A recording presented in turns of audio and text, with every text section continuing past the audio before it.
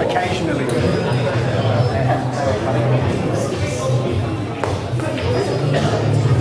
As it is.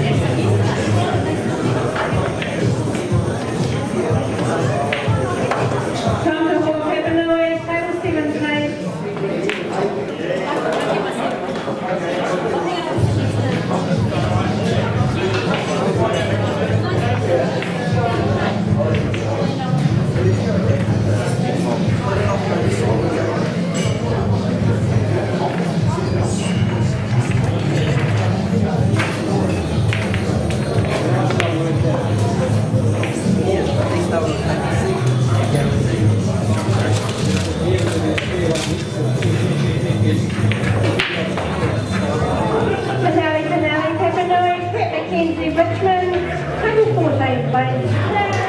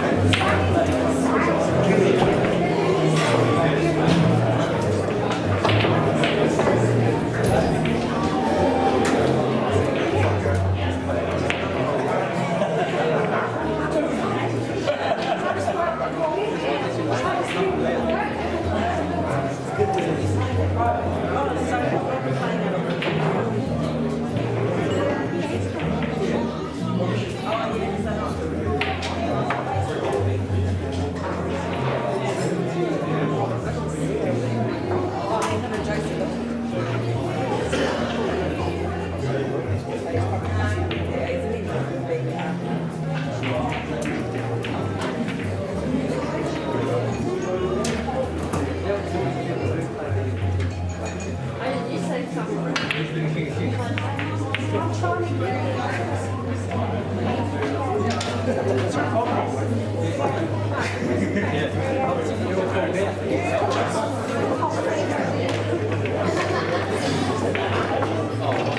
Bell, Hornby, Label 2, stage light streaming.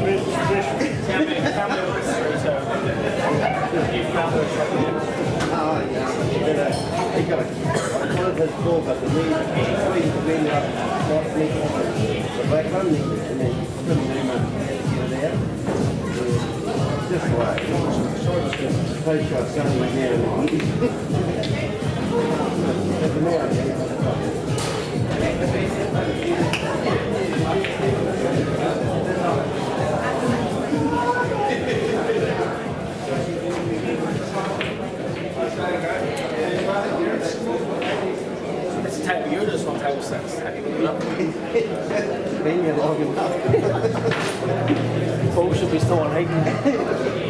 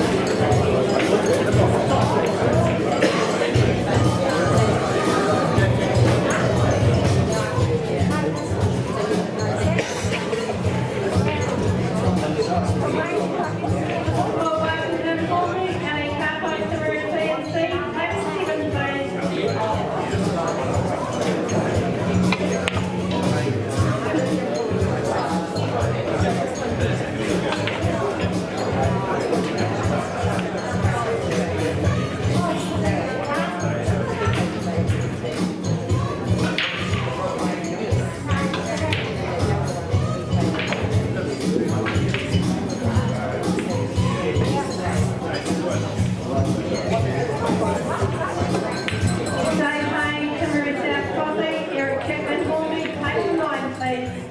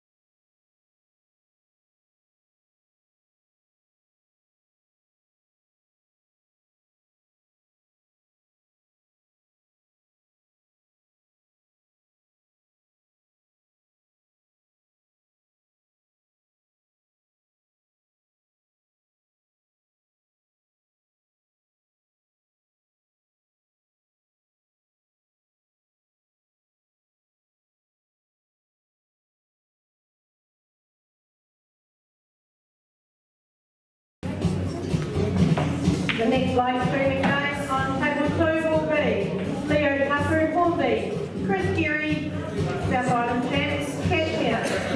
Live streaming table 2 please, business together.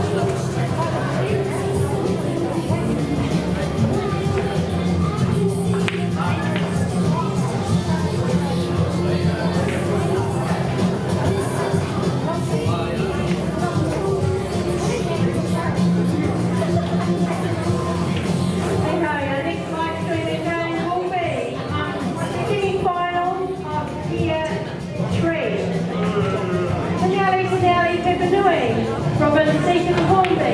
Table 2, live streaming for semi-final, year 3.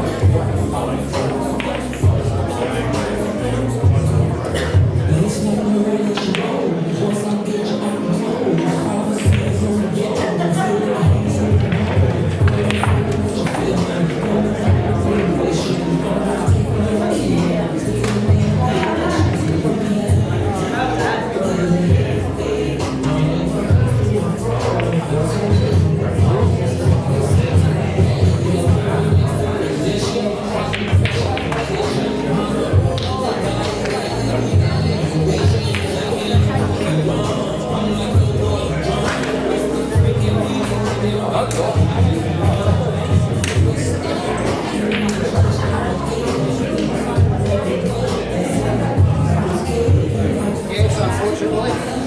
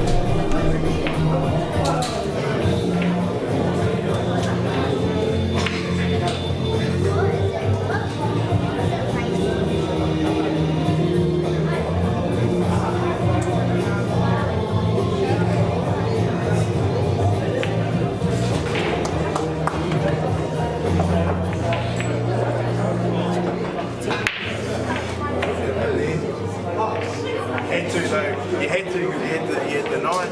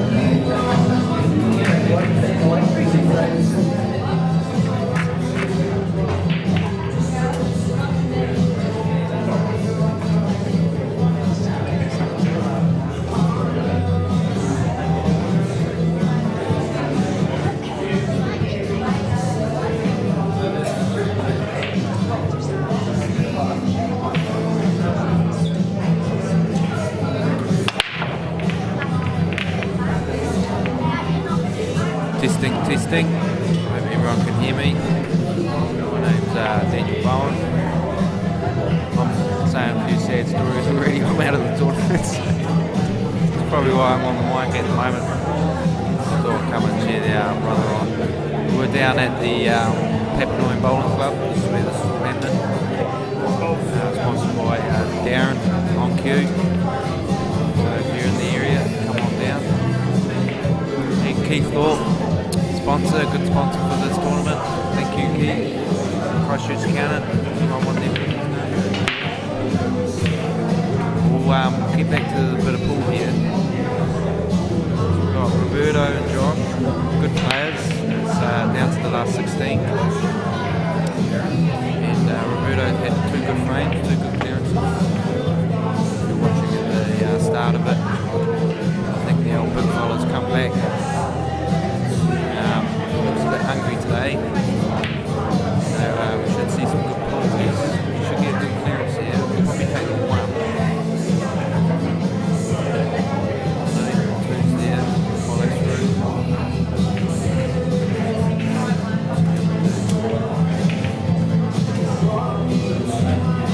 Okay. There, but I'd say you're going to get 5. Probably slice it in the middle there. Push it on to the 2 down. Oh, okay. Oh, I thought I got that.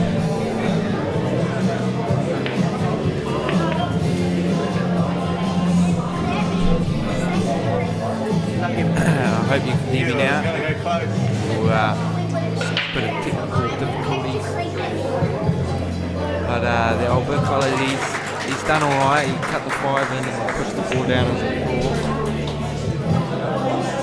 But he hadn't left a nice shot for himself to get back on the black, so big shot on the 1. I think he's going to put a bit of bottom left on the white, and he's got to power that in. Nice stroke. Probably hit the side rail by the 1 here. Head back towards the black. Tough shot. Just got to get him behind the black, I think. Put it into the middle here.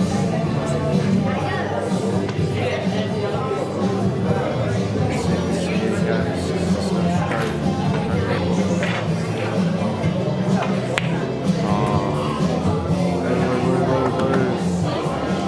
Great shot.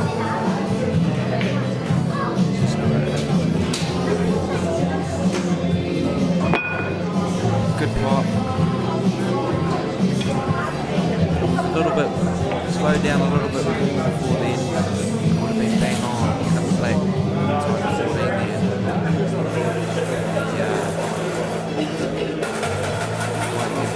I think the 13's just in the way, looking at his facial expressions. But if it's not on, he might be able to hit the black off the 12, which he's looking at. So he's going to use the 12, put the back of the 12 and push it towards the pocket. Tough shot. The results of the last 11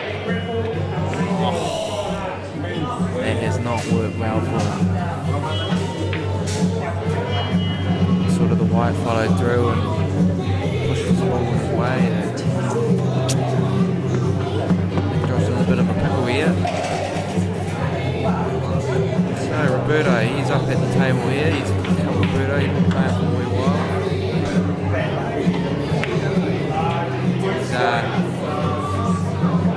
He's always down at the Cashmere Club, cracking jokes on Roberto. But the way he's playing today, he should get this. So he's got a good starter ball here. He didn't get a good angle on any of the other balls. So he's got to either take this line up to the top corner here or find slice into the middle. It's really his only options if he's trying to go for it. Sort of, the white's flying around a little bit everywhere, so he went that way, that's all right. He's left Josh pretty buggered. But I know this fella. His nickname used to be old 10%. Like he would finish anything that was 10%, anything that was 80%, he wouldn't, which was real easy. So this is probably easy for him. So I don't know if he's going to. He would have to come in from behind. I call it the hopawati. So you hit the white at the bottom rail there and come in behind it. And I think he's trying to face cut it and cut it into the middle bag on the left-hand side of the table. Or he's going to cut it full direct ball off the 12 or something.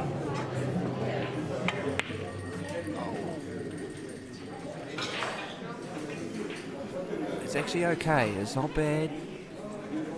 He's left Roberto, pretty good clearance. Yeah, it looked like a jaw snooker, didn't it? Yeah, Josh is not in a good spot, but it's okay because Black's not in a good spot for Roberto either.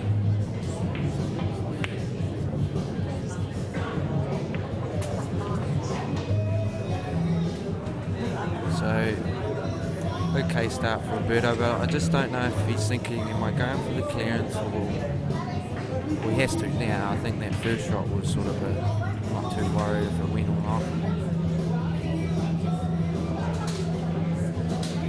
So, I'd go for it, but yeah, that Black's not in a good spot.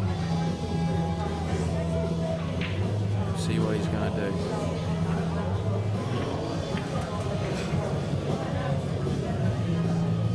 So as you can see, they're both using 9-ball cues, so they're a bit bigger tips.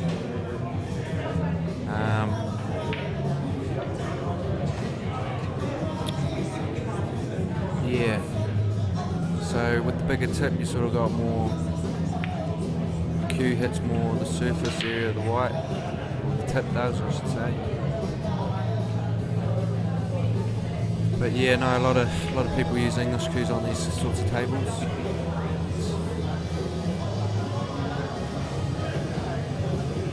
So he hasn't left himself a great shot here. You sort of got to do a cannon. It's been in sort of 2 frames of mind through this clearance. Bad, see? That wasn't like Roberto.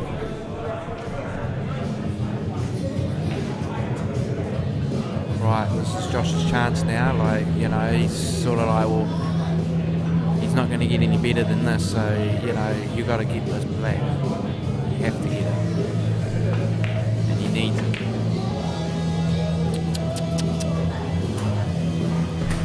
Oh well. Home early for us today. Because I'm already out. I'm cheering the pro on the way that's going. It's not looking flat. So. No, you just can't be doing that in this game, especially at this level. But Roberto had a bit of a blunder. So it wasn't an easy Black, but it should be game over. Could be game over here.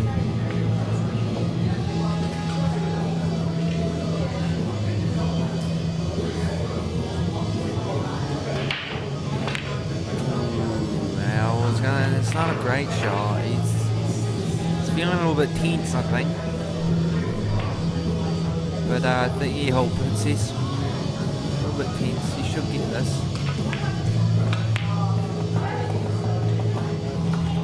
Yep, good confident hit. Come on, bro. Try to cheer him on. Here's my voice, might be him on a little bit. But, you know, that was crucial for Josh. Could have been 2-all.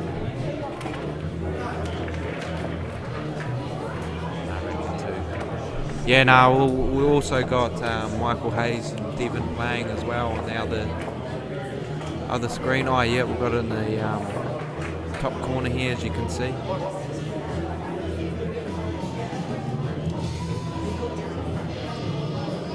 And we have it 2-0 to Mike. As you can see in the top corner there. And Devon, he's a good player too. He's coming through the ranks. You know, another young fellow who can hit the ball very nice. But I think Michael, you know, with the experience, he's won this tournament twice now, and he's at the he's in there to go for the third today. So he'll be definitely hard to beat. We'll go back to the big fella here. It's called Smalls. Normally in Charter Club, you got to call your set off the break. As you can see, the small ones look a bit nicer than the bigs. Sort of in Charter Club, sometimes you want to pot all your balls, but there, he's not walking around the table excited. See, this is where Josh needs to capitalise. Buddha can't be playing like that. Sort of put some effort of thinking. But yeah, we'll probably, Josh might cut the 4 in. Maybe play it off 11, so he doesn't run the white too much.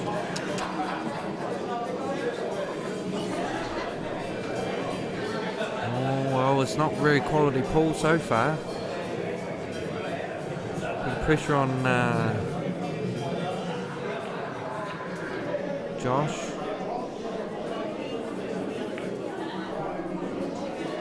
See, Josh has 2 chances to really put the pressure on Roberto. Now he's got a chance to split these up with a double back. He's going to hit the 9 back towards him in the middle. A little bit wide, but he's got his ball split up. Now, here's a clearance here. So you probably take the 1, follow the white through between the 5 and the black. Just nip the 5. So, not a good start. I think if he takes the 2, it's a big shot. But you get that, you're back in the game. You know, you're controlling the table again. Oh. Yeah. It's not good. I think he might have got away with it a bit. Roberto's only got the 9 to shoot.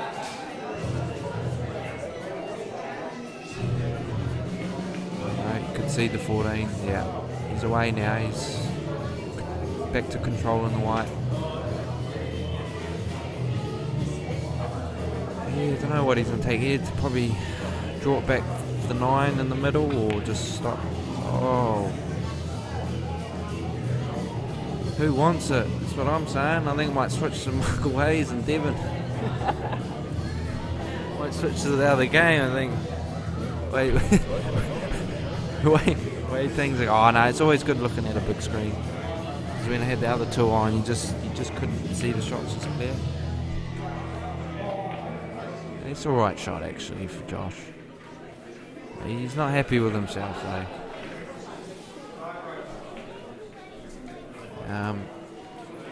Roberto really needs to put the acid on. He's probably had more than enough chances. What's he playing here? The 9. Oh, great shot. he's away. See, he's clearance here too. Let's you end it here. Probably use the 15 as your last ball, maybe, for your black. I think he's just on the wrong side of the 13 to go for the 12. So he's taking the 12 eye, yeah, he's going to take a different approach. Might run it for the 15. Yeah, nice. A little bit straight. Probably a little bit. If it was back a bit, it would have been had a nicer angle maybe to come back for the 13. So it's a big shot here. He's got two options. He either could bag the ball, play the Charter Club game, or if you're confident, which you 3-1 up, drill it in like he did. Yeah, I probably would have drilled it back for the 11 because it was just more easier than trying to push the wide across, which he tried to do for the 13. So yeah, I probably would have played the 15 for the 11, try got on sort of this at this top end of it, and then come natural angle back to the 13. Now he's that 6 is hindering, but he went for the more the safer option, which has put him in a bad position, to be honest. He's let Josh back in it, really. If he did a good 11 and then a good 13, yeah, good start. Went for the triple. Did he get it? And sometimes you go for, he's left a good safe. And if he got the 4, you know, he was on to his next ball.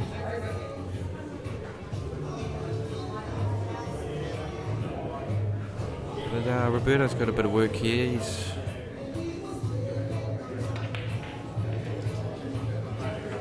got to hinder something. Can't really see. Whoa, whoa, whoa. So, you know, what I was talking about, the 9-ball cues, that's what you can do with him, you know. Play a bit of golf.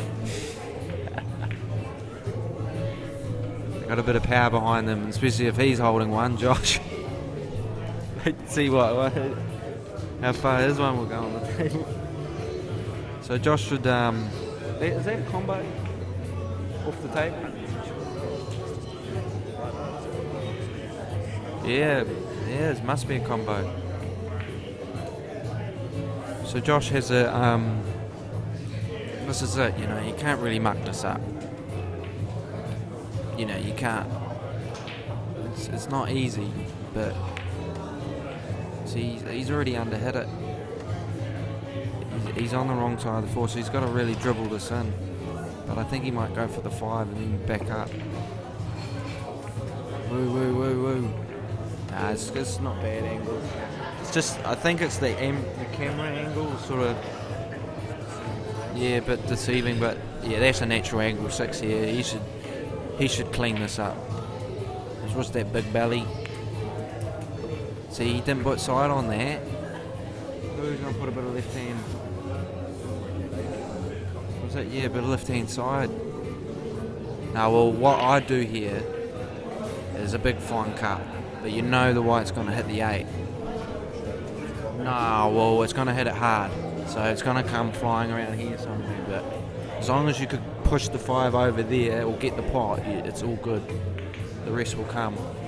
See? All good. Nice, good shot. See, this is it. He's got to punish this. Yeah. Keep it going, bro. Oh well. He's smiling. He's a little bit of hope left. No, it was good. Well, you know, it was a bit of a bad start, to be honest. Which both of them, you know, throwing a few shots away. You know, Roberto had his chance. You know, 4-1. That's it. No more games. You know, you're out. But he let Josh back in, and yeah, like you got to take. It's like I said, there's tier 1. You know, you got to take your chances. But oh yeah, well that's right. So who won that last one? Hazy. Oh, nice. So we've got a bit of a battle over there, old Devon and Mikey. Can I see comments? If there's anyone out there that wants to see a bit of Mike's game, just throw a comment up. I'm just commentating the Bros game. It was one before Mike jumped on, so it was quite cool that Mike jumped on. I know a little bit about Mike, so anyone that wants to watch that game, we can do a bit on that. We might as well actually go on to it now. I think there's a toilet break. Is it that one? No, I think it's this one. And then how do you do it? No, and then you get the one on the screen. So 2-1 to Mike. Like I said, he is the current champion at the moment. He's won it the last 2 years in a row, and he's won them, deservingly. He's always played well. I think he's come prepared this week. He wants to make it 3, and the way he's playing, it's going to look good for him. So I don't know if this was off the break, but it looks like Devon hasn't had a turn yet. Oh, Hazy. So Hazy, I think he just had a bit of a blunder there. He should have got on that black pretty well, but you've got to sort of let go now and sort of look at the next shot, I suppose. So I think he's either could cut it back into the left-hand bottom pocket here, or double it where the 9 is into that pocket. I think he's cutting it into the middle here, left-hand side. Oh, just not the pace. And he got a bit away with it a little bit. He's definitely not a great shot, but I think if he can get that 9 in the centre there, I think that will get him going. So these are the balls here, sort of get you going. If he got that, he was all good. But he's given the game away. He's given a free ball away. I think might probably take the 11. So if you don't know the rules, you can't snooker. You've got to see both sides of your object ball. So he nominated the 11 as his free ball, and now he'll play the black. So that was crucial for Devon there. He just missed that 9 by a little bit. So we've got 3-1. Could have been 2-2. We'll go back to Boo Boo Bear and the Princess.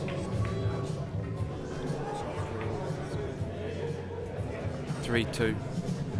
So it's 3-2. Josh was down 3-1. Anyone that's come onto the stream right now.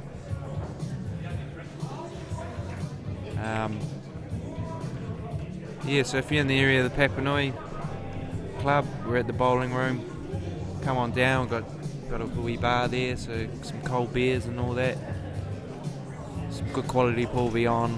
We're actually going down to the cutthroat for everyone, tier 1, tier 2 and tier 3. So you'll see the end players, who's left standing. So we've got a... wonder who's going to be on next. Right, Josh's not really... it's not very good for him. You have to play a plant here. He's cutting the 5 in the middle.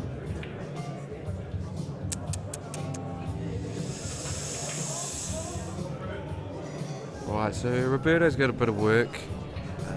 The black's holding the 14. With these rules, you could be very sneaky, put one down, or get a ball down by the black there, and just put it by the black. You're holding the game straight away. Oh, he's made it worse. That was an option, but so now Roberto's got. He's not looking good here.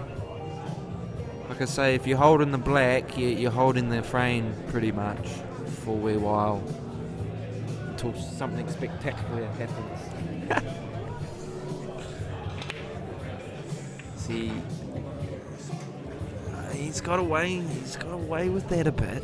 You know, he chipped the 14. It was not a bad shot. You know, he got it away. And he's left the white sort of hard on. But, you know, Josh is... There's a clearance here, but...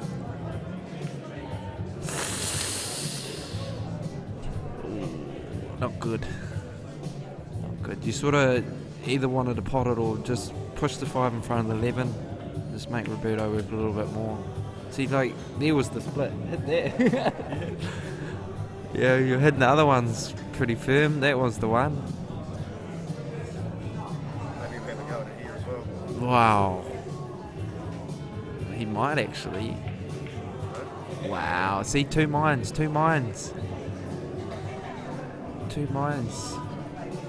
See now, Josh. Well, I don't know. Sometimes, you do it. You split the balls. Nah, you split the balls. Nah, you split the balls.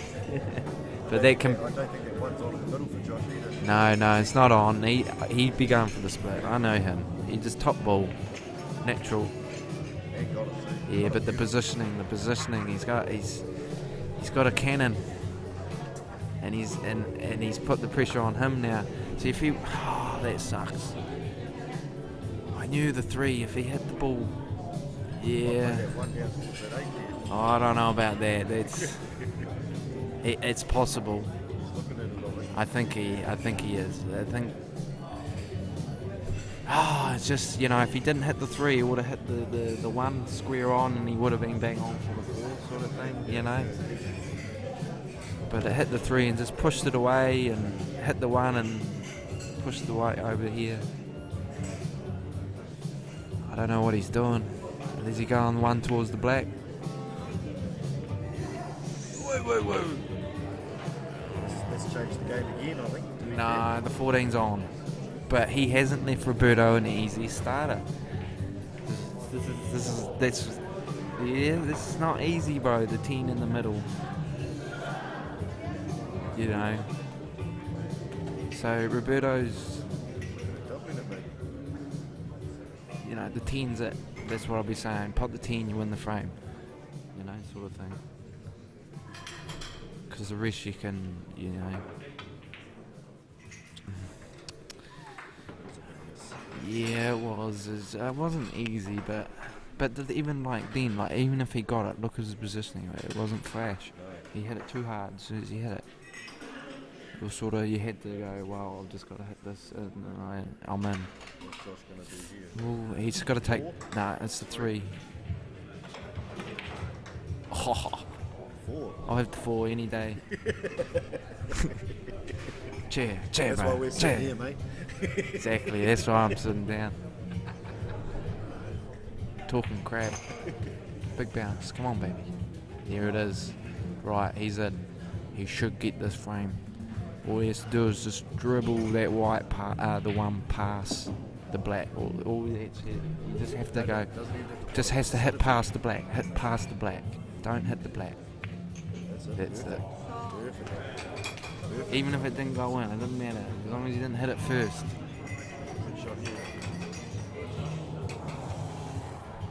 Not happy with that. That's called rushed.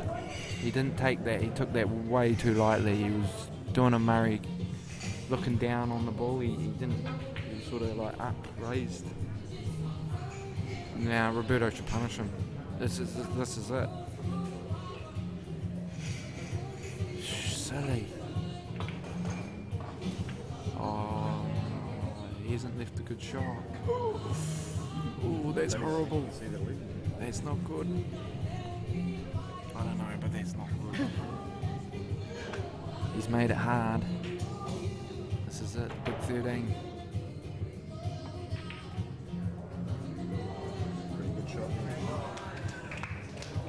Fucking Josh would be spewing. Oh, my bad. Sorry for the language. Oh, I'm just gutted because it was just like there.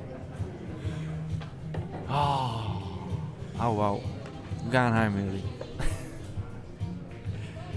Then we might go back to Mike and Devon's game.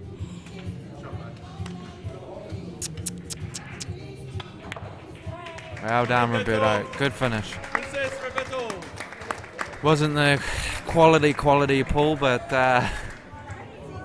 you know, when the pressure came down, Roberto did the clearance. You know, like it wasn't given. He did 2 good shots. Oh, gutted. I'll walk back to back to Mike, back to Devon. Interesting game, that one. He's going to be kicking himself. So what's Mike on? Big ones. Yeah, he should clean this one up. I think it should be 4-1 here.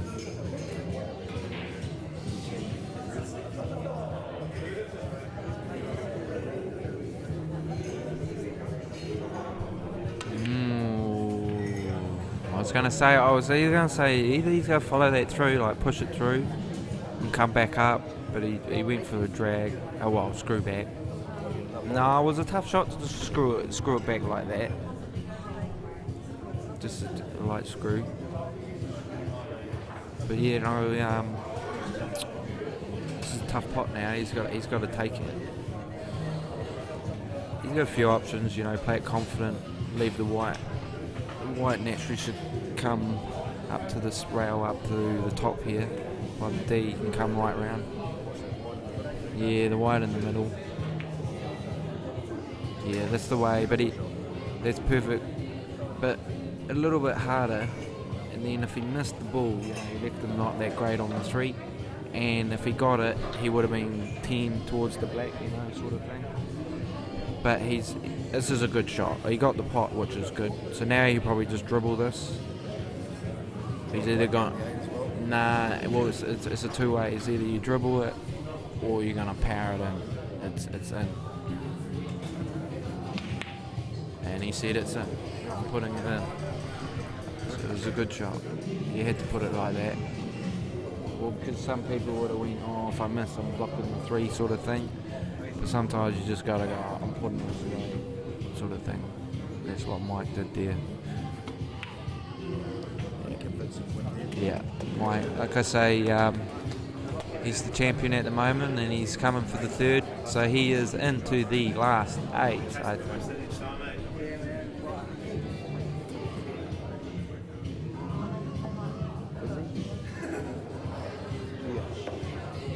So quarterfinals, Mike's in the quarterfinals. So with Roberto, it's actually quite interesting. Last 8, some great players there. So if you're in the area, come on down and come see some pool and a bit of laughter and maybe some ugly people here too. One of them's on the mic. Yeah, I'd say one of them's on the mic. Yeah. We could probably go for a quick wee break now before these 2 games get on. Yeah, we're going to have a break here, and Back with you soon. or if you put a later comment down, you want to keep hearing me talking. No worries. It's a bit sad now. No, we're all out now. Good tournament, it's been run well, definitely.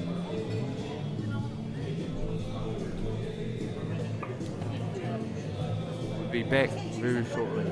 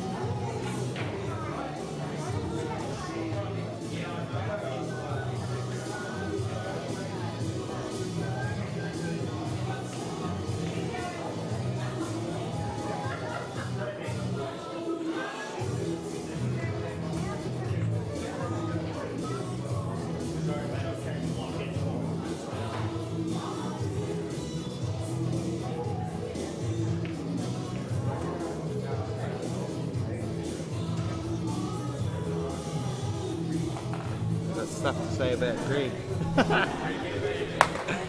Oh, tier 2. Is it all on?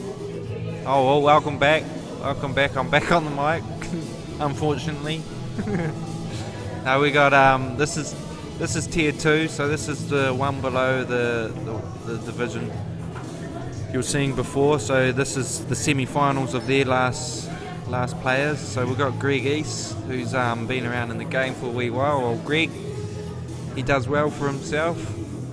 He's actually, his game's improved over the last couple of years, to be honest. He's starting to hit some real nice ball, becoming a smarter player. But no, we've got old Junior as well. Actually, I don't know Junior that well, but he's just up and coming too, and he has a beautiful technique, stroking as well. Just a bit more experience. Pretty sharp, eh Glenn? Yeah, no, where's sorry, Lima, but he outplayed you at the Canterbury Bears boat. He was leading the boat there. Old Junior was. He was playing beautiful shots. So no, I'd like to see Junior do well. Well, he is. He's at the semi-final. See, look at that. You know, great confidence. You know, he's just he natural splitting, and it all just worked out. But it's just 11 is his bogey ball here. So he's got to try figure out to get in. I think the only way to pot that ball is actually back in the middle here. So no, he's going to run. Yeah, he's just going to run it through and get on this side of the 13. So he's going to run it up the table. So his potting skills is just great. Yeah. See, he's either going to screw it towards 11, or he's going to either follow through, depending on the angle. Yeah, he's either going to follow through, do a 2 rail, or he's going to draw the white towards the 2. He could even, it might even be on.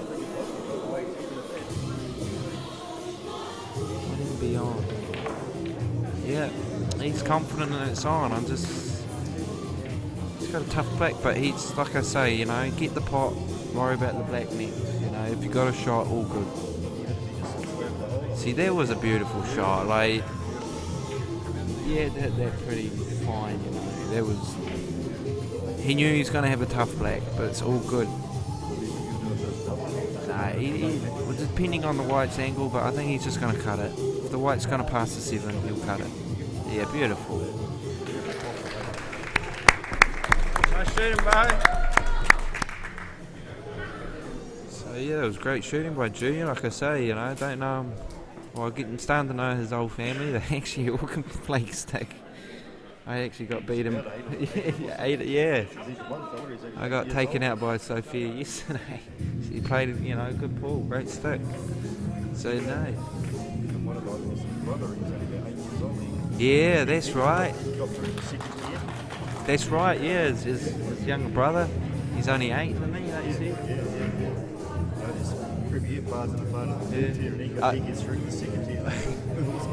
I was watching him this morning, and he didn't win, but man, it was just when he missed the shot or gave a combo away, just the look on his face, the young fella, he's just like, oh. I was just like, that determination. I was like, that's awesome. And I was like, you know, he's trying his best, and he knew he's lost after he's gave the combo away. But no, it's good to see him out there. You know, he's getting his experience. That's the thing with those young fellas, they just got no fear. They don't care about playing a shot that's not going to go. Yeah. Oh, there he is. No, so old Junior, yeah, no, that was a great finish by him there last one. Good confidence. You know, like I say, Greg's more experienced, so you know, picking Greg to take it out. Just come back from the National 9 ball up there, so he enjoyed himself up there, his first time. So Junior, hey, what's he going to do? He's going to go for the finish, is he? Hungry? I think he's going to try and get that split on that left. Yeah, well, he had to push that white through more, or had to hit it softer. I didn't remember the last shot, so he got a better angle on the 13 to smash into it. But he might have enough. Big man, he should power it in. Yeah. Good shoes. He played confident, good things that, you know, like, it's not the best split, but it worked for him. Like, he's pushed. Yeah, I think that's the best option. Just take the 11. Yeah.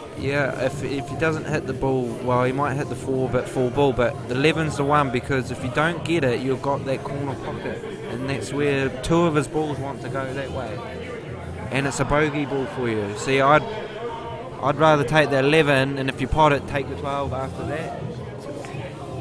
Man, he's just potting. Wow. His body's so confident. Come on.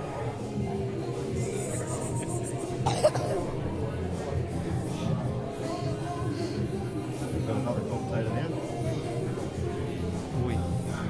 So, Junior, I just love it though, you know, he could have dribbled that, but he's just like, nah, you know, I'm confident. And if you're hitting balls like that down the rail, you know, you're going to be hard to beat. So it's good to see that confident, but I think Greg's in a better spot here. It's got a lot of work to do though. Yeah, but here's a shot here, straight away. If you're confident enough, sort of natural angle back for the split for his 1 and 5. Isn't that beautiful too? But he just wanted to roll it in.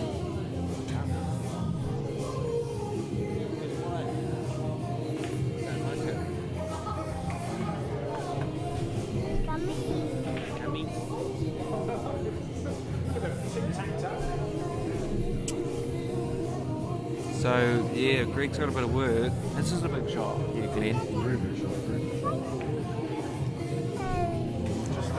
Just Snuck it in. But he sort of had to hit it quite confident. Just to get that pop that one off a bit more, you know.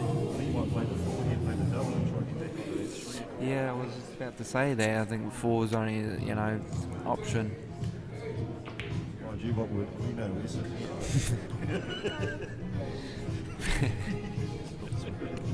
That's right. Yeah. That's right.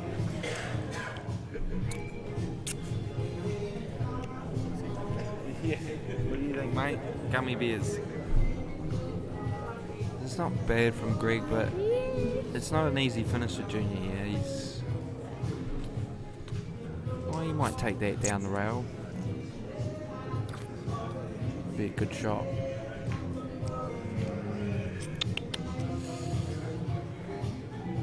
Now, Greg, it's getting easier for Greg now. He hasn't. I think if he gets this next shot, he's going to have a lot of confidence. Yeah, well, that's right.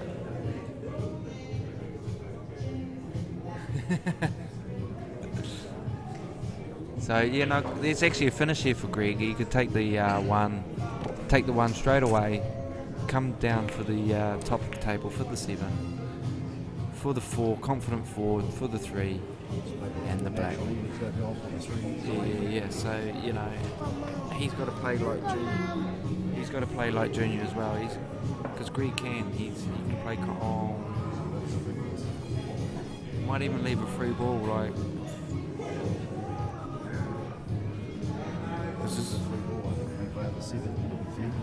Yeah, he's left a free ball. With the free ball, you got to see both sides of.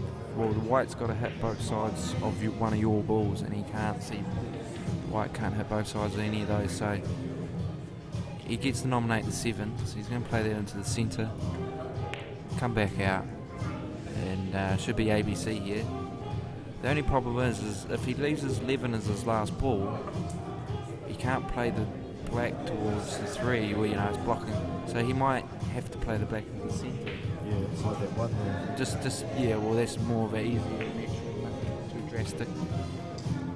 Or his other option is play the 10 for the 11 back from the 15.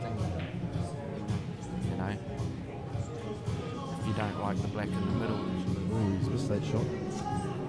And I think, pretty safe to be fair. And I think that's what he was trying to do was pop that 111 back from one of the balls. But yeah, it's left Greg in for a chance. Like he can. You know, trying to double that before. Cut it. Oh, he's just touched that 3. He's getting away over the 10. He didn't do it. Right up from there, to be fair. It was okay. It's just he didn't do it though. The thing is, the 10's all right.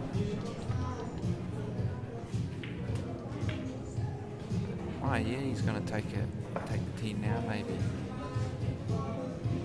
Take 10 top corner. No, he's not. He wants the 11. This is risky. Yeah, that's what I'm saying. Big shot. Oh, look at that. I think that's just opened the game back up for Greg, especially if that 3 goes in that corner with the 10s. Yeah, I probably would have played the 10. Just keep it simple, so you know. But you know, if you're hitting balls pretty confident like that on the rail, yeah, watch out. Well, Greg should capitalise on this. Should be all there. Take the 4 onto the 3. You get that pretty sweet. Yeah. Yeah, it should be game over. But is it on?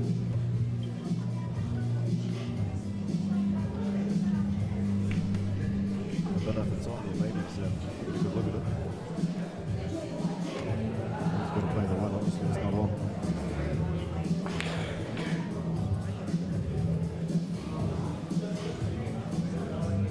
Wow. It's a big shot here. It's a very big shot here. You know, obviously that 3 wasn't on before, so I don't know. You know, sometimes maybe it was on. Oh, I would have taken it. Hang on, mate. Hang on, I'll be back. Come on, mate, jump in.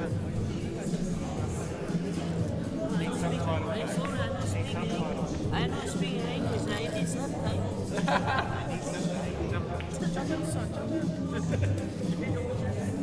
It's not a bad shot there. I think he could still probably come off the cushion and put that 3 in that corner, or whether he tries to play safe again or not, I don't know.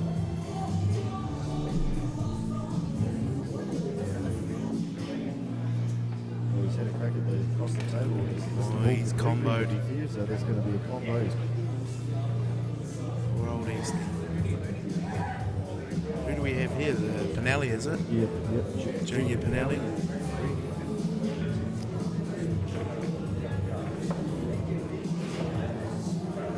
He's thinking. He might be overthinking here. Yeah. He's going to play his 3 and get that out of the way. Get that 3 out of the way, and then what the rest of this ball's going to do. Opened up both pockets for the black.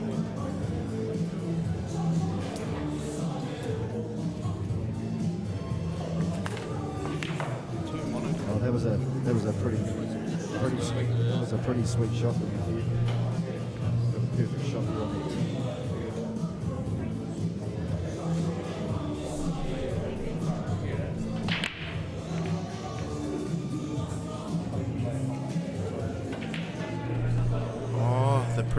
The pressure has got to him. He's left it straight on. Come on, Greg.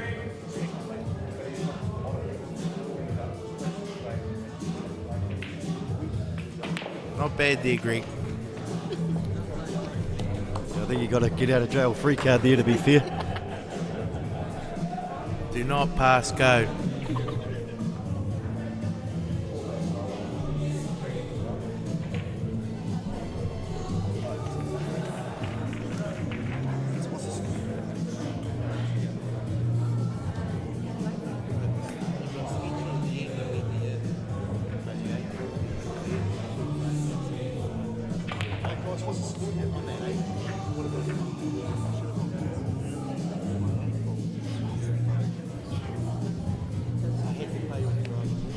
I think to be fair, Greg was a bit lucky there, so now it's 1 each here.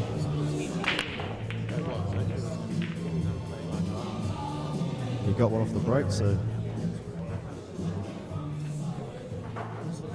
it's not a bad break there, to be fair.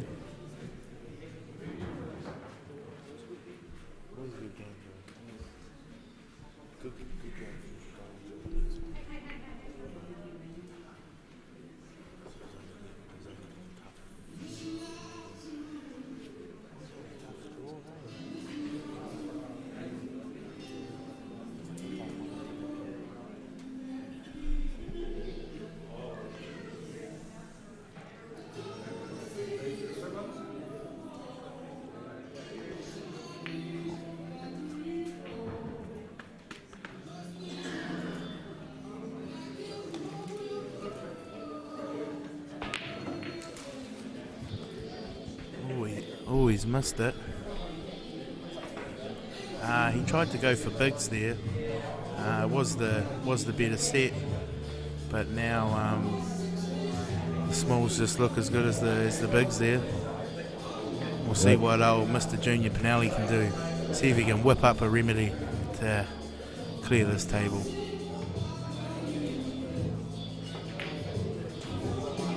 He's just new on the scene. Couple of tournaments. He hits the ball pretty good. He's just his dad's coaching him at the moment, and always a pleasure to see the family come in and playing the tournaments. Nice. He's a confident player.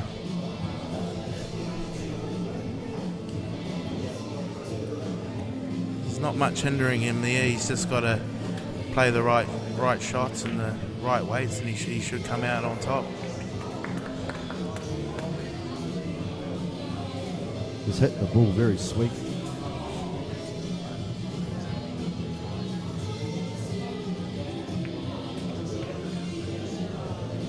Oh, he's gone a bit wayward here. It's made it a bit harder than what it could have been.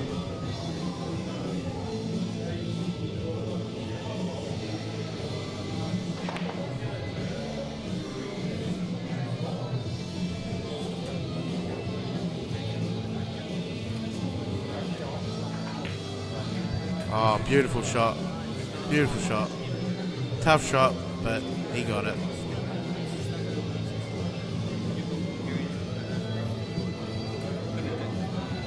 Oh, here we have Mr. John Saundercock joining me on the mic here. Sad movies today, John? Yes, they always make me cry. Oh, nice not clearance. making Junior Pinelli cry is that black. Yeah, that was black. Good clearance by Junior there. He got a wee bit off in the last two, but he recovered well, so deserved that.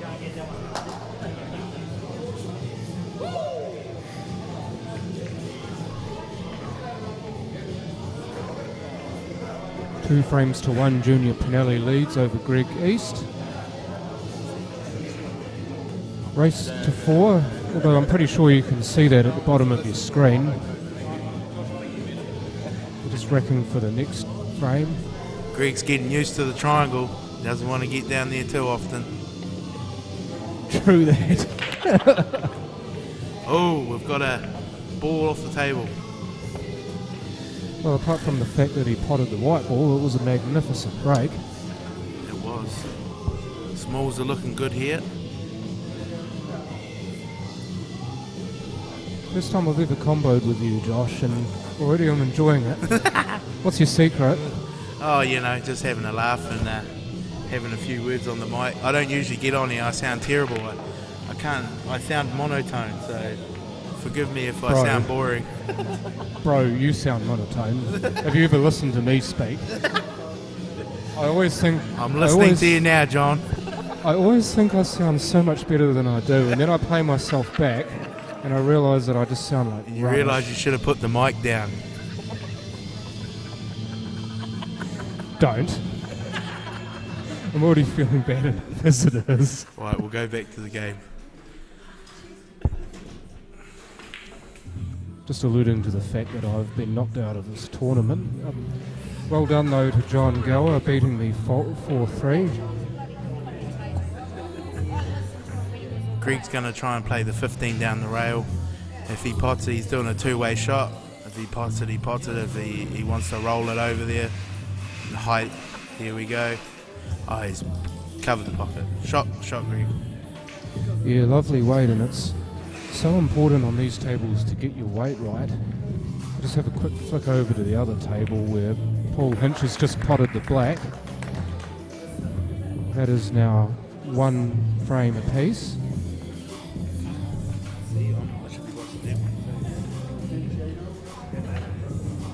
Now, I'm still not very good at this. I've only just sat down. I don't actually know how to... He's flip lying, between everyone. frames. He's tricking us all. Pretty tricky fellow on the pool table. Oh, he's so tying up. He's tying up his balls here. He's going to make Greg think. Yeah, well, that last shot on the 1 was a real blow for freedom. Thank you, Roberto. I had no idea what you just Lucky said. we don't have the Philippines on here. We'll need subtitles. Oh, Oh, unlucky Greg there. free ball for Junior. I think he might take the 15 as the free ball, John, and then he's got to try and work out how to get the 9 out, I think. Yeah, well, he just has to be patient. He's actually shown some good patience in his previous games, so that'll come good for him here if he decides he wants to be that way. Yeah, definitely. I think coaching with his dad's paying off. Definitely. And his uncle, and all of his brothers and his sister. That's good. That's how we learned, John, remember?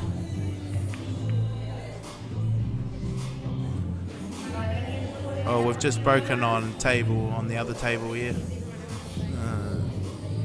Yeah, I've Oh, got a Mr. slightly... Capo's up there first.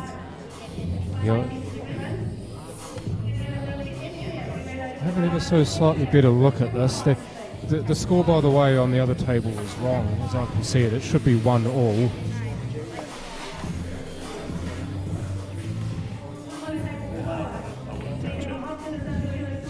Oh, Greg's put a No, ball. I don't know what's going to happen if I touch it, so... Generally gets bigger, John. Yes. Any more than that and you ask questions.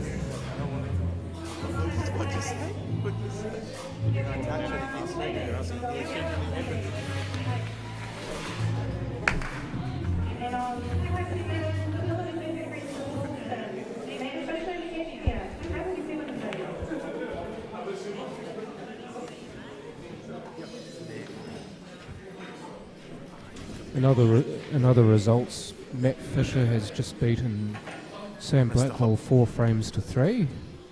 Oh, good win. I saw the end of that too. That was a very good clearance by Matt in the last frame. Here we go. I Commiserations to think Sam. Junior's on the run here. He's up for a clearance now. He's got the bogey ball out of the way, and he wants to get this in and keep rolling.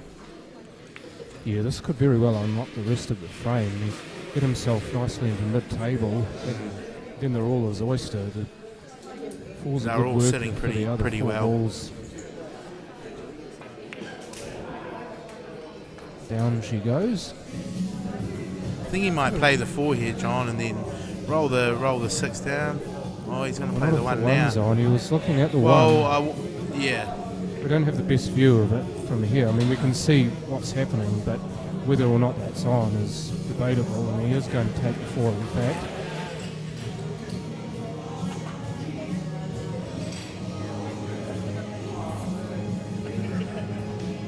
Oh, he's playing the 1 now. I think I'd be taking the 6 here. Oh, no, he Didn't stuffed get- it. Didn't get the pot, Stuffed but it. he may well have gotten the cover, although Got Greg's away got with it, but he was lucky. Greg's got a little bit of green to play with here. And get it in front of the 1, he'll give himself every opportunity. Which is what he's done. Greg's pushing for the free ball here, I think, John. Well, yes, indeed. And Junior, in fact, if he plays this nicely enough, he can leave Greg stuck on the 9 and get his 1 out at the same time.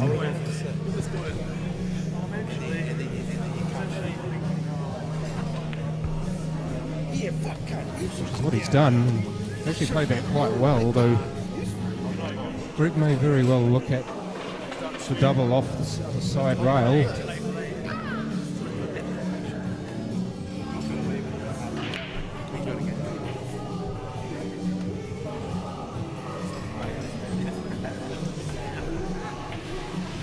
Josie Seaton, you are correct. It is 2-1 to Junior Pinelli. Here we go back to the frame, and Greg's managed to work his 9 over the pocket, but Junior on a clearance. 2 to roll in. Great shot there by Junior, representing Manu Samoa. You can see the tats on his left arm. He looks like he's fallen into half a bucket of paint, but that's all right. That's a little bit cheeky, John. Hey, I like it. That's a little bit cheeky. Do you know what they mean? Cultural tattoos. I do believe when he gets older, he may go for the full PR. Although I've heard that that's extremely painful and it takes a long time to do. Yes.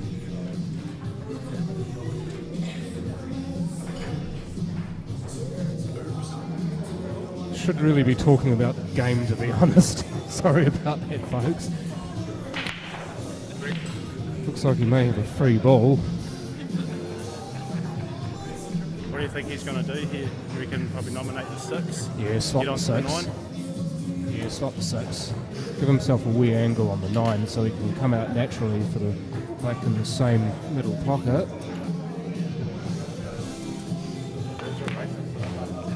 And he's made a whole meal of that. More of a bread than Junior a big anything opportunity else. here. What way would you go on this one here, Johnny? 1 first, run back for the 6, 7 in the centre. Well, you're only saying that because I like these shots. Yes, I would take the 1 first. Bit of favouritism. Towards my own game, yes. I, however, am not Junior. Oh dear. Unusual. The 6 just doesn't seem to want to drop. 6 usually goes in just fine. Like every other ball on the table. Taking the 7 as a free ball, stunning it in. We need to be careful that he doesn't run into the 6 here because that could mess up his position on the 8. He may end up down that same end of the table. But no, he's played it well. Beautiful shoot there that Greg's wearing too. He's definitely representing it well. Just sitting down, composing himself now. Easy shot there, just got to keep a cool head. Nice shot. And down nice it goes. Shot. Brings the score to 2 each now, I believe. Race to 4, 2 each. Brings it now to a best of 3. Who's got the medal? Who's got the power? Cue the rest of the song. The power or the power, John? What did you say? The power. Okay. Or hashtag that power if you're a Justin Bieber fan. Asking who's got some power. Ali Couple, surely he's got lots of power. Should ask him. I actually heard that Greg swapped a few power for his shirt.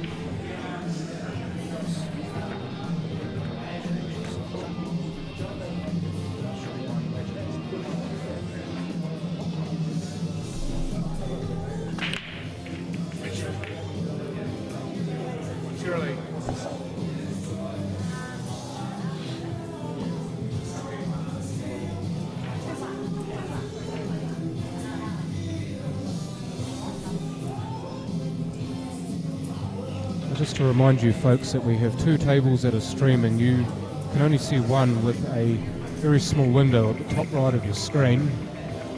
The table in the top right of your screen is Paul Hinch versus Ali Couple, and Ali is at the moment leading 2 frames to 1. Both of these games race to 4, remember, at the bottom of your screen.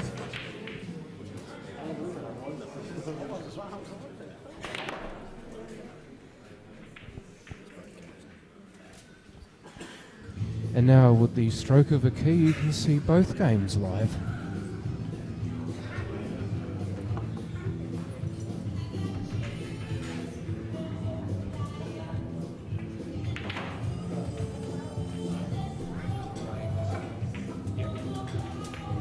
Ask the person with the longest arms to get it. Well, I can't reach it from here. Thank you, Janet, for retrieving Thundercock's beer for him. Is it a beer or is it Coke? It's Coke Zero and it's flat, Coke Zero. but it's my fault because I still ask for it. Yeah, it is. It's actually quite an unusual choice of drink. That's because I'm an unusual person. Did you not know that? No. You've played pool with me for, 14 years and you don't know that? We're better than that. Was it last year? Yeah, I played with Jordan and the Canterbury Peers. For those of you who don't know, we got to the semis. I'm your tante.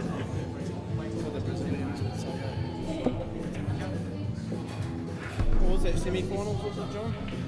So we ran into the Tommy boys?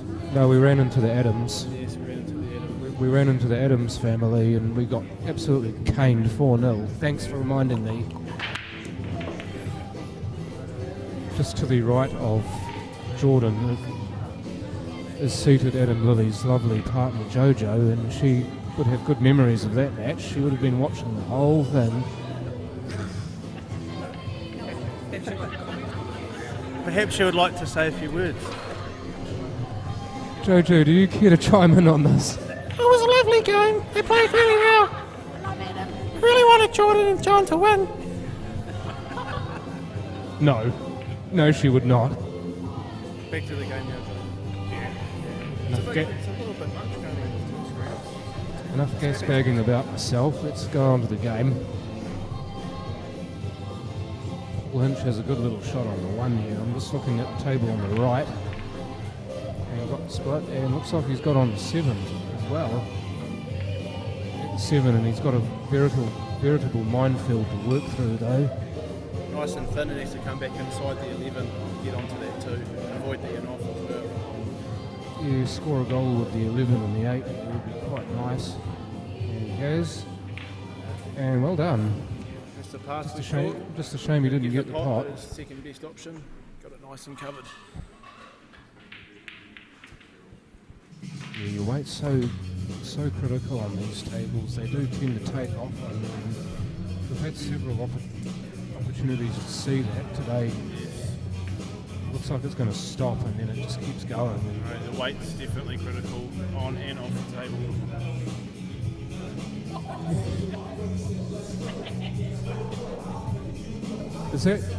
Is that spelt with 4 letters or 6? Chris Geary. Get off me, Chris. And Matt Fisher. Get off me, Chris. Where is DC today? Bit of fat shaming there, come on. I thought he was playing. Is he not playing? I think the Mardi Gras. Just having a quick look at the table on the left, which is 2 frames apiece between Junior Pinelli and Greg East.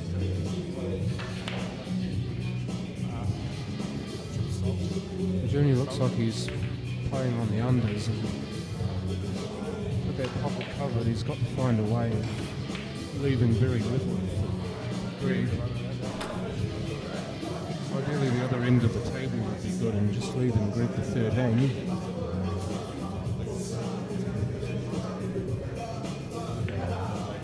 Goes to show you what I know, because he was actually on the overs. Whoops. So it's a little bit difficult to commentate on 2 tables at a time, so please bear with me, folks. Not actually done it before, not going to lie. Never done 2 at the same time. Who has it? Only a select few people have, I think.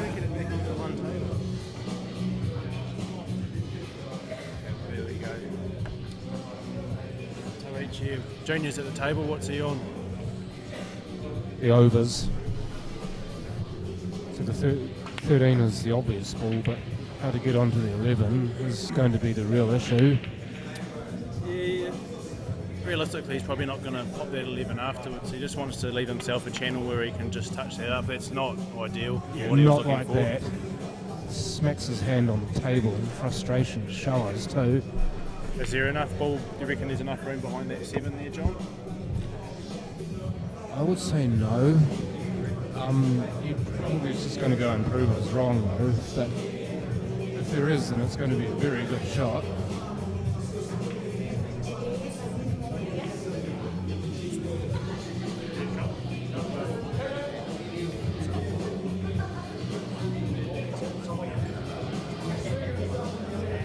Just had a quick update on the match in Tier 1 between Roberto Taboda and Adam Lilly as well. The score is currently 1-0 to Adam. Heard anything about Sam and Hazy over there? We'll get those updates for you shortly as well. 2 games he's referring to being played on tables not covered by on-cue, or at least not by the cameras anyway. But there are 2 other games going on. 3 other games going on that you can't see. You've got Matt Fisher versus Dylan Ingebretson. 6 games going at the moment. 6 at the moment, sorry. So 2 that you can see and 4 that you can't.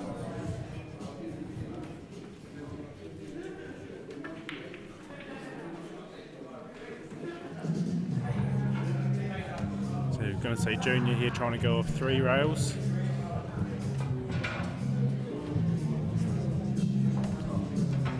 Yeah, not to be, I'm afraid. Be a combo there, ball in hand for Greg East. Just for those of you who are not up with these rules, a combo is basically like a ball in hand, but with the option. Now, this for people who are following who don't play these rules or who don't understand them, and to be honest, that's most of us really. Combo ball is a ball in hand, but with the option to include a free ball if the player so wishes. And Greg looks like he's just snookered himself. He has. He played a nice split to get the 11 out of the way of his other 2 balls, but he's ended up snookering himself. I'll be interested to see what he does with this one here. What would be your train of thought for this situation, John? Just have a go, son. In the middle bag. Ooh. Nearly got it too. Well, I reckon he's left a bit of a cut on there. Junior's just going to have to work this out and try and avoid that in off in the middle. That was a magnificent end product.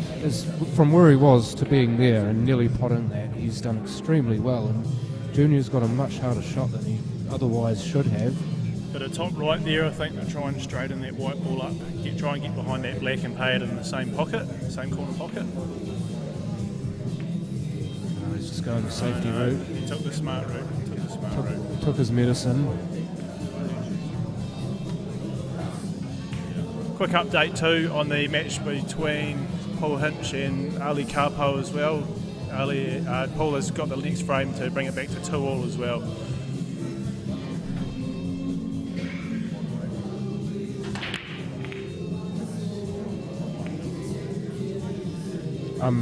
In one of the other matches, we have Michael Hayes versus Sam Hopkinson. Michael Hayes representing the Kashmir Club and Sam Hopkinson representing the SAS. Michael is currently 1-0 ahead. Oh, well played.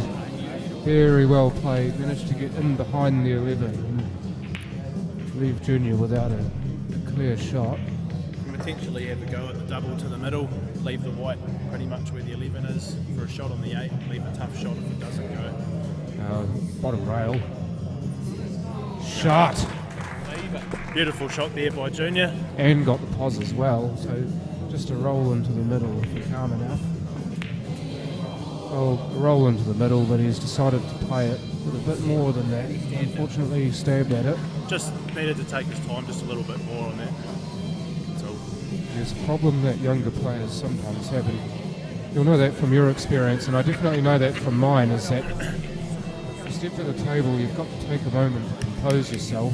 We've all done it a lot though, haven't we, John? We've all done it, haven't we? I've done it plenty of times. Yeah, true that. Lovely pause on the 6 for Greg. Just run her through. And how quickly things can change. Stopped to be just off straight on the black, and Greg will compose himself like Junior probably should have. And down she goes. There is a shot there by Greg, reaping up the fern. Update on that one now, 3-2 to Greg East.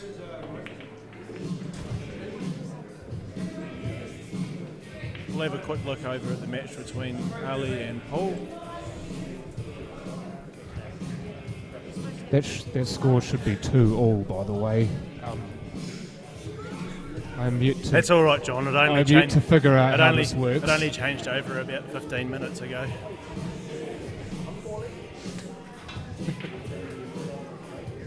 We need the computer whiz to come in here and put that extra point on for us, don't we?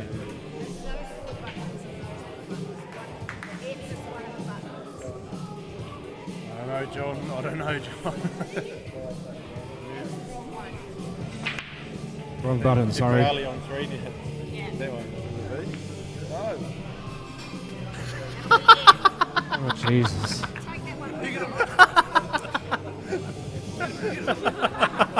Thanks, Jordan. You've just I didn't even touch completely it. stuffed up my train of thought. How did Paul end up on -1?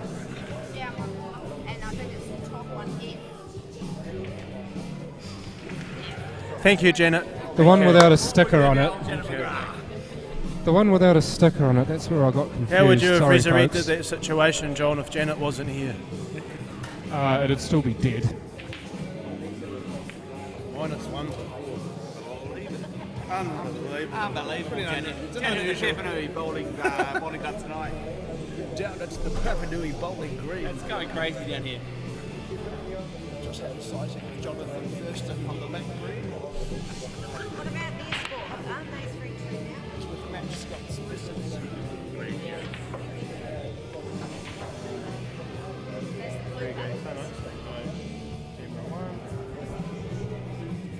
You?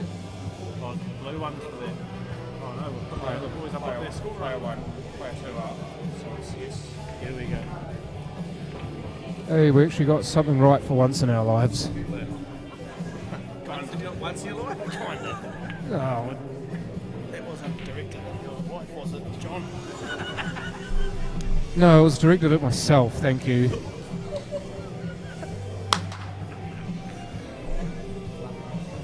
Useless plod. It does take a woman to get things sorted out here. I don't know where we'd be without Tracy and Janet. And our prospective partners, thank you very much for putting up with us. As Greg stacks the 13 over the pocket. He has unfortunately left Junior with a great opportunity to finish this frame. Just the 7 on the rail is going to be the tough one. And get to it early. get to it early with the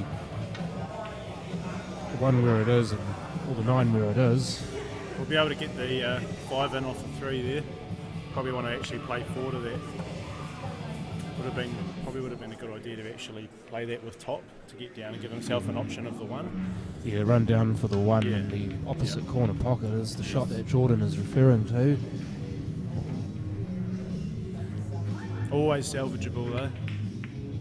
Oh, Yeah, no, well good played. thinking there. That was actually a deliberate shot. Left himself a nice angle on that 1 too. If he plays this right, he should be able to thread the needle off the top rail and try and get between the 2 and the 9. Want to hit the 2. No, that's a great Did, result. but he ended That's up a good. great result. Just wants to try and feather that 7 in nice and gently now.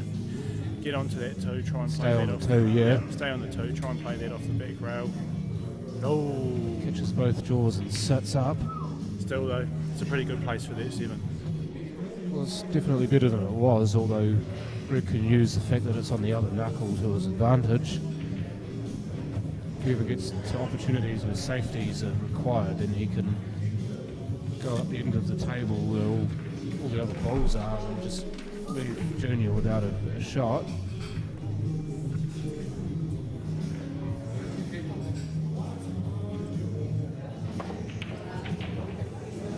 We wanted to stay away from that. What do you reckon, John? You reckon he's going to go for the pot here, or you reckon he might just try and sit that 14 over the corner? Stick or twist here, I think. If it doesn't go in, it needs to at least sit there. Yeah, no, he wanted He's it left there. half a pocket though and a free ball. He has left half a pocket, but he's also left a free ball on that.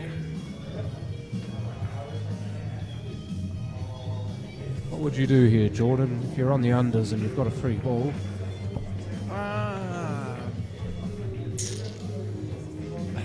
It's a good question.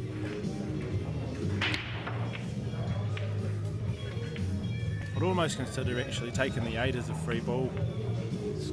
Putting Grounded that in inside, clearing nicely. the pocket. I actually didn't think the plant was on there. He sort of had to play the 2 in a way to double kiss that to make that drop. But there was a beautiful shot there by Junior. Excellent shot awareness to know that that was there. He needs to not no, snooker I think he might himself. have- Hold on. Rolling, it's Oh, okay. I think he might be able to see a wee edge of that. That's I all think he he's needs. okay, and the speed at which he got down to the shot tells me that it is. Yeah, it's a lovely shot there Out by for the Junior. break, just needs to roll it in.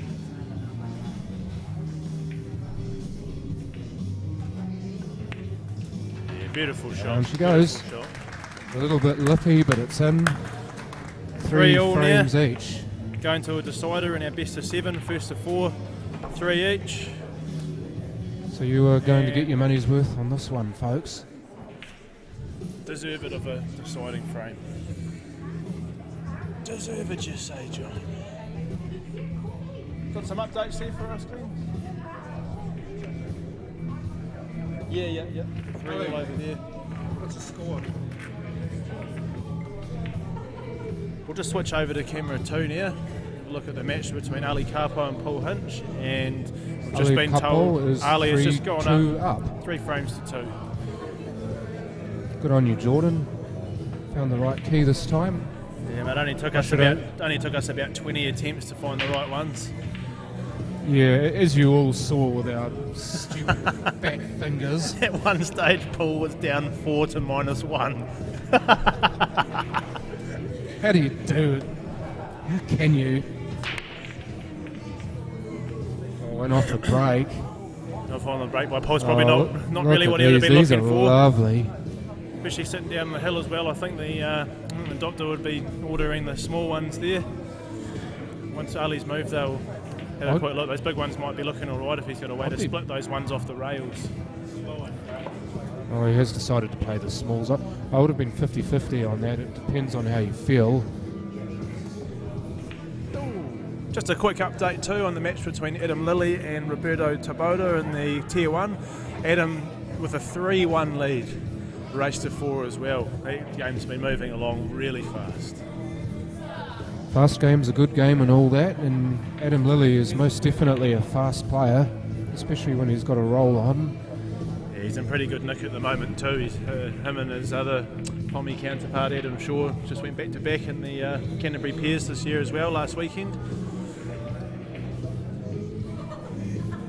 Oh, and the new update now is that Adam Lilly has won the match 4-1 against Roberto. Well done, Adam.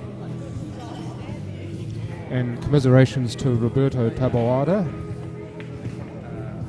But Adam in this form is imperious, and as Jordan was saying, he has won a tournament just recently, the Canterbury Peers defending his title with Adam Shaw.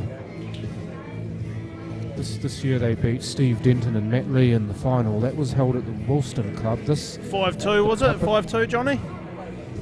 Yes. I must admit I wasn't there to watch it, but I'm going to take your word for it. And just another quick update on the other Tier 1 match, Mike Hayes and Sam Hopkinson. The score is now 1 each. Got to be happy with how Sam Hopkinson's game has progressed as a teammate of his. Give us some insight on that. Absolutely. There's half of us know anyway. Sam came from playing Division 1 last year for the Woolston Sharks. Woolston Tuners. Sharks. And no, honestly, I saw him play a few times last season. Brilliant cue action, good head on his shoulders, great eye, and got him into premiers this year. And yeah, he's just taken the ball and run with it. He's just been playing some amazing pool. Paul here just about to try and smack that one out of there. And he played it pretty well, but he's unfortunately still left the one in off the ball. Just a notable comment on what we're talking about there too. Sam Hopkinson actually ending Adam Shaw's tournament in the last 16 stage, 4 frames to 2. Yeah, good spot, Jordan. Another update between Dylan Engelbretson and Matt Fisher, also in Tier 1, 2 each over there.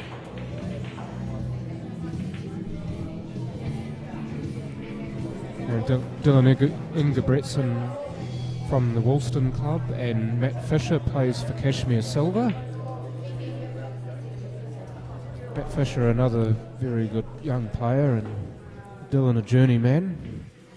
Didn't Plays see a bit of Dylan's snooker as well. Didn't see Dylan's match, but I was watching Matt playing Sam Blackwell earlier on. He was actually 3-2 down in the match. Had to pull out a bit of silverliciousness to get himself over the line. He did it, and he did it in style too. Yeah, he's one of those guys, he gets on a roll and he's so composed at the table. Real wicked, talented potter. I mean, Adam, just looking at Adam Lilly, he was there to watch that game, and I'm pretty sure he'd agree that when he gets some sort of roll going, he's a very hard player to play against. So Adam's just showed up now. We had to stop talking, saying bad things about him now that he's around. He's done doing really well, Adam. Dude's got rhino hide, I'm pretty sure he's okay. He played wicked. You know who we need to get down to for a special commentator appearance as well? 6 for the black, for Ali. We need to get Brett DeFaria down here, I reckon. Yeah, come and get a guest appearance. Yeah, Brett DeFaria was quite excellent at commentating the final of the 2015 Nationals at Kashmir. He and Jimmy Henry were on call for that one, and he did a magnificent job. Great commentator. Just a quick update too, we've just had the result back now from Junior Pinelli and Greg East. Junior coming out on top in that match, 4-3. Well done to both players, commiserations to Greg. Just a little note about Junior Pinelli. In fact, just a note about the Pinellis in general. At my count, there are 7 members of their family playing in this tournament. The youngest little 8-year-old Wayno he had a go and he qualified in Tier 2. So well done to him. Little Wingy, a very good player. Wingy, is it? Yeah, that's what everyone calls him anyway. I don't know if that's exactly his name, but Wingy will do. Not a passion for it too, you can see he's just chomping at the bit every time he gets to the table. You just can't keep him away. I've seen the way in which he approaches the table. He just doesn't want to be away from it, and it's so good to see. Nice shot there by Paul. What are you playing here to get onto this black here, John? The opposite corner pocket. Yeah. I'd be probably playing this off the rail because it's off a bit the rail, straight. off the rail, off the top off rail, the top get rail. back behind the black. Just a matter of judging Yeah, the weight. wants the white somewhere near the middle pocket. So yeah, we would have liked it done a pretty bit well. underdone, but it's not a bad place. He just wants to probably follow through this shot. I personally would play this shot and leave the white ball up on the top, on the end rail, just in case. Yeah, true you are. Something that I was taught Yeah, great shot. as a youngster, and that's a great shot though. He's negated that, potting it. So 3 frames apiece. Oh my God, John, I got it right first time. I got it right the first time. You beauty. So, like a few of the other matches we've had there too now, we're 3-all at the hill, deserve it of it too. They've both played some awesome pool. May the best man win.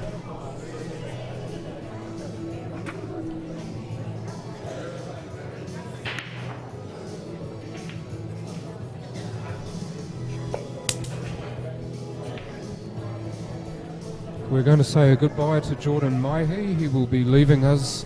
Thank you very much for being on the mic with me. Much appreciated. All good, Johnny, mate. It's always a good time. I haven't done it a hell of a lot, but I wouldn't mind doing it a bit more with you.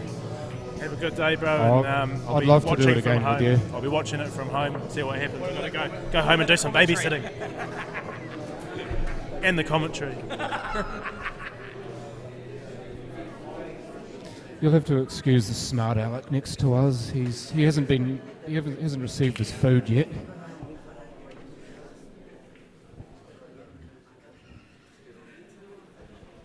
So I will be going solo for the moment.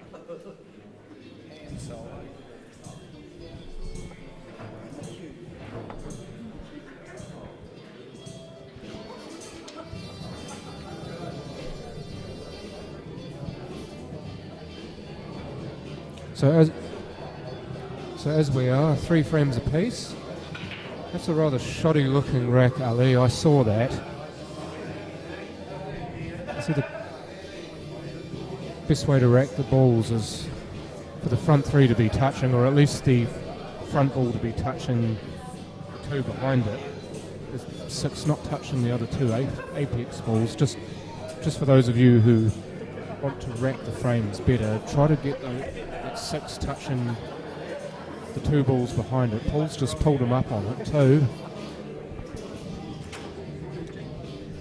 It's another advocate for letting you rack your own frames. It's something that we've been trying to push, but at the moment it's not mandated, but it's at the player's discretion as Ali goes to break. He would have been doing it to himself, mind you, and Paul's actually done him a favour by pointing it out. Ball to the break. Just an update on the match between Michael Hayes and Sam Hopkinson. Michael Hayes is 3 frames to 1 ahead. That match is a race to 4, as is this.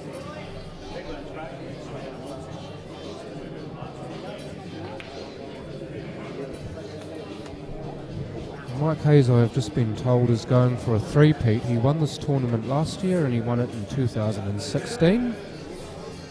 And very much on his way to defending this title this year. The match he is playing against, Sam, is the last 8. This game, as you can see, Tier 2, the semi-final. Ali Kapo at the moment at the table to flick the 12 away from the 9. Hasn't left Paul with a hell of a lot.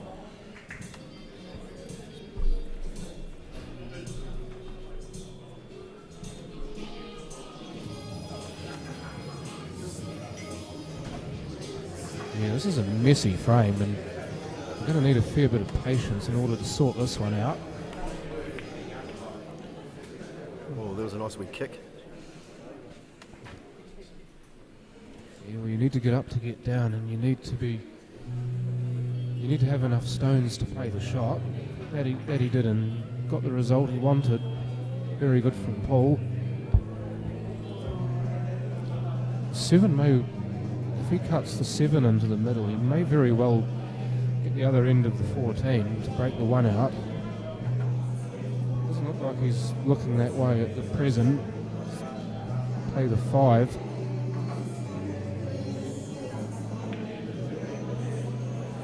Corner, if it's got the way. That looked like it rolled away. Yeah. And Daryl from OnQ has very, very kindly set the streaming service up. He has also done a magnificent job setting these tables up and grooming them. is something that he would be aghast to see if it all rolls away from the pocket. There's a lot of finger marks on that table too. It could have hit one of them and rolled off, maybe. Quite possible.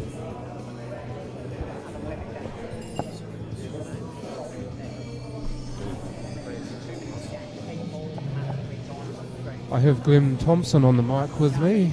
Welcome, Glenn. Thanks for joining me. Cheers, mate. Cheers. Oh, thread the needle. Didn't have the weight, but great shot all the same from Ali. He hasn't really left Paul much either, to be fair. Yeah, and I think the key is to keep that 14 where it is. The 14's the ball that's going to lose or win the frame, so doesn't want to be breaking that away from the 2 and the 1 at this point at least.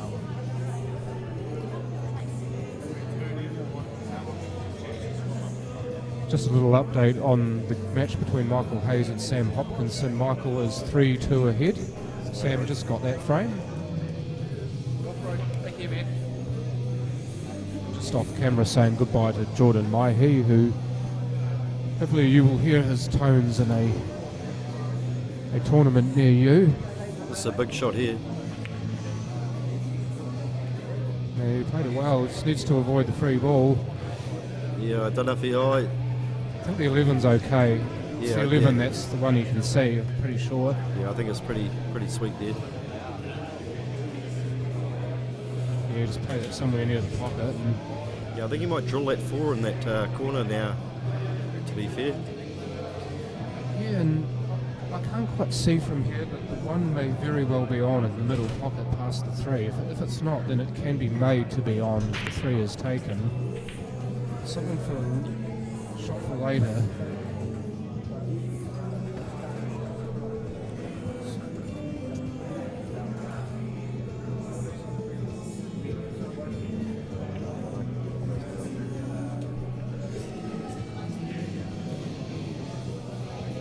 I think...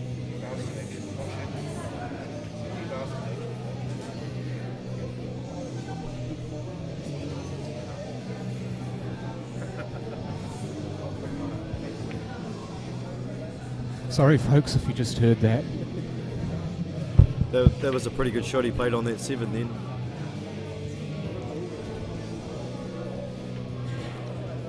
Yeah, maybe able to go around the 11 here.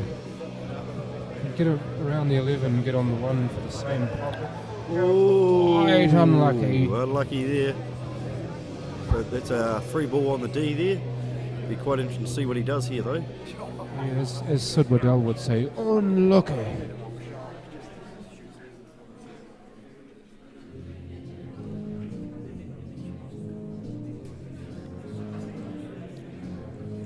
He's having a good long look at this, so yeah, there's plenty of options. It's just a matter of taking the right one.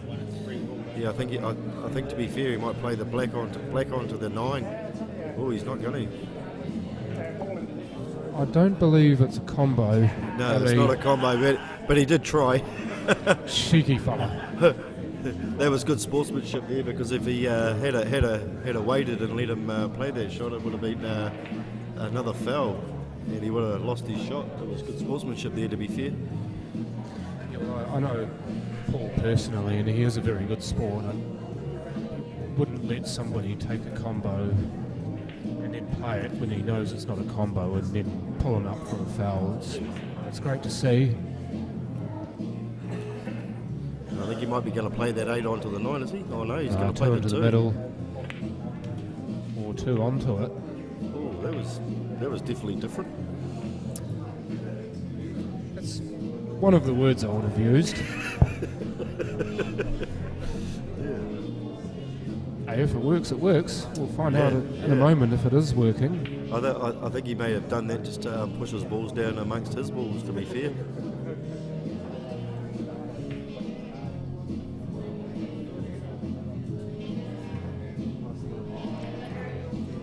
It's not a bad shot. Probably a wee bit too hard, to be fair. Yeah, I'd imagine he wouldn't want to leave them on the 12 or the 9. The 9 is the ball blocking the black, and the 12 is the ball next to the other corner pocket. Play for the 12 now off the cushion. And It's might be a free ball. there, Gee, that's yeah. not a good free ball to give away. No, not at this stage of the game anyway. You'd definitely be taking the 9 here, wouldn't you, Glenn? Have to. Yeah, you would, to be fair. Take the 9 and see if you can split the 14 and the 1 up. It's the angle that he's going with his cue, trying to find out where he needs to hit it. Hit the white ball, which part of the cushion he needs to hit off to get that split. And he's still got the backup 12 ball there if he needs it, to be fair. Didn't get the split, got the pot. He got the pot, but I think he might play the 11 onto the 12 now and maybe try and work it a bit more. He's on the unders, Glenn. Oh, was that a free ball? Yeah. Oh, sorry. Just a reminder that Paul Hinch is on the unders, and when he took Ali's 9 as a free ball, he did so because he could not see the extreme edge of both extreme edges of at least one of his balls. So as per the rules, he can take the black or one of his opponent's balls as a free ball, pot it if he must, and continue on if he does. That one must be on in the middle, because otherwise you would have tried for the split then, to be fair.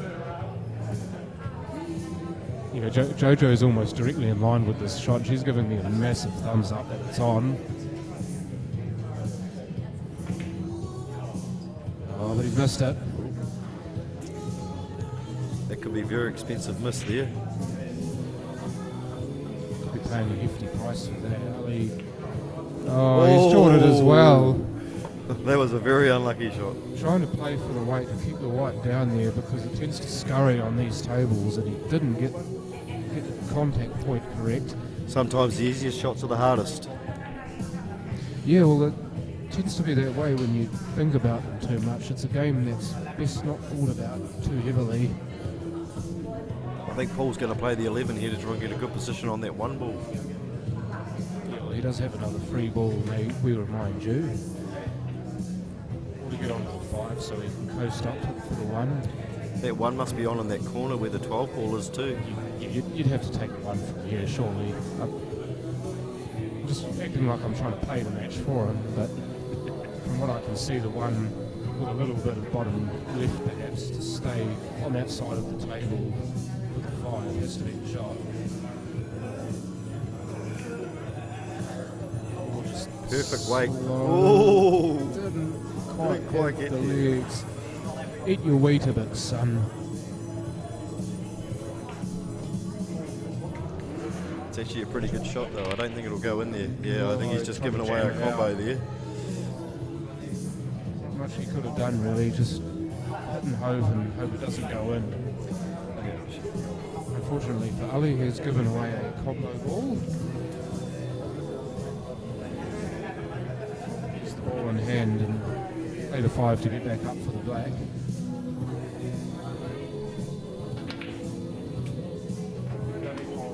Lovely pause.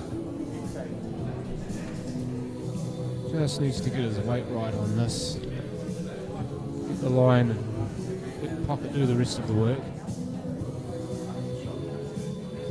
Perfect. And down it goes.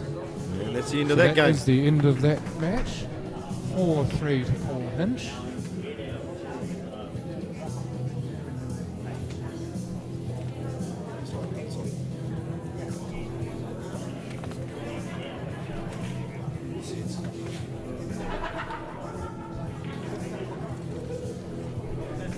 Well, that's the end of the TV tables for the moment, so we can have a wee break, and we'll be back with you very, very shortly, because the other game hasn't started yet, so we'll have a wee break and we'll be back here soon.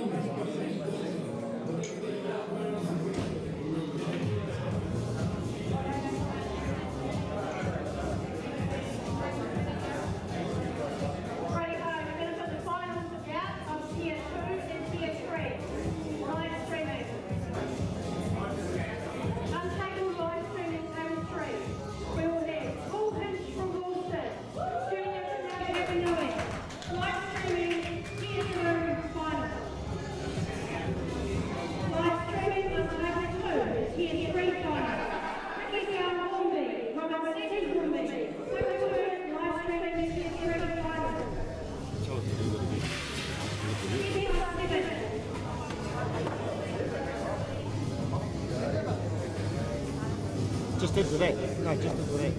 Or just, yeah. So it was on.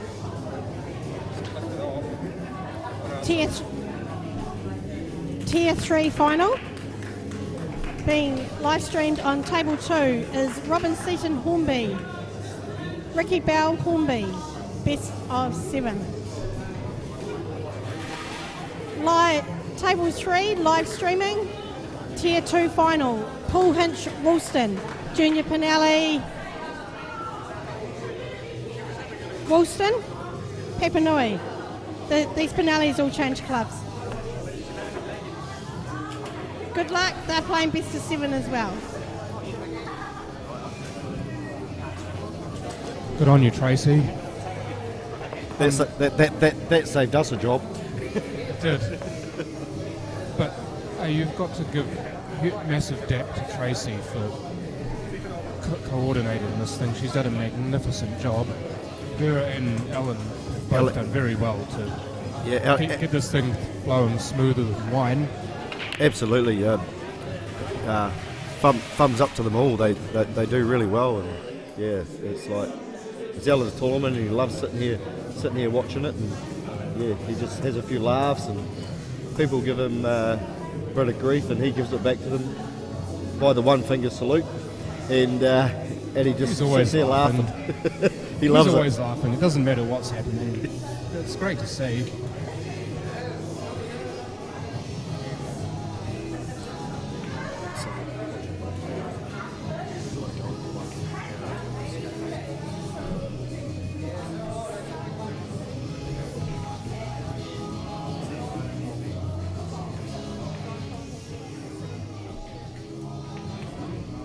Sorry about that, folks. We just try to sort this out. Yeah, it's all a new game to us, and yeah. That it is. It's an all-new game here as well. We have the final of Tier 3. Ricky Bell from Hornby against Robin Seaton from Hornby, as previously mentioned. Both of these players have had to fight their way through a pretty good group of players, must be said. A few who didn't do as well as they would have liked to, being in Tier 3, but these two have made the most of their opportunities and will battle it out for the crown. There's only one thing we can guarantee here, that a Hornby player's going to win it. Never a truer word spoken, or a sentence spoken, should I say.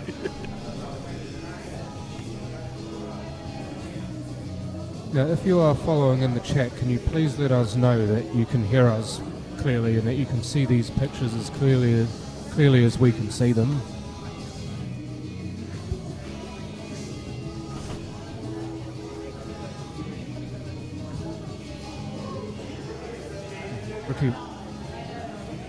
Ricky Bell appears to be on the unders and Robin Seaton appears to be on the overs, or the unders being solids and the overs being stripes for those of you from the UK.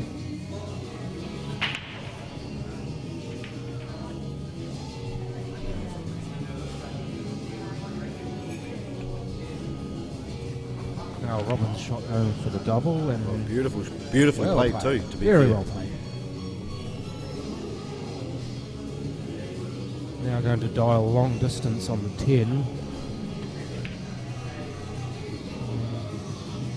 Oh, that's an ugly leave. Wasn't in any way intending for it to be there, but Ricky will come to the table with a free ball.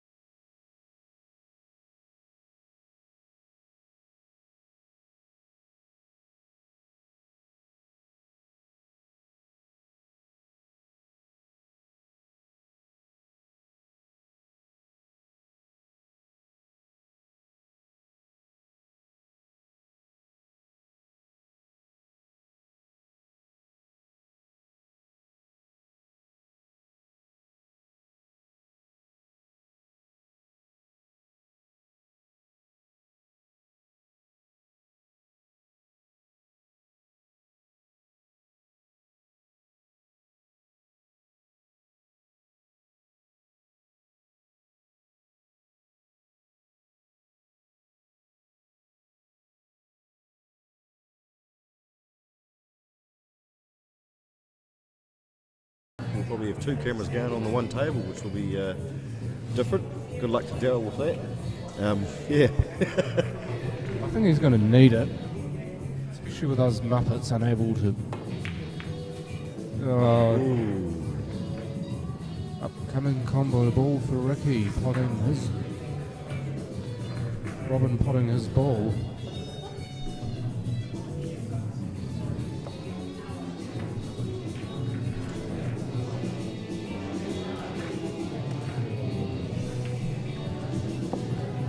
Just the other table going at the moment. Paul Hinch 1-0 up on Junior Pinelli. That match will be a race to 4, as is this match if you look on the bottom of your screen.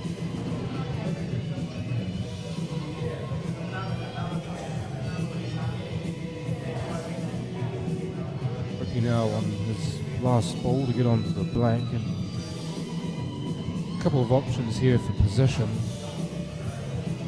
Could play for the opposite corner, but the corner pocket opposite. He could do what he just did and nudge it over nicely for the corner pocket down the short rail. I think he's missed that. It's not in, but it's over the pocket, and pretty safe to be that'll fair. do just nicely if you're wanting a second prize. Robin's going to have a hard time of this. Yeah, I think should be 25 pockets if you hit it hard enough to be fair. That's what I'll be doing, and that's why I'm sitting here and not up there playing. Yeah, we're all just... Oh, good effort. Big swing, no ding, but great effort. Rookie will have a straight poke here at the black. This for 1-0, and down it goes. That's 1-0 in each of the games. Hey, I got it right. Sweet.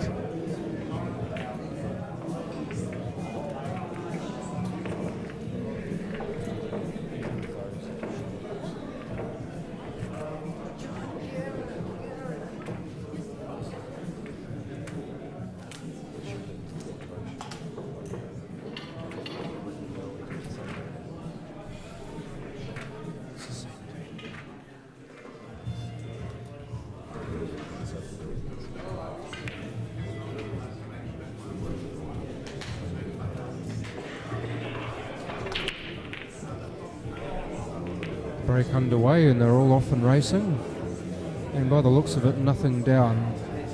Ricky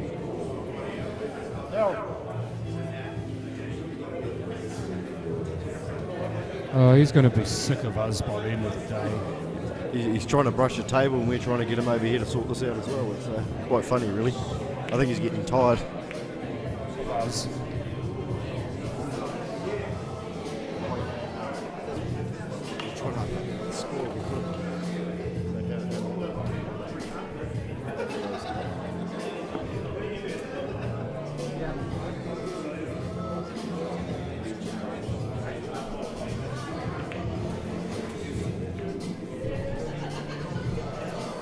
There we go, we've managed to sort our stuff out. About time as well.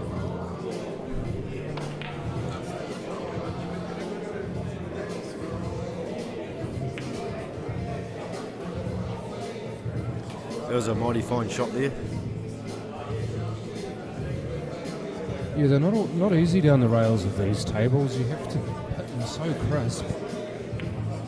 I spoke to Daryl before about that last game when that ball rolled out, and I walked up there after the game, and there was definitely some big finger marks on that table, and I think that's exactly what happened. That ball got into that finger mark and just rolled out. And yeah, he checked the table, and she was all good. So yeah, It's incidental, isn't it? Of course you're going to get finger marks on the table. You need somewhere for your bridge hand to rest. So often what happens is that mark will stay there, and if you're playing a ball that runs over the finger mark, it will affect the plane on which the ball is travelling.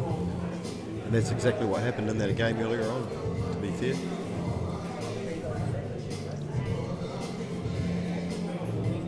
So Ricky here scheming to get 2-0 up. A little bit off angle on 2. He may be able to run into this bunch here. bad luck. Looks like he's snookered himself.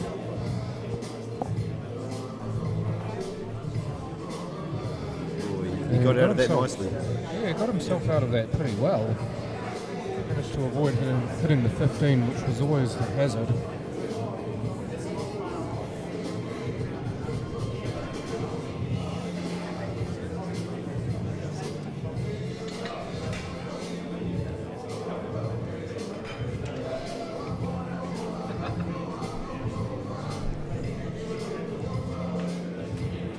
Robin at the table looking to make some inroads into this frame. He's been a passenger for almost the whole thing, so now to get a crack at it himself.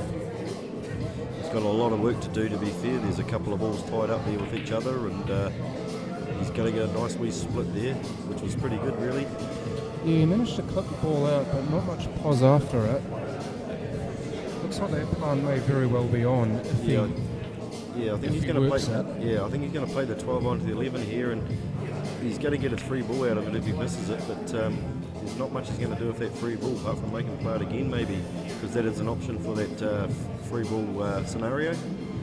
Well, I personally wouldn't make him play it again, just for the fact that one good shot splits all those balls up, and then Robin's got a chance to finish the frame.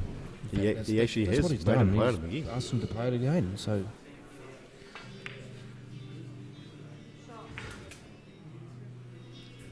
Robin there with a good safety shot to leave him stuck on the 4. Josie, this voice belongs to John Saundercock, and the man on my right is Glenn Thompson.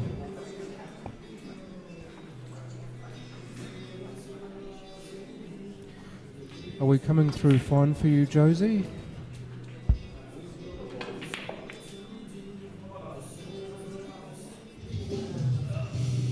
There wasn't a bad hit there. He's on for the 9 in the middle. And he's got a wee bit of work to do after that, because the 10 and the 12 is... 10 and 4. Oh, but the 12 next to it, yes. Yeah, next to the 8. No, Yeah. Sorry. Yeah, this guy's on big ones, mate. Just mentioning that because the 4 is next to the 10 and the 12 is all next to the black. Oh, that was a brilliant That's shot. a lovely really. shot. That was a brilliant I want shot. that to stay there, and it has. So from being in a position of weakness now to a position of strength in this frame, that's the epitome of staying in a frame when it's all against you. This can happen. You just give yourself a chance to weasel your way back into it. Well, not weasel your way back into it, but Ricky's trying to play a lot of safety here now. it's about all we can do, really. Yeah. Try and get a mistake out of Robin.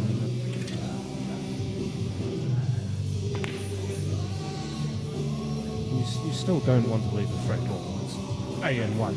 Do not leave a free ball on 4. I don't think, yeah. Looks like he's managed to avoid leaving a free ball, so well done. Yeah, it's actually deceiving on the TV. It sort of looks like it may be, but if you actually have a good look at the table, it's way out from a free ball, so it was a pretty good shot there. Just to remind you a little bit of the rules, it is a free ball if Ricky cannot see both extreme sides of the 4, or if he's got more of his set on the table, he has to be able to see the extreme 2 edges of at least one ball. Oh, look at this double. But great effort all the same. Don't think he would have liked his next shot though. Yeah, I think you might be right there. It was probably an easy get out of though. You probably could have just touched the cush there off the cush and touched the black there, but.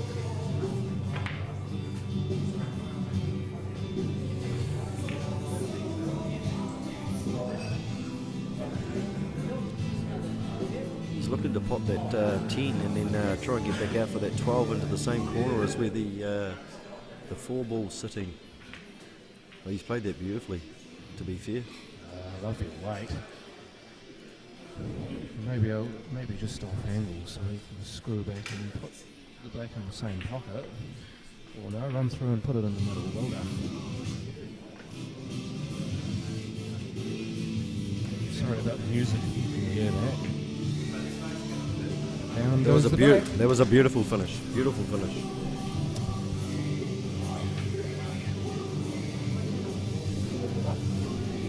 Brings the match to 1-1 now, so yeah. Back to square one again, really. Yeah, and instead of a race to 4, now it becomes a race to 3.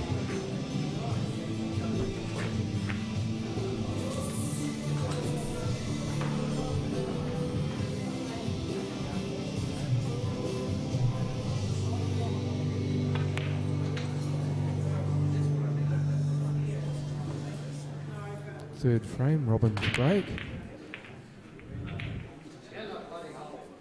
And yeah, I would agree with you, Robin. I would have said exactly the same thing and not knowing that I was being filmed.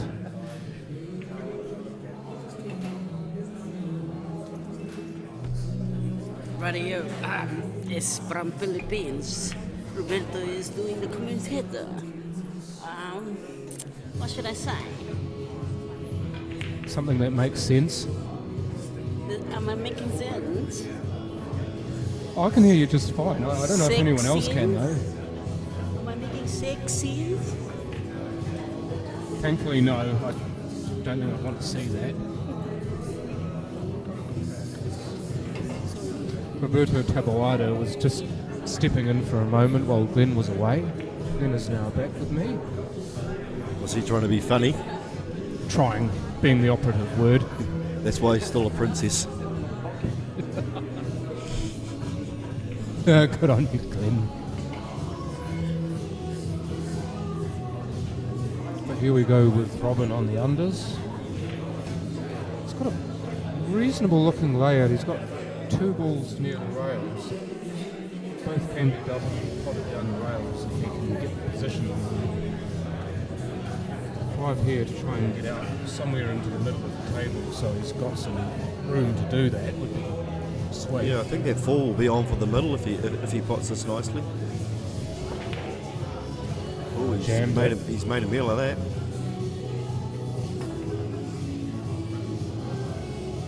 Hasn't left it too badly though, to be fair. Yeah, I've seen worse places to leave a white ball for your benefit, I mean, after you miss a shot.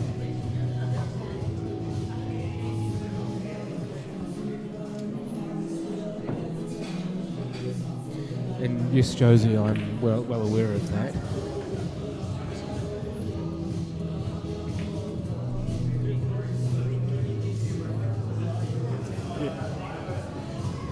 Just for those of you who are unsure, Josie Seaton is watching her husband play at the moment. Josie, I hope you are enjoying our coverage.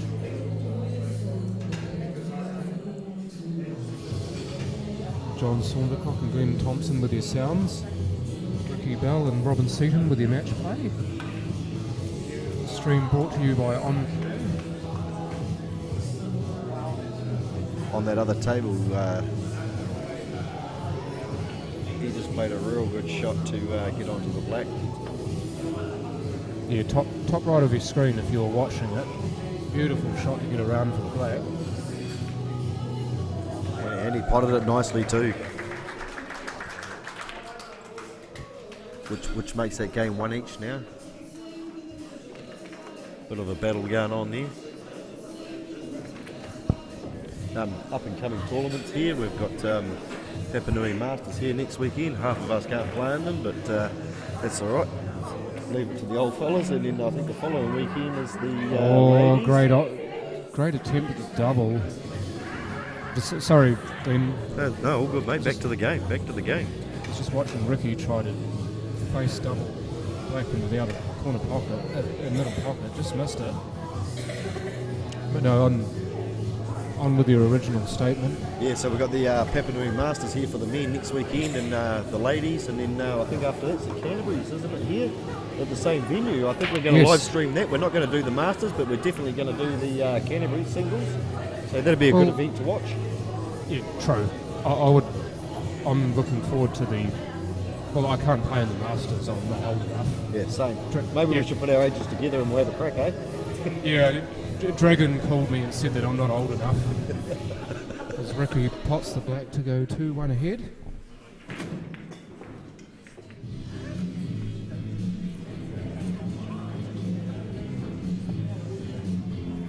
He'd just about be old enough to play at the Masters too, wouldn't he? To be fair.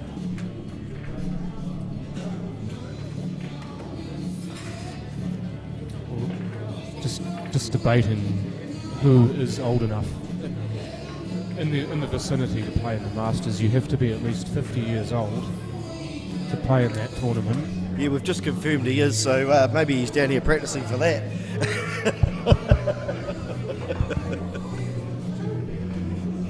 I think they both are, to be fair. Well, I'm pretty sure Robin is. I wouldn't have known about Ricky until he told me. I was trying to be nice to Robin there, to be fair. And I was just being nasty, so we complimented each other very well.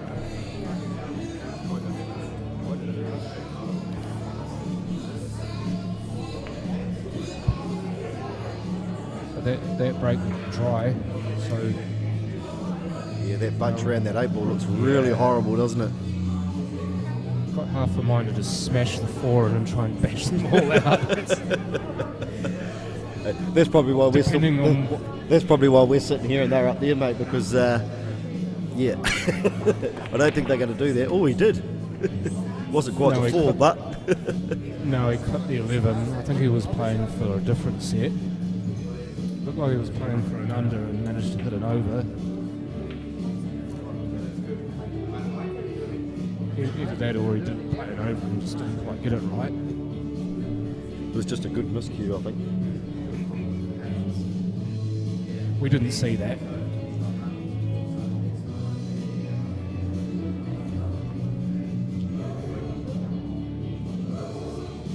Anyway, we've got a bit of CCR in the building, if you can hear that in the background.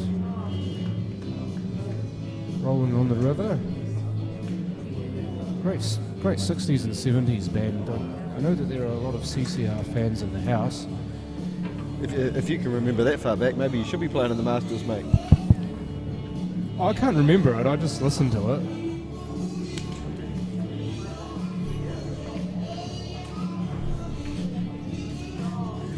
My dad was still at primary school when they first debuted and was in high school when they really got big. And he's what, 63? Is he not coming to play in the Masters, mate? He should, but no, he won't. Oh, okay.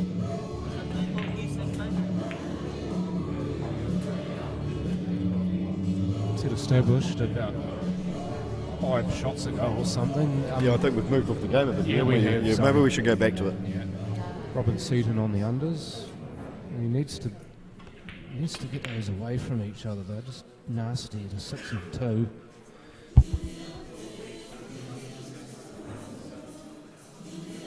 No, you don't want to see our ugly mugs, Josie. You just want to be watching your husband play, I think.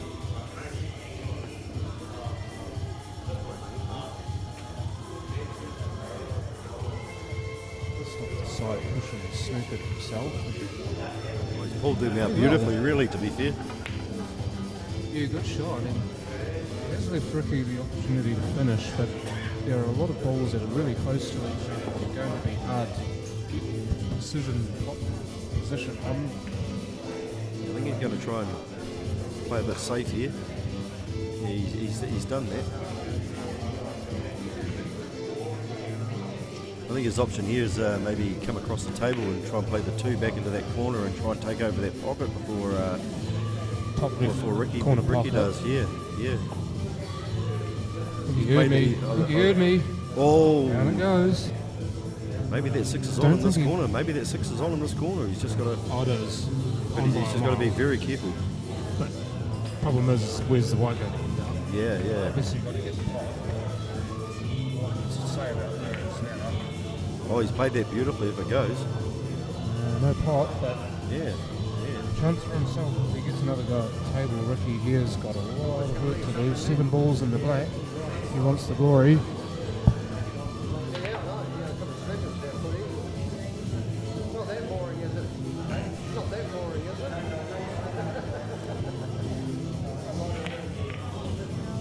Oh, that was a beautiful split there. Beautiful split.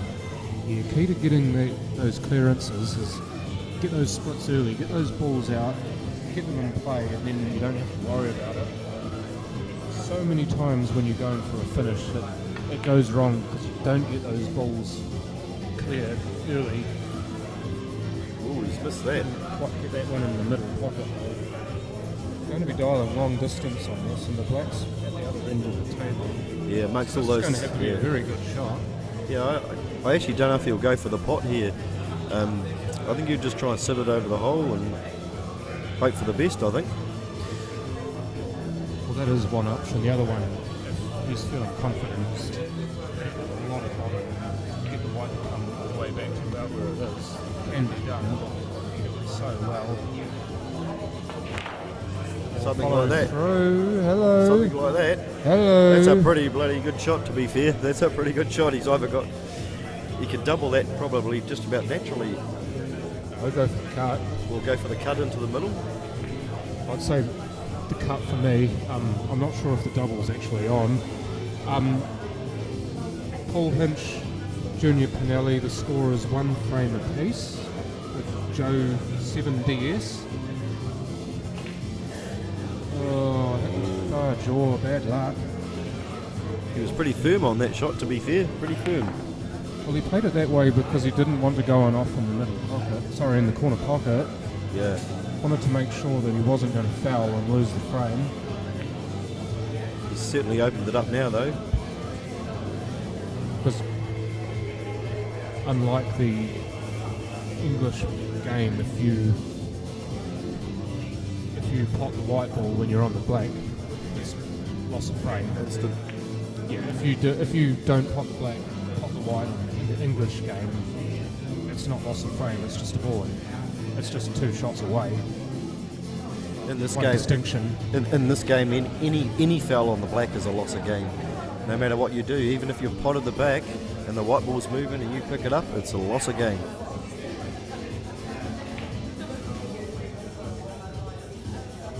Yeah, I'm always an advocate of waiting for the white ball to stop moving after I've played the black, even if it's going nowhere near a pocket. Just do not want to be called for that.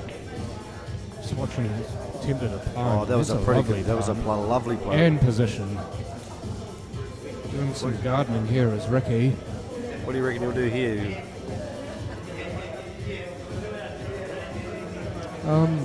If he can get away from the black on this, he doesn't want to hit the black. If he's going to take the 13, he needs to go around the black, get on the 9 for the middle.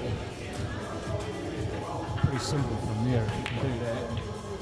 Oh, I think he's going to touch that black. He's just about snooking himself. I think that black may be on. Sorry, the 9 may be on. He's left it a lot harder than he would like to. Would have wanted to be somewhere in the middle of the table, not where he is. That's a lovely pot from there. Look out for the white ball though. Just sits up. The goalkeeper made a great save on that.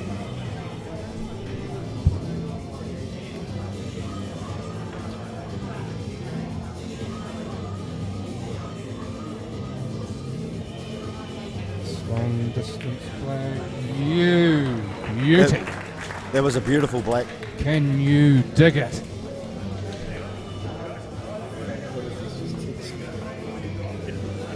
Three frames to 1, Ricky Bell, and he deserves every one of those with that black. That was magnificent.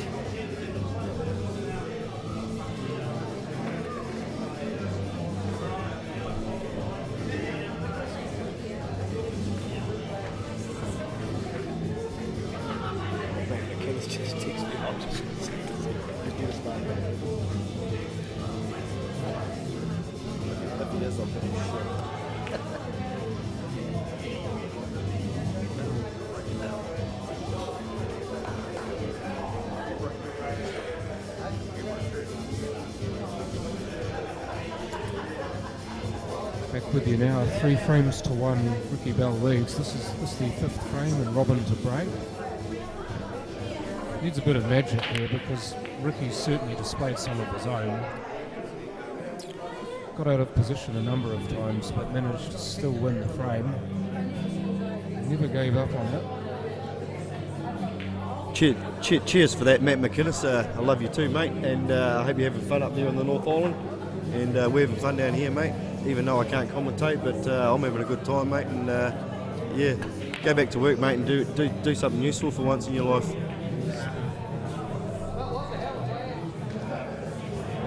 Matt McInnes, if you just heard that on commentary, Matt McInnes, one of the best players in New Zealand poll, is just texting my co-commentator, probably giving him all sorts of grief on his side. That he was.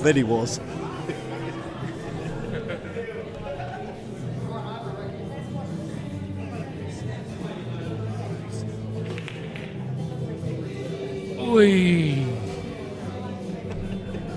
Just jawed the black. That would have been a combo ball, not loss of frame, but a combo ball.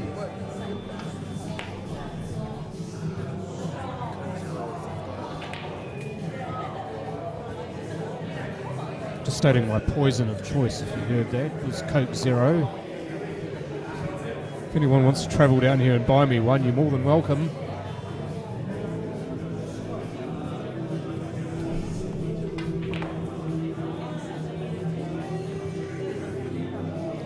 Just having a wee look at the game in the top right corner, the one between Junior Pinelli and Paul Hinch.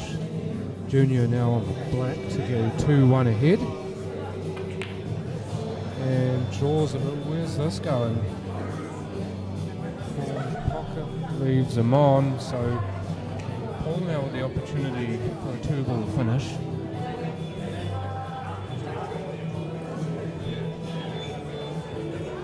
Thank you for that, Josie.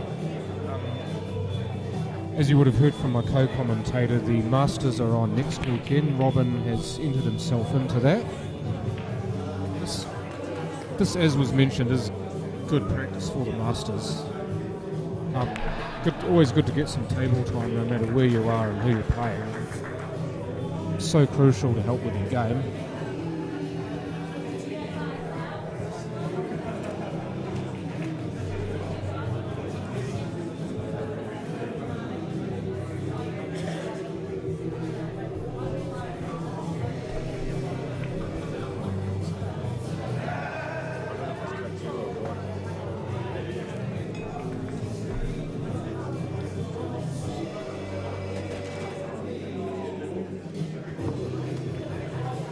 I believe, to Paul Hinch in the other match. There you go. Just fix the score.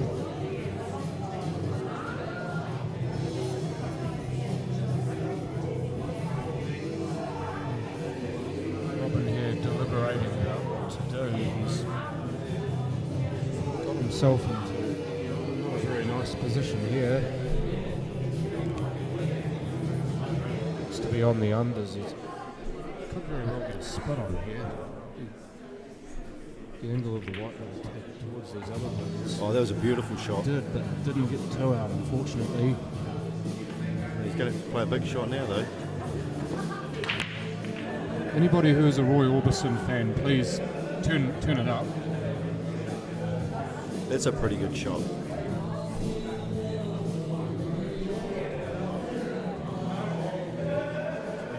Now Ricky with the table.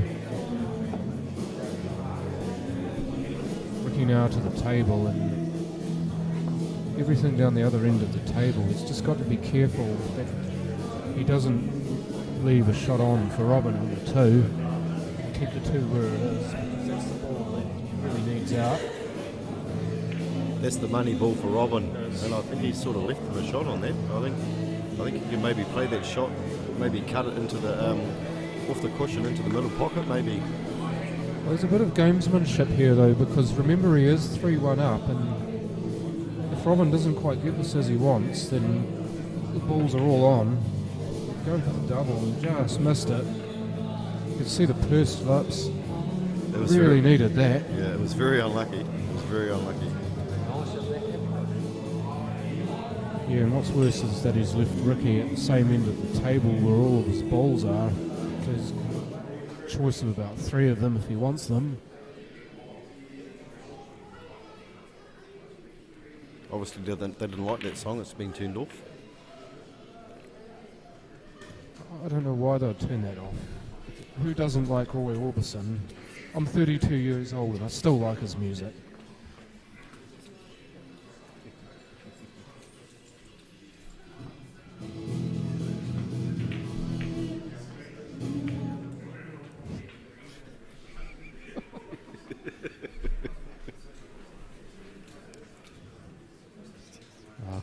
Jess. Jess is trying to get the music back on. Jasmine Purdon. Maybe she's trying to turn off the old song because she's quite young, that young lady. You can be young and still like the older stuff. Yeah, well, her dad's eligible to play in the Masters next year, so yeah. Her dad, by the way, Darren Purdon, who is a great stalwart of Papanui pool and Canterbury pool in general. Yeah, great opportunity for a double here for Ricky if he wants it. He can get the double and land somewhere on 14. Excellent. He's left it pretty safe though, because I don't think Robin can see that four. He might have to play the two. Yeah, I think he'll have to. It's the only shot he's got. Yeah. The one snooze. I think if he pulls this two off, I think he'll win the cream. He played it beautifully. Yeah, lovely he shot. played it beautifully. I think he'll win. Yeah. Playing for the two for there. If it didn't go in, then sit over the pocket. Then you'd have both corners blocked. Blocked for the 8, yeah. Oh, beautiful shot there. Sorry. Beautiful shot there. He's coming back quite well, Robin, here. Now just the 4 and the 8 to go. Yeah. Gets into a good position on the 8. Nice soft shot here, perfect shot. We've got a game on our hands again. Just follow through. Stroke it good. Yeah. Oh, look at that. What a stroke that was. That was a beautiful shot. There's a number of really good shots preceding that, though. The long shot on the 2 to get down to that end of the table and to get the weight in case he didn't pop it. That was definitely the money shot. Well, it was about the only shot he had. Absolutely. But to recognise that and to play it the way he did. He was very confident in playing that shot to 2, to be fair. Yeah, and that sort of confidence is not easy to get when you are 3-1 down and your opponent's on the hill being raced to 4. You need to sum it up quite a lot in order to be able to play a shot like that.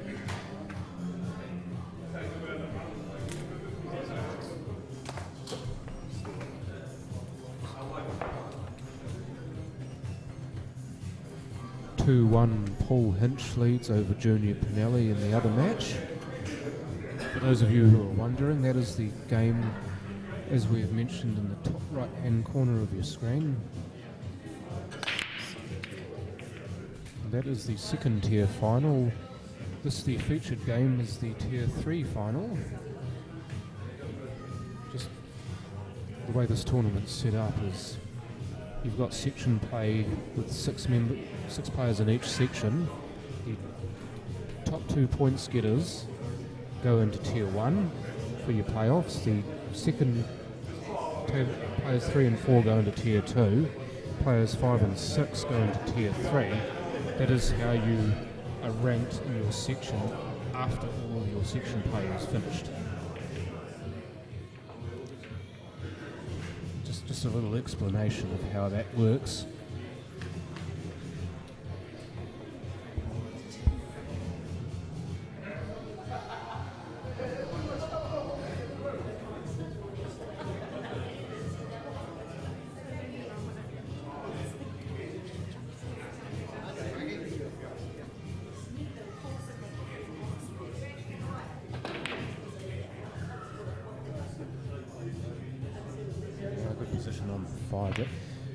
That 5 was one of the difficult balls of the frame. Where it is in comparison to the blade, the fact that it was blocked into the to be there. He's actually not played it though. He's decided on trying to shore up the pocket.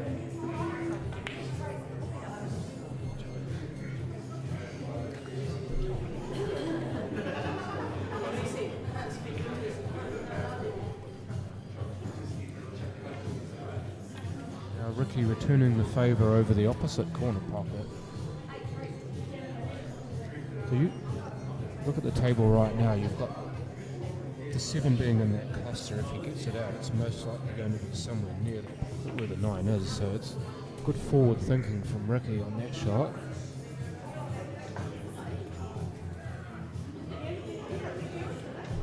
Just trying to convince convince Adam Lilly to join me on commentary. Come on, sit in with me.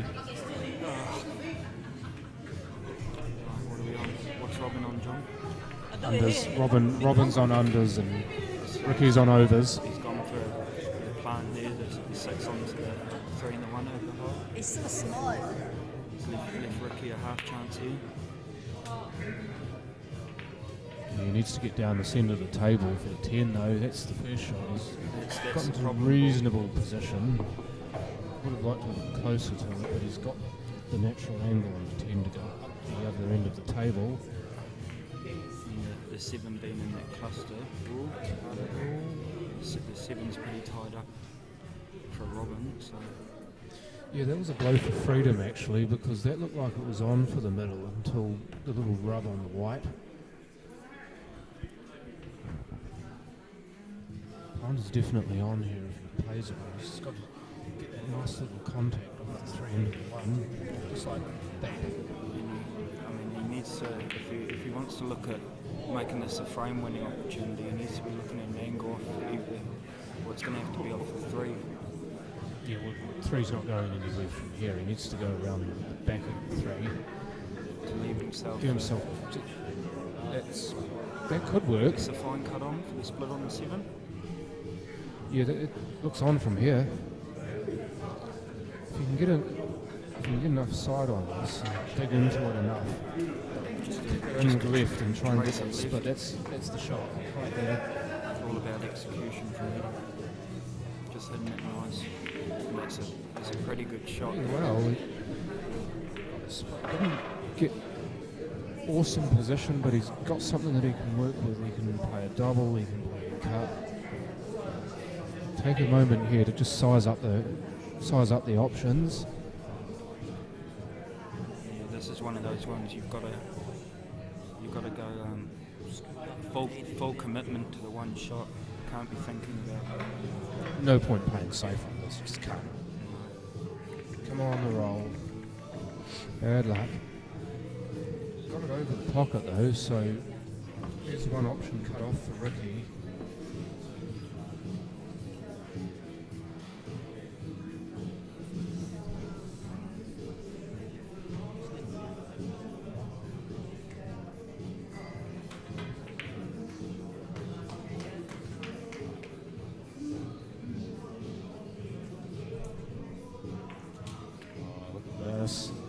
This is one of your favourite shots, isn't it, Adam? The 11 and behind the 7. Oh yeah, to open the pocket up for himself, yeah. Good and spot. I suppose he's pushing the 7 down towards the 10 at the same time. Yeah, Timber. Not quite enough pace on that. Free ball as well. Needed to give it more oomph. Sometimes you have to think more of where the ball's going other than for the pot. You obviously want the pot, but you need to make sure that you know what's happening if you don't get the pot. It's more about what you leave than what the pot. So Robin's got a fine cut on the 11 as a free ball, do you think? To come off the edge of the 7 and pop that out? Oh yeah, definitely.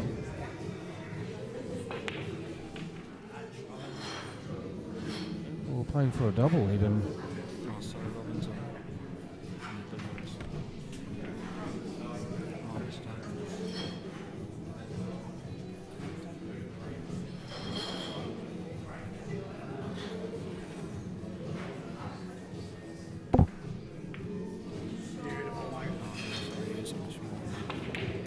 Oh no. Watch the white ball just hit the jaw and came back out. Sorry about my commentating skills, John.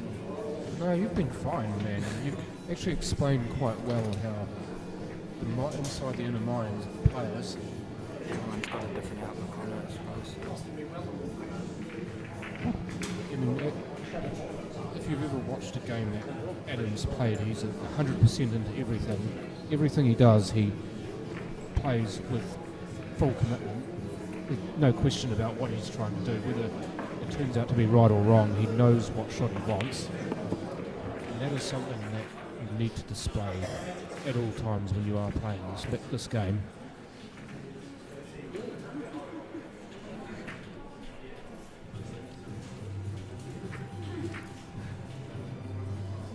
Yeah, Josie, I did get your message, by the way, your last one. I'm not quite sure what to make of that, to be honest. Robin does have a free ball on here, just game. Oh, unlucky. Oh, that was a bit unlucky. Gives it some as well as he leaves the table. Just needed it to stay there. Would have been a lovely shot on the 7 into the middle. But yeah, just quickly, Josie, I did get your message. And to be fair, I'm not sure what to make of it. I'm trying to look mostly at the gameplay and then flip my eyes to your messages. Sometimes I will not get it in a reasonable amount of time. I don't know what the delay is between you typing it out, hitting send, and me receiving it, so it's a bit of give and take on that.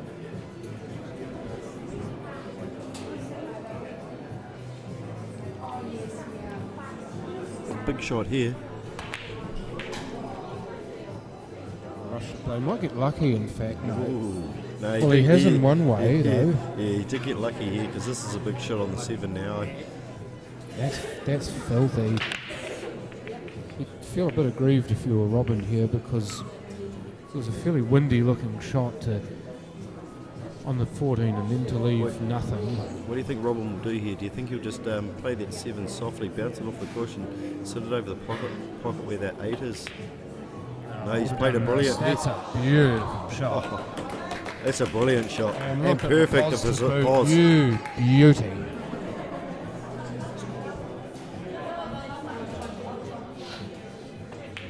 Down goes the down black. goes the That is black. a magnificent way to finish a frame. That was an awesome frame. Let's play the best of one now, eh? Let's do it. Oh, Robin enjoying that too. And gee, you've got to love that. Robin's pumped now. I think he can come back and win this game. I think so too. I thought he was in the game before anyway, but now he's got that little bit of extra. Glenn Thompson's jumped back into the other seat, by the way, so welcome back, Glenn. Cheers, mate. Cheers.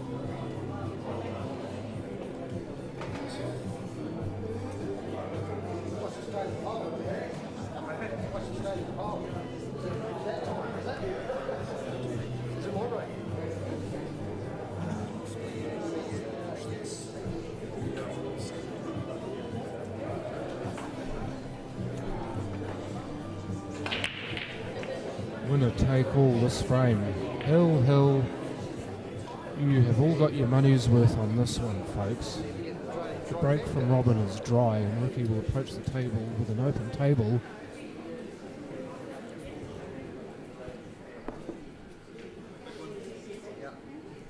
Calls overs.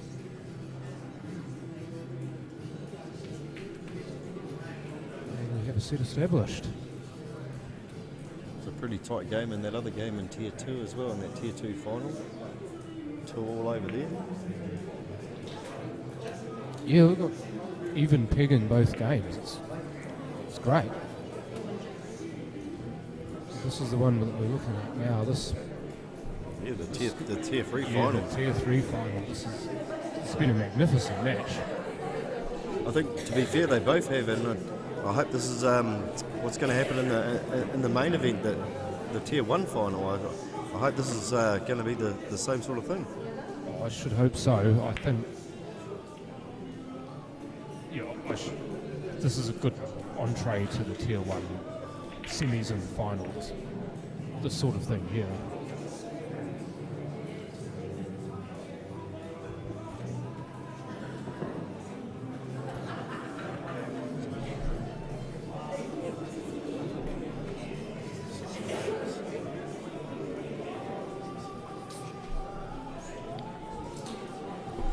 So we've still got these are the finals of tier 1 and Tier 2, obviously.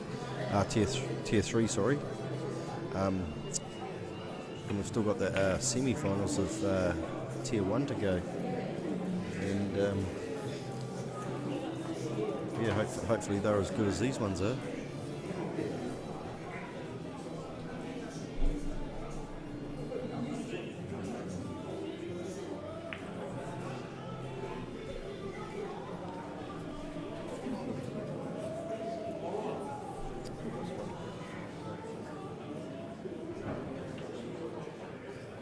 So one semi-final in the number 1 event is Matt Fisher and John Gower, and the second one will be Michael Hayes and Adam Lilly. To me, that should be a final, but yeah, it's going to be interesting. That'll be an awesome semi-final. So we'll see how that one goes.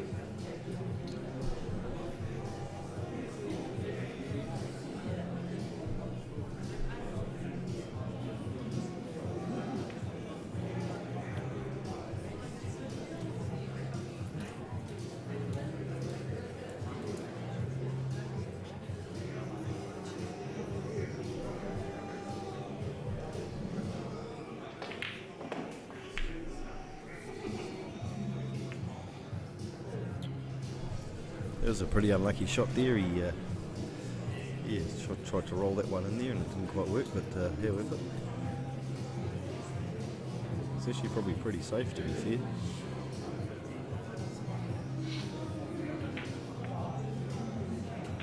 Maybe not. Ooh.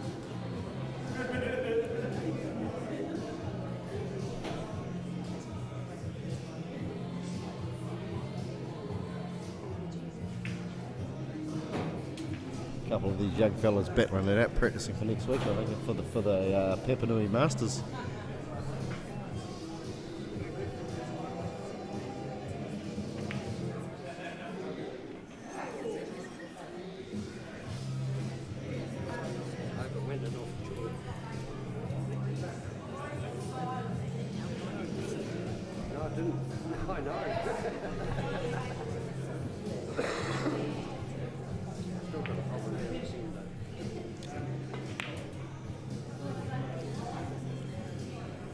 What's been going on since I've been away?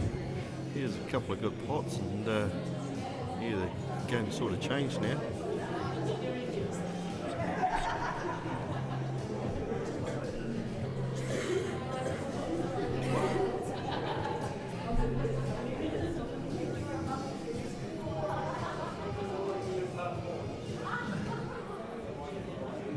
Robin here looking like he could possibly put the 3 in front of the 13. Well, that's the way he was looking anyway. Now his attention's turned to the other end of the table with 4 and 6.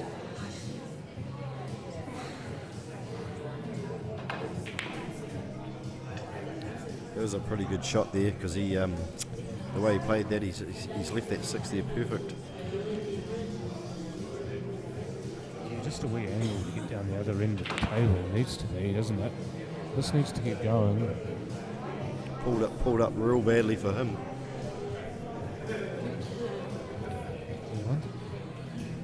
One thing here though, you've got 4 balls on the table if you're Ricky, right? One of them's on the rail. Are you thinking, if Robin misses this, are you thinking try and play that first, or are you looking to try and get down the other end of the table for it? He's actually played not a bad shot there, to be fair.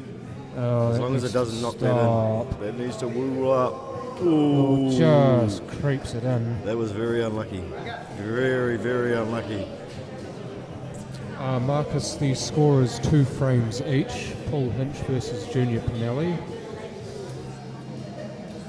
That is the match on the top right of your screen.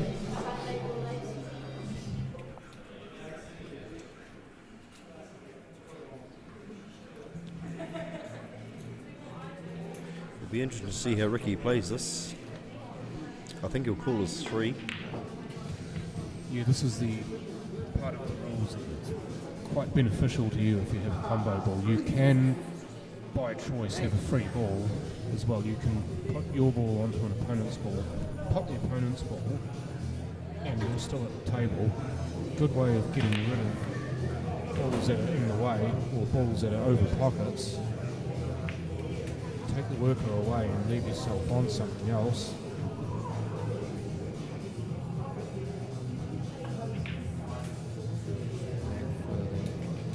Yeah, well played. Thought for a moment it was going to overshoot the mark, but he's wound up very well on it. I think you might be a bit worried about that 11 here. made a shot earlier on in one of the other games. He was quite firm on it and it actually jawed out. And he wouldn't want to do that in this frame here because it's going to leave him in perfect position for Robin on the 8. No, most definitely not. He's actually left himself pretty straight on that,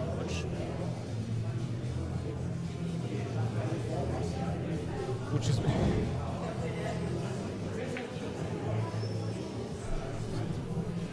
Well, he tried to just...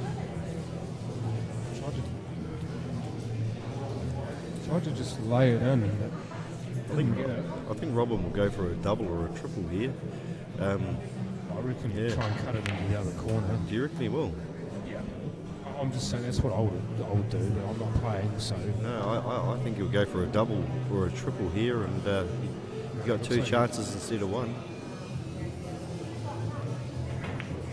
Oh, he did. He's overcut it big time. Quite safe, but it's a lovely looking angle for Ricky.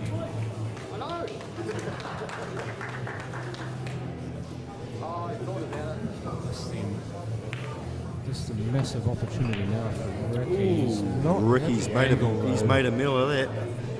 I think he's been to McDonald's, mate, and got upsized and got extra fries and everything. No, he went and got a sad meal. That's what he did there. Glenn Stevenson, by the way, is my co-commentator, Marcus. Thompson, sorry. The white ball. He just chucks the brakes on in time.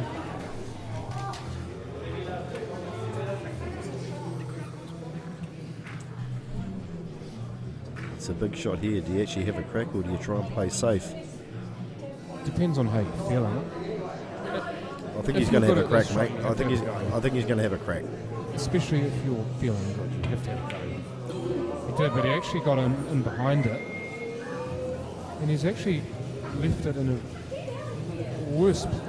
Could be worse. Yeah, it could be worse. Could be worse. Could be worse.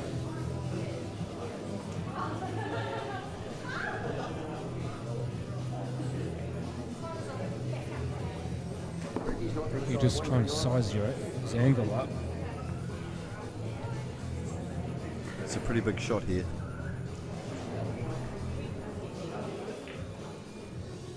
I think he's nailed it. I think he's nailed it. Well played. There he goes. He burgled that one. He burgled that one. Shot to win the frame, and Ricky Bell is your Tier 3 champion. 4-3 over Robin Seaton.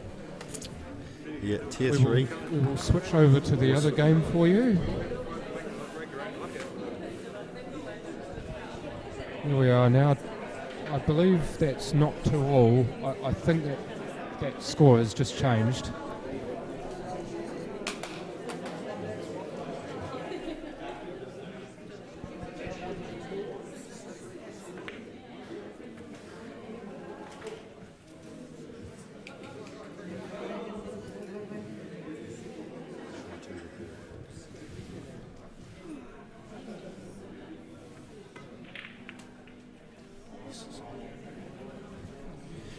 There you go, your score now is correct.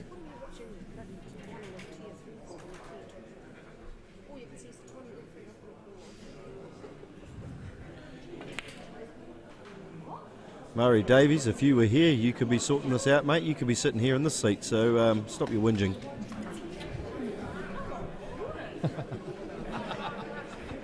Janet told me to say that, by the way. No, she didn't. Yes, Rosie, your husband may have been beaten, but he did play a fine game of pole.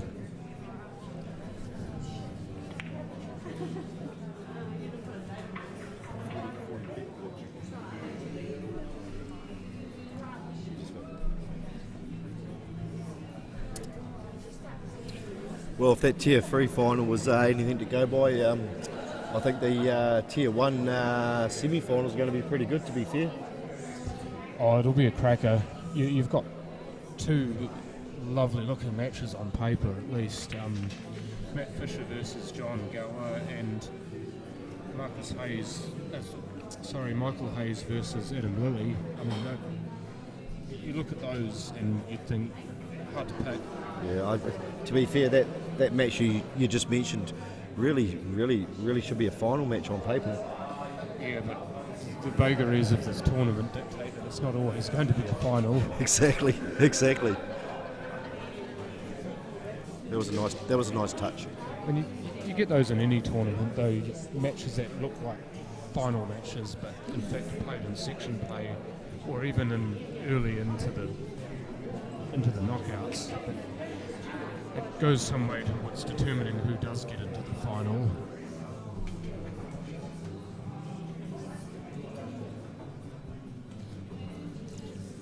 Looking to go into the bottom right pocket here is Paul of the 14.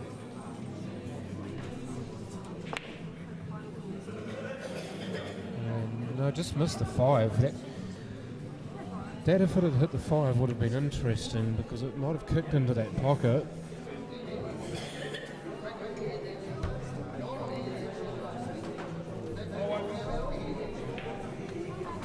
We actually mentioned that you haven't practiced for next weekend.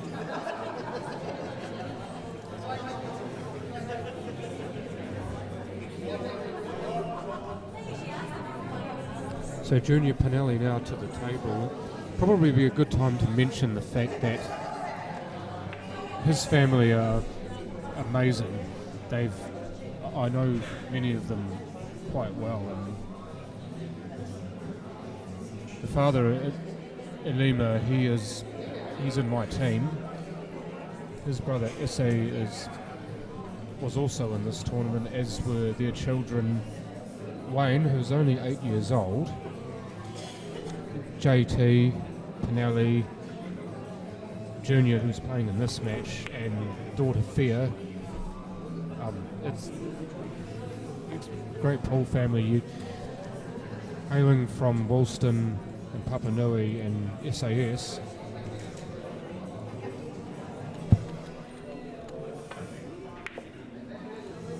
Order 2, come back, and you might consider the 12 down the rail here. It wasn't on before. The white's actually in a good place for it now.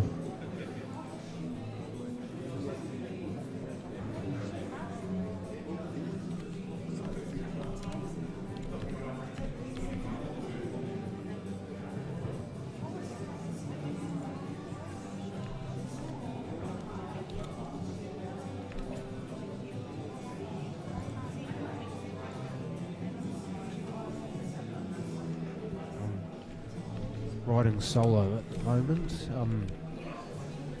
Glenn will be back shortly. That was a mighty fine effort down the rail. Would have had that position on 15 had he potted that. As it is, we have an opportunity now for Junior to close this frame out. He needs this to stay alive.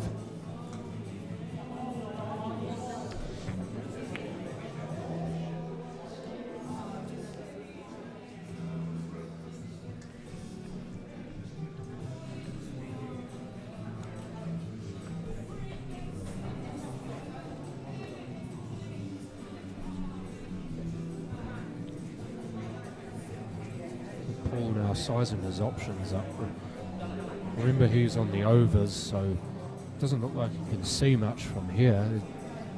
15 blocking everything else off. Could very well elect to play a safety shot here. He can get the white ball back onto that top rail and make things difficult for Junior.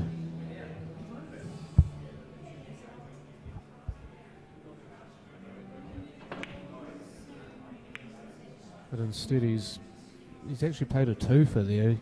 Go for the pot, but make sure the white stays up that end of the table. It's a great way to play.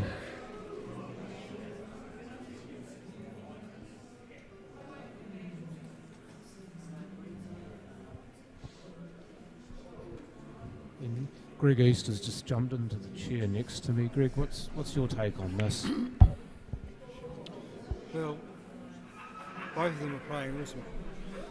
I played Junior in the semi, and yeah, he just didn't miss much at all. I thought I was playing pretty well today to get to where I got to. And yeah, he just had the upper hand on me all the time. I think he's playing probably slightly the better game. What I'm saying. Well, Paul needs to wake up in this frame because he's been behind pretty much the whole time. Junior's had the run of this. That's a lovely pot down the rail too. Mentioning before about how the rails are quite difficult to pot balls with speed into. The key is that stroke, isn't it? Yeah, like I think, yeah, Junior's got control of this game as we speak. Although that was probably a bad miss. It wasn't. Paul could actually get the black out here if he plays that with bottom right, pots the 10 to come back and hoof the black out. What do you reckon? Is that what you'd do? No, I'd probably just be more worried about focusing on getting all my balls. The black's on for a double to the other corner, or even a triple inside these two here to the right hand side pocket, bottom pocket. Yeah, I mean he's got options, true, doesn't he? I mean, obviously got to get these four before he can even look at the black. Yeah, he's played the right shot there. He's got the 15, really he want goes to for the 14 and then he comes. Didn't really want the 12 where it was though. Just a little bit awkward here with the 12 now. But he can pot the 14 there and the 15 and then have the 14 as a blocker for the 5. That's true. Which I think he'll probably do. Well, Joe, yes, true. I mean, you've got to. I mean, you've got to weigh it up, don't you? If you're feeling confident, then that's what you do. You look to try and open the black up, so you don't have to worry about it later on. But if it goes wrong, then yes, you are giving the opposition the advantage. So I can definitely see what you mean. A lot of these are just how I would approach the game, but just remind of course that I'm not playing. But you got good spot there.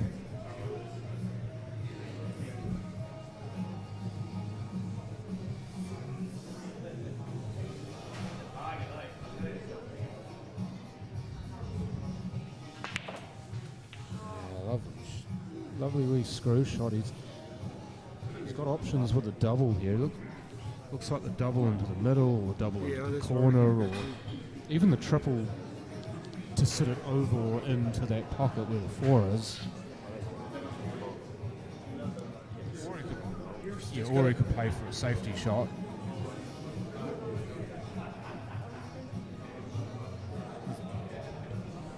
One great advantage to actually getting onto the black, even when it is here, it's still your shot. You can still do something with it. Let's see what Paul decides he wants to do. Tried the double, no good. To his credit, he hasn't left Junior on the 5. If he left Junior on the 5, he could have easily slotted that beam down the other end. But he's not on the 5, he's got to play far end and then back to where the 5 is, and that's going to be quite difficult to do with success.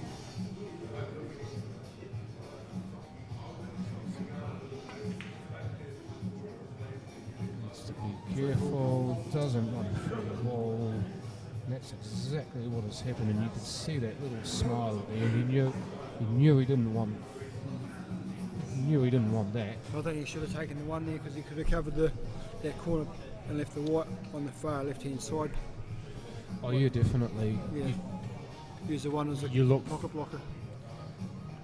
I mean, you forget about the fact that the 5's there and those 2 balls there. You just need to make sure you're playing a shot that furthers your ambitions in the frame. Paul hasn't quite got out as far as he'd like to for the black, but it's still a cuttable.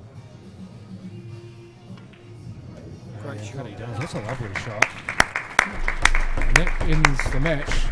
Paul Hinch is your winner of Tier 2 over Junior Pinelli, 4 frames to 2.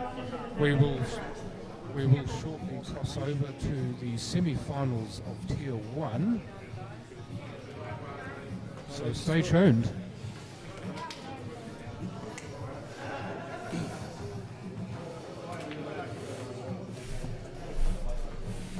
So Daryl's hard at work there, mate, grooming that table. About time he done something, didn't it? Well, don't give him enough credit, really. I mean, No, we don't. We see him grooming the table, setting them up. He's here.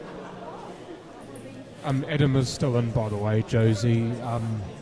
3 out of 3. Well, Mike's the player who's defending champion, Michael Hayes. He has won the last 2 of these, and he is into the semi-final of this one. But Adam, as you mentioned, he has won the last tournament, so I can definitely see what you mean. Daryl's doing a good job there, grooming that table up. Yeah, I mean, in fairness as well, Josie, both of the matches have just finished, so I can focus on reading the commentary, reading the chat.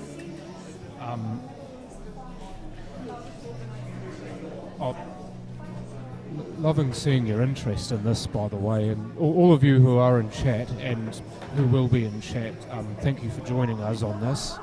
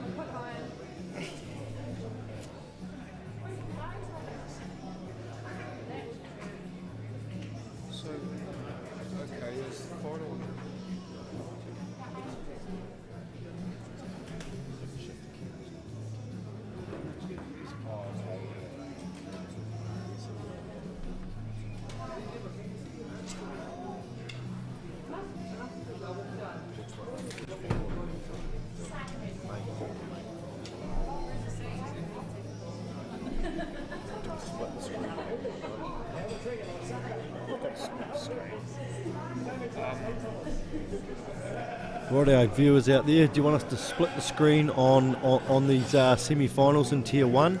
I think that's probably the better option. We're going to split the screen so you can watch both games half screen. Give us your thoughts on that on the Snapchat, and yeah, they're about to get underway in probably 5 or 10 minutes.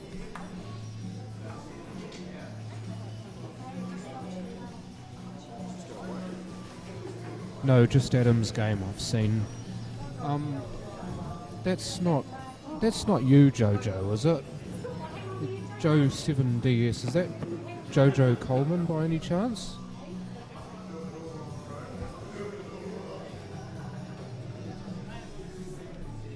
S for split. Okay, so I've got no. Okay.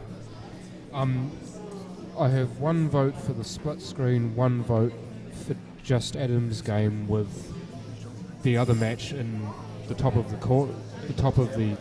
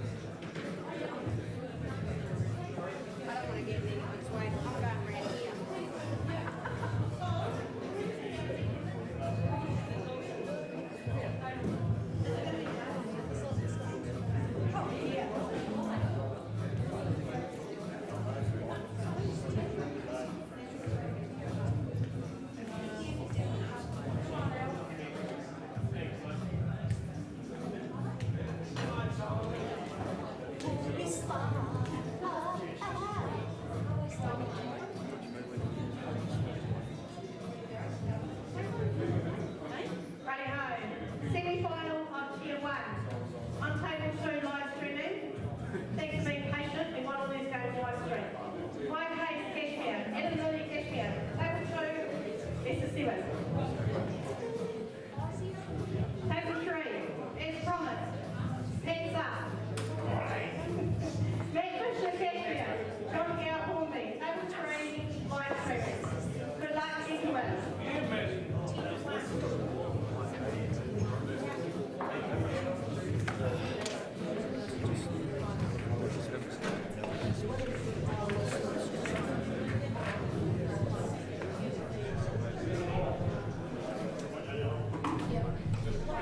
On table 2, live streaming on behalf of OnQ, we have semi-final 1 of Tier 1 of the Allan Cowan Open Grade Singles Tournament.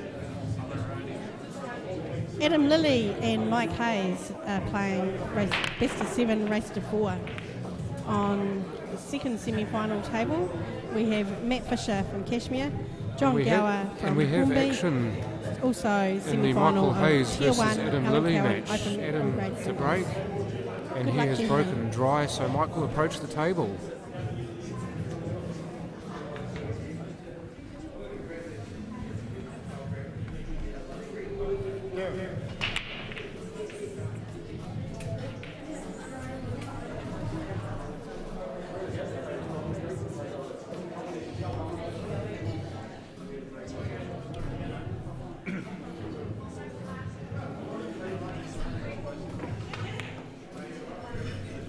So both of our semi-final matches are now underway. John Gower, Matt Fisher on the left screen, Michael Hayes, Adam Lilly on the right screen. Those of you who voted in the chat to only have the one game shown at a time, both of you wanted just Adam's game against Mike. I do completely understand why, but we have decided to show both games. There were a few people here live who wanted both games to be shown on the screen, and we have decided to honour that wish. So please take that as it is, and we hope you enjoy both matches anyway. I'm having an absolute blast watching them myself and commentating, and I'm pretty sure Glenn is the same way. Yeah, I think they're both going to be great matches. I think this Michael Hayes match and Adam Lilly match will be, seriously, it should be a final, but hey, all these guys have deserved to be here, and good luck to all of them, really, to be fair. Yeah, I'm just wondering if perhaps one of us should be doing the play-by-play on one game and the other one doing the play-by-play on the other. I'm thinking that it's going to be quite difficult to commentate on two matches at once unless we split up. Pretty much at the stage, I think it's just they're playing speedball. They're smashing this them while could they be go out of fashion. This could be all over in like 20 minutes, folks. I mean, these guys have got some serious speed at the table. Like they, especially when they're on a roll, just like I was saying with Matt earlier, once he gets an opposition player by the throat, he is so quick with the kill that Matt didn't quite get the screw that he wanted to get on the 7 there, but he's still got a double if he wants it. No, he's decided to try and play safety anyway. No, he's made a meal of that, and I think Adam Lilly's got a chance here. Got a lot of work to do, but yeah.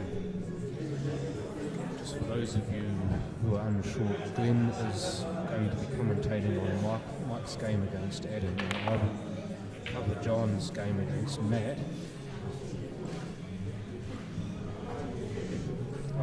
Those of you who want us to just tag team the games, as we are now, one of us on one match, the other on the other match, please tell us. If you want us to just go back and forth, then again, let us know. I mean, this is for you guys, so please tell us your preference. Adam's just played quite a good shot to get on this 10 ball here. He's got a lot of work to do.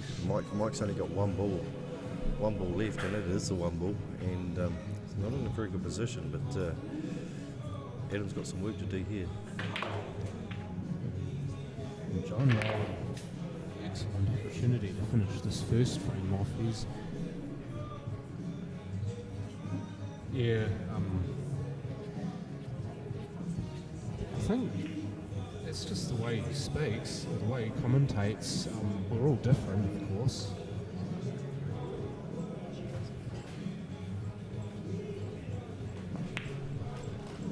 Oh, Jordan. It's something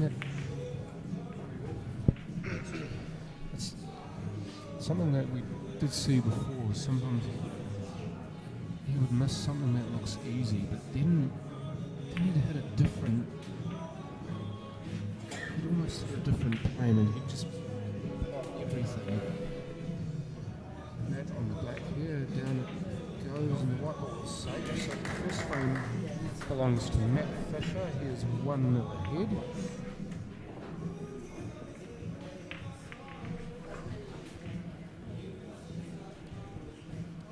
How are we doing on the other match, Glenn?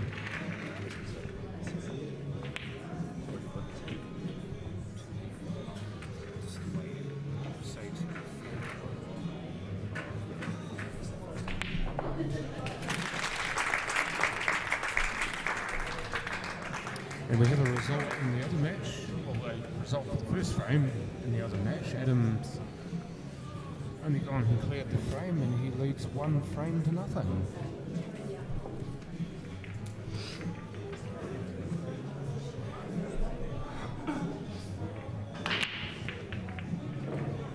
John now with the break in match number 1.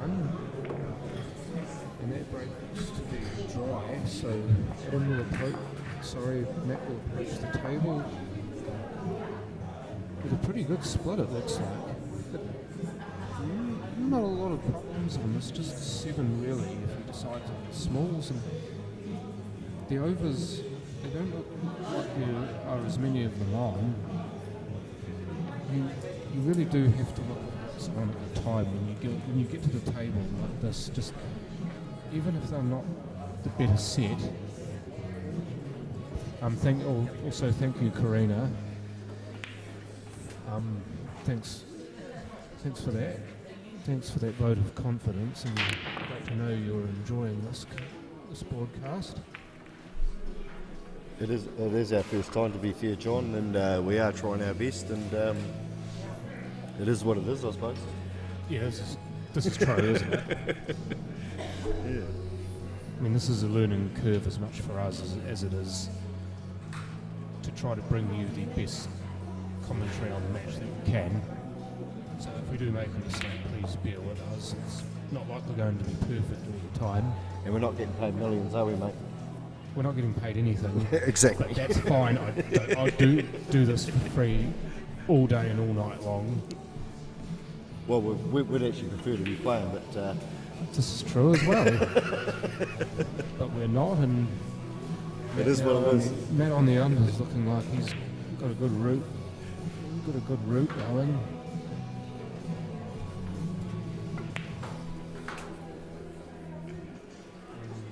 He's managed to get himself out with 1. That was the other ball that could have been problematic.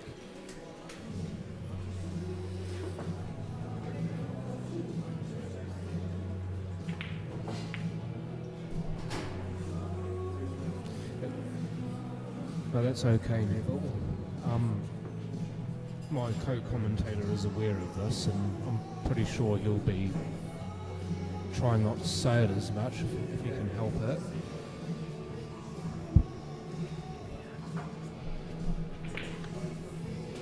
John now at the table. Matt having missed the one into the middle. The balls have actually opened up quite nicely for him in this. He can work the white ball away from that top rail. He'll be sweet. In fact, he's decided to block the pocket, deciding that discretion is the better part of valor. Matt now will try to hook that 7 out of there. May even be on for a double. Get it between the 5 and the 11 and be in business. That was a beautiful shot by Adam. That was a beautiful shot by Adam. Just hit the near jaw though, and now John will go to the table. Now with the 10. Thank you, Marcus. Now with the 10 semi-tied up.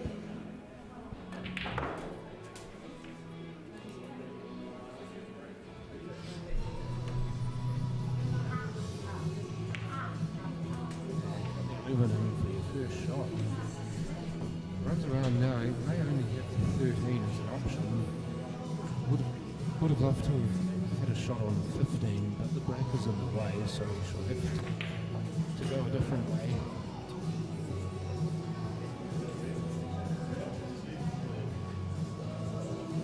Looks like he's going to try to cut the 12 into the pocket near where the 1 is.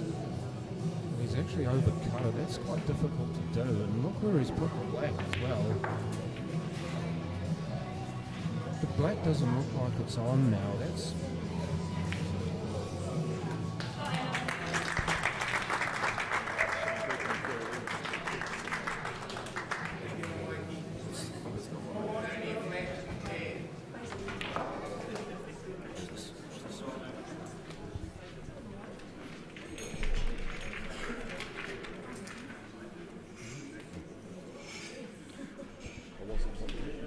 It 2-0 to Adam Lilly in the other game, by the way, just so you know.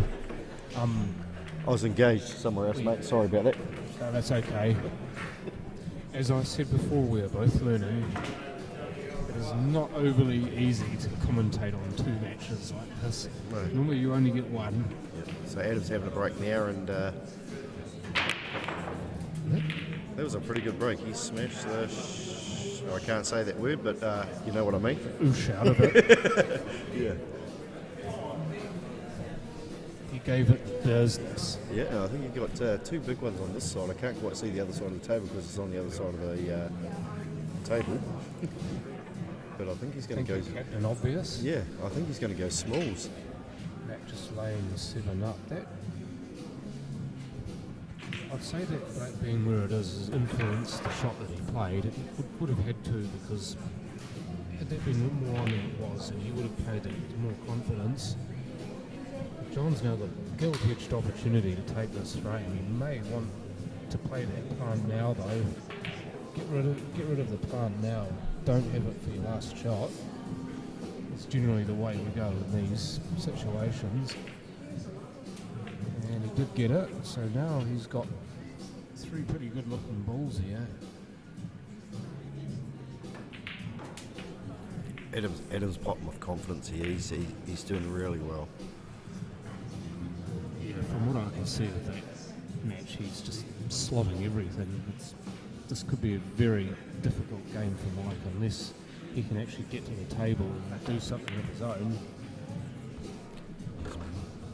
John coming up for the 12, he's done really well there. Just a wee roll in on this, and then he'll have a stroke back into the corner. It will depend on the way he strokes this. This for a share 1-all. And I stood up on it. Not a bad leave though, to be fair. You see him do that sometimes. I've watched him play, and sometimes he will stand up on shots, and that means it doesn't kill it the way he would like to. That's what's happening here, and if he stays down on those, he gets them. The long 7 to get back up towards the black. He's done a good job there. Very easy to overshoot that. But he's left himself somewhere near mid-table, so he can just measure this up, stroke it in.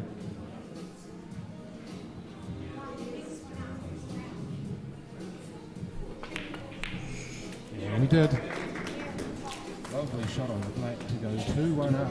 Sorry, 2-0 up. Michael Hayes back on the table now. He's potting quite well.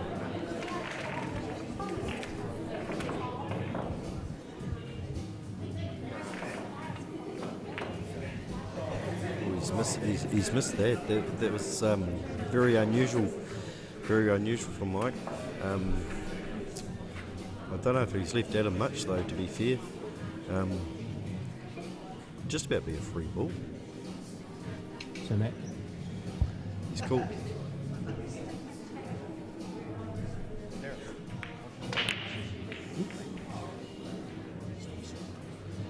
Matt with the break, he has potted a ball off the break. The 9 looks like the obvious shot here. The overs look pretty good, to be fair. He could end up running into that lot of balls near the black. If he runs into the lot of balls near the black, he opens them all up and it's just a much easier frame for himself. Adam's playing quite, what would you call it, confident here. He's got one ball to go here, and then he's on the black, and he's potting. Yeah, he's potting pretty good, to be fair. Pushed it further into the pile. 13 could very well be on though. If the 13's on, then it's still going to be open slather. Come out for 15. Leave himself an angle. It looks like he has left himself an angle. Come back to 13 on. Adam just potted an awesome black to finish that game. I heard that. Finish that frame, sorry, and he's just gone 3-0 up on Michael Hayes. That's big now. Mike's got a big comeback to come back from here. It's 3-0 up, and it's a pretty big ask. He's definitely capable of doing it. That was a beautiful shot. Yeah. You guys probably would have heard that. It just smashed into that corner pocket like you wouldn't believe. It was a beautiful shot. It's one of the best sounds on pole, isn't it? Oh, absolutely. When you know you've nailed it, it just hits the pocket, it just makes it whack. Matt here is actually, as we're saying this, has manoeuvred himself into a great position here. That may very well come off the black and into the pocket. Or it may even be on by itself. Let's find out. Yeah, off the black. Probably didn't get the light to bounce out as far as he would like to. I think if Mike even wanted an 8 ball here, it's he's about managed now. to leave it over the pocket. So no pot, but definitely got second prize. Although that break looks like it's slightly away from the pocket, so John may decide that he wants to smash the 3 in there and try and clear it out. He gets that shot, but he hasn't. He's missed his first one, and that will have the simple back over the pocket. Mike just went for the big break here, and his white ball's gone off the table, and she's pretty open here. If Adam can get the right choice here, I think he possibly could be game over, but he's going to have to play some good shots to get it. J07DS, I'm starting to work out who you are now. Jordan Maihe, by any chance? You seem to, because you seem to know an awful lot about the game. I'm not going to lie, there's some pretty good statements that you were making on the chat. But the little things like adjusting the bridge because it's an awkward shot, or having to stand up and re-bridge after you play a shot because you're not quite sure. Oh, the youngest Cootsie, so... Oh, Matt, is it? Or either Matt or Glenn. I'm just trying to run through them at the moment. John Gower, back to the game, is on the overs. Looks like those two balls both go. The 15 and the 11. It's the 11 he's potted. Jordan Coates. Oh, okay, thank you very much.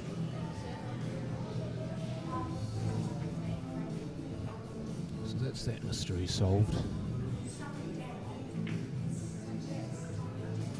John's the 9 here. It's the only thing that's stop him from finishing this frame. Get down somewhere about here. In fact, he's left that really well for a double.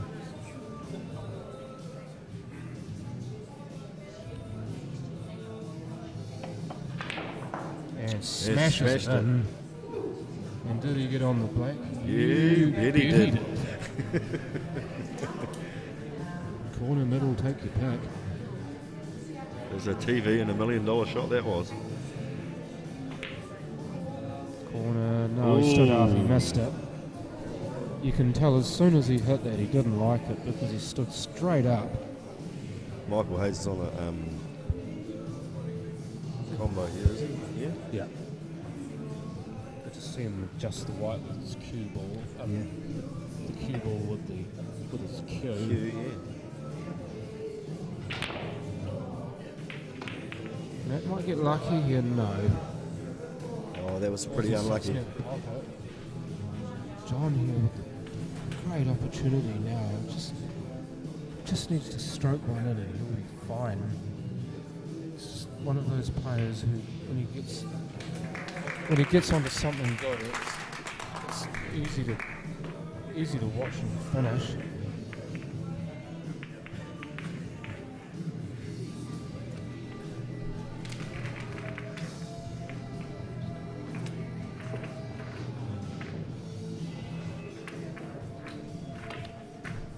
I shall very quickly leave you with Glenn commentating solo.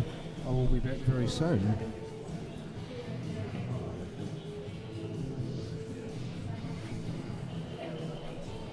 I probably just saw that.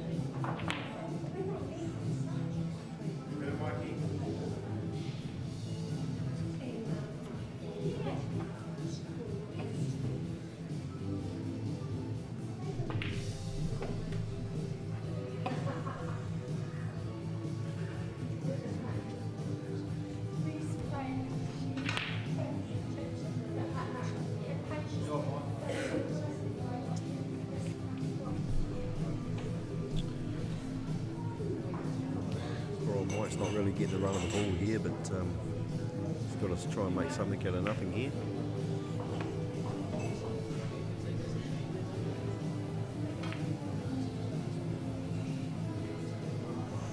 It was a bit unlucky. It was a bit unlucky to be fair.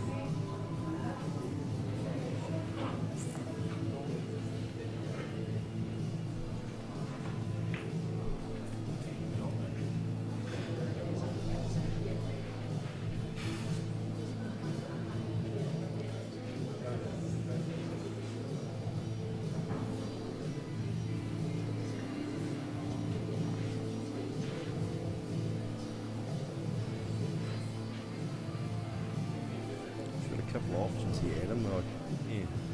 Don't really know which way he's going to go.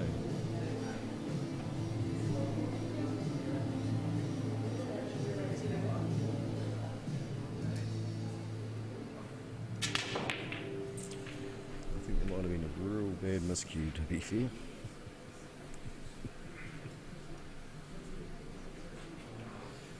Mike's got to try and take advantage of this now, being 3-0 down.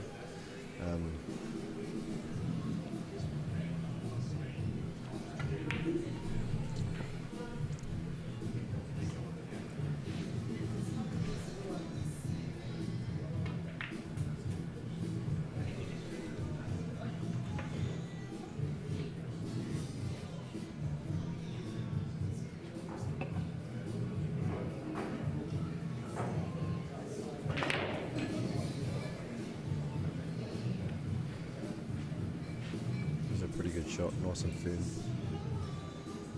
Perfect position.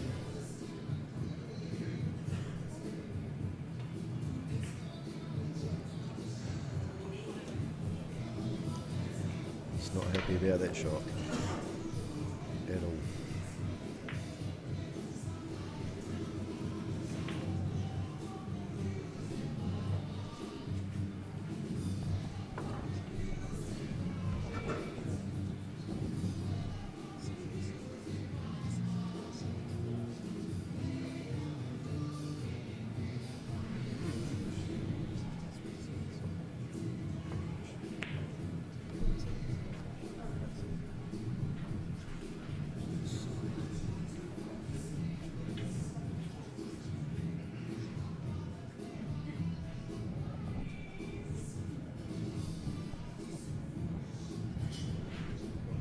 Yeah, just watching Matt here, not entirely sure what he wants to do. I've just come back and I've noticed that he's on the overs.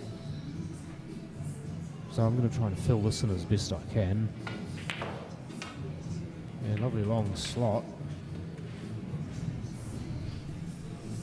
But now what do you do, because he's not gotten on the 12. He's not got the greatest shot of 13.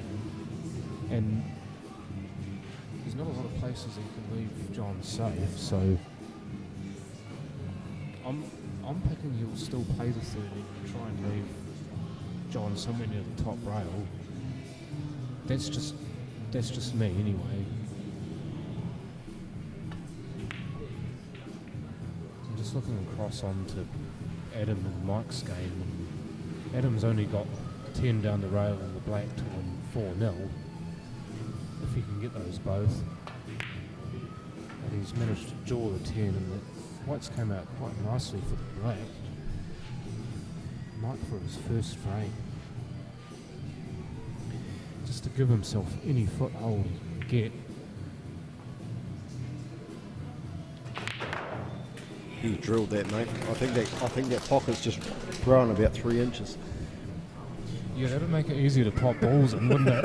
If that were true. You just wish that's true. You'd absolutely slam everything if that were the case. Yeah, I think that might build his confidence, to be fair, because he was down and out there, and he's got that frame now, and hopefully he picks himself up. Fight his way back in, exactly. And you know, being the defending champion, he's got a lot of pressure on him, and or 2 times defending champion.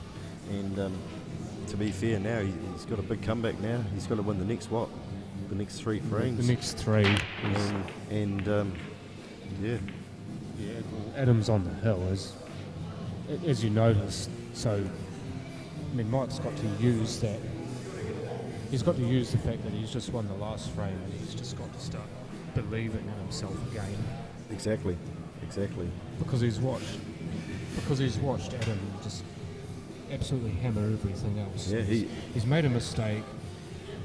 Mike's managed to punish him for it, get a frame off him, but now he's just got to stay on his grind, as it were. Yeah, to be fair, like Adam dominated those first 3 frames, and for Mike to get that frame, and now, hey, potentially he could come back and win it, but we'll see what happens. Watch the space.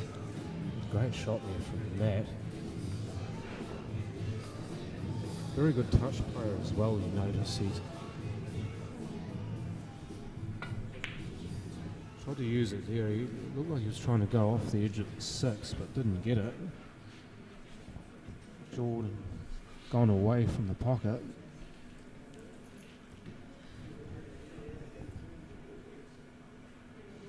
And now John again, looking like he's going to cut one into the middle.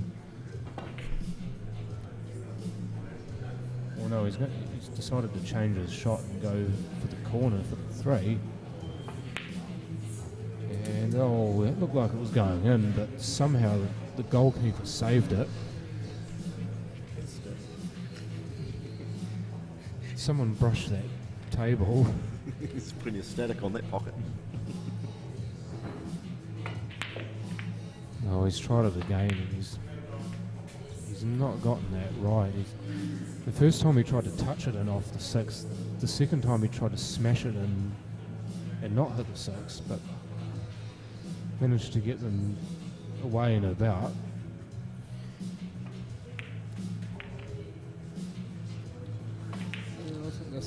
No, he's made the 5 on. Thought for a moment that Blake had blocked it, but no, the 5's spottable. Adam's just potting with confidence now, and I think he's got Mike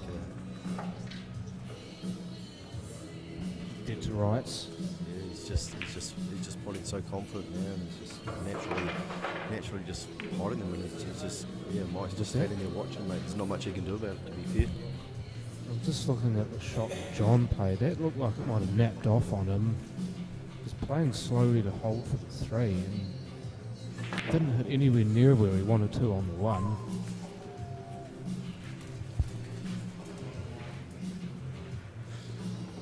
This time I dare say Matt won't be playing the 13 the same way.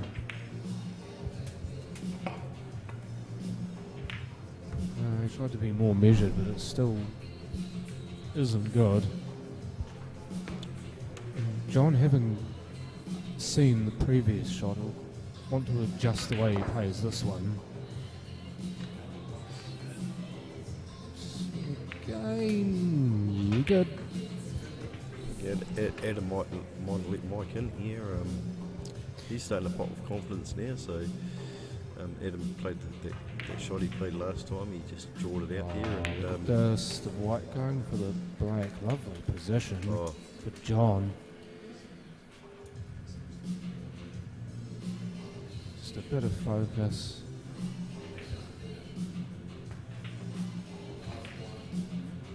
And down it goes. Mike's potting with 3-2 confidence to Matt Fisher, but John Gower with the last 2 frames to stay in the contest. Mike's potting with confidence now. He's nice easy 8 here. He's got that one. And now 3-2 on both matches as Michael Hayes cleans that frame up.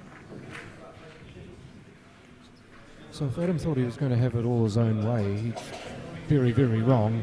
Yeah, the tables have definitely turned, to be fair, on both matches.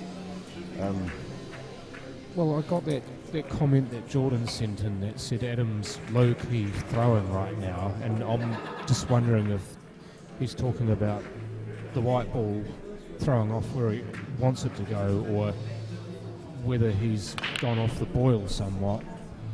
I'm thinking either of those usages, and I'm not entirely sure which one he means, but either way, he was 3-0 up, and it's now 3-2. Yeah. And he's got to refocus for this one. Yeah, Adam was real confident. He was just potting good, and maybe he got too keen and just like he stuffed up a couple of easy shots, and Mike's taken advantage of that. And he's playing bad shots. There you go. He's coming back. He's coming back good, and this game's anyone's now. To be fair, both of them are. Yeah, I mean, Matt's not had this his own way either. I mean, John Gower played against me before, and I was 3-0 up on him, and he won 4-3, so he shows how well he can fight back from a big deficit. And again, and I was talking about when he gets on a roll before, his confidence level just skyrockets. He starts to get a little bit of that swagger back. That's the thing, eh, mate? They're all there for a reason, and yeah, they're all potential finalists, and they're all playing like they want to be in the final. They're all playing like they want to be in the final, and I think a combo from Mike there. That looked like Adam potted Mike's ball. No, I don't think the frame's established yet. Well, no set established. No. Well, you know, obviously I can't call it, but I do believe the rules have been changed regarding that. With a set established, if you do pot the opposite set, it's now a combo and not a free ball, because the rules are now being applied in a different way. It was something I was talking to Barry Appleton about it, and he is a referee. He's a head referee and a referee trainer, and that's the way he explained it to me. And this might sound quite technical to a few of you, but this is just regarding when there is no set established, i.e. when there are no, at the start of the frame, when there's been nothing potted legally to establish a set. See Matt here just low-key to borrow a term. Looks like he's just about to finish this frame off. I think there's a beautiful shot by Adam. He's just called that ball in And play. there it goes. So Matt Fisher is our first ever finalist of today. There was a bit of confusion about whether it was a race to 4 or a race to 5, but it is a race to 4.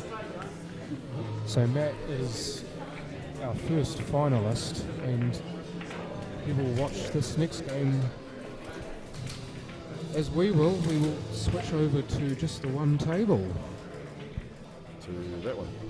So 4-2 Matt Fisher, first semi-final. Second semi-final still underway, as you can see. And Lily is leading 3-2. The last shot Adam Lilly played, mate, it was a beautiful shot. He put the 3 in that corner there amongst all those other balls, and cool ball in play.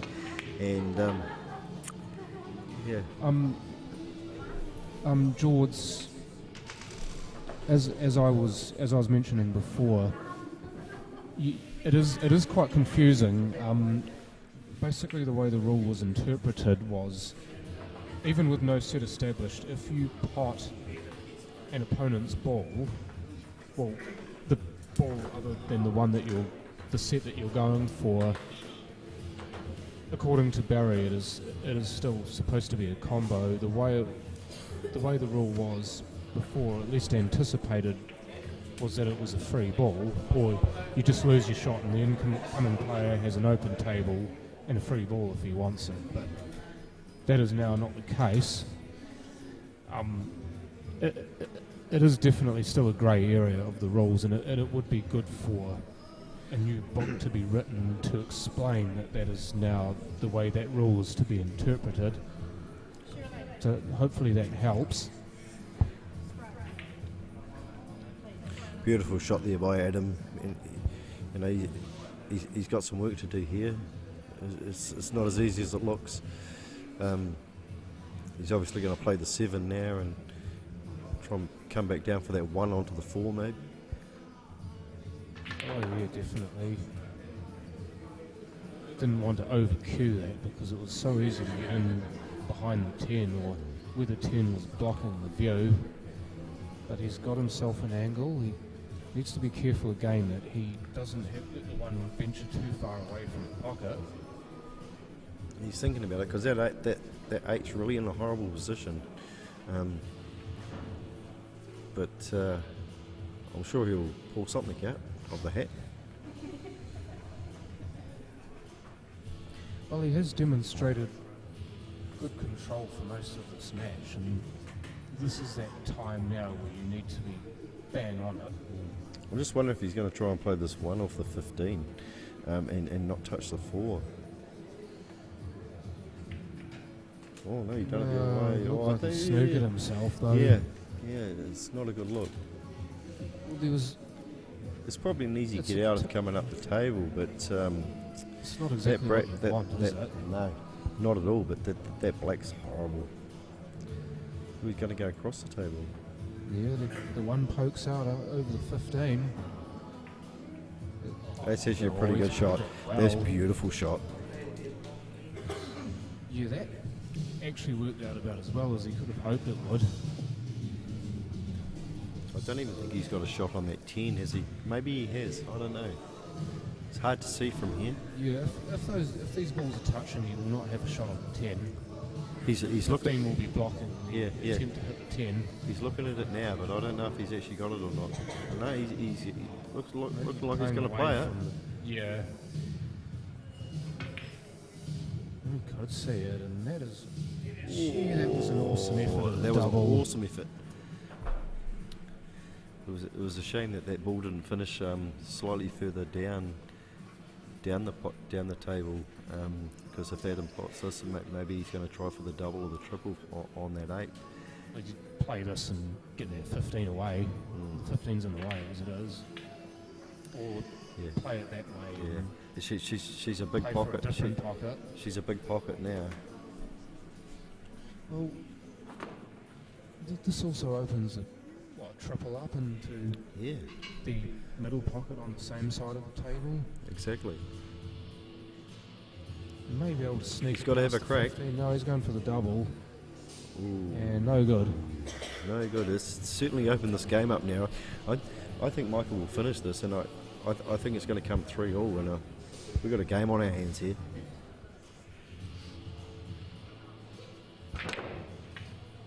Yeah, that had to be forced as well. He had very little angle to work with. He's done extremely well to get it out there.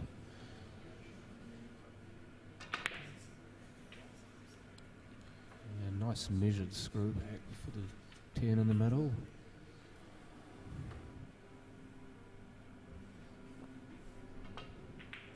run 1, 2 rails. In the middle, you would have thought, but it's well on for the corner. I One think good shot. Yeah, one good shot, and he's right back in this game, and it's like the best of one. And he absolutely crashed it. Wait for the white ball. It's nailed okay. it. He's nailed it. We got the best of one here, guys.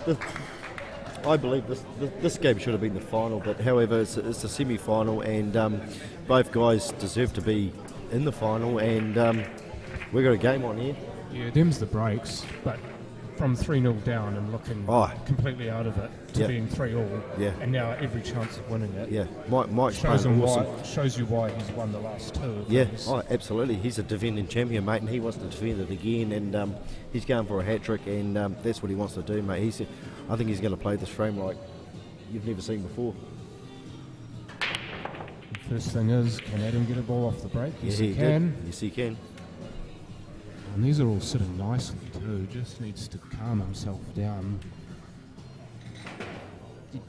You'd get all sorts of antsy if you're 3-0 up and the other player fights back to get 3-all. But Adam's been in this position so many times before. He just needs to grow an extra leg here and finish this frame, get it done, get to the final.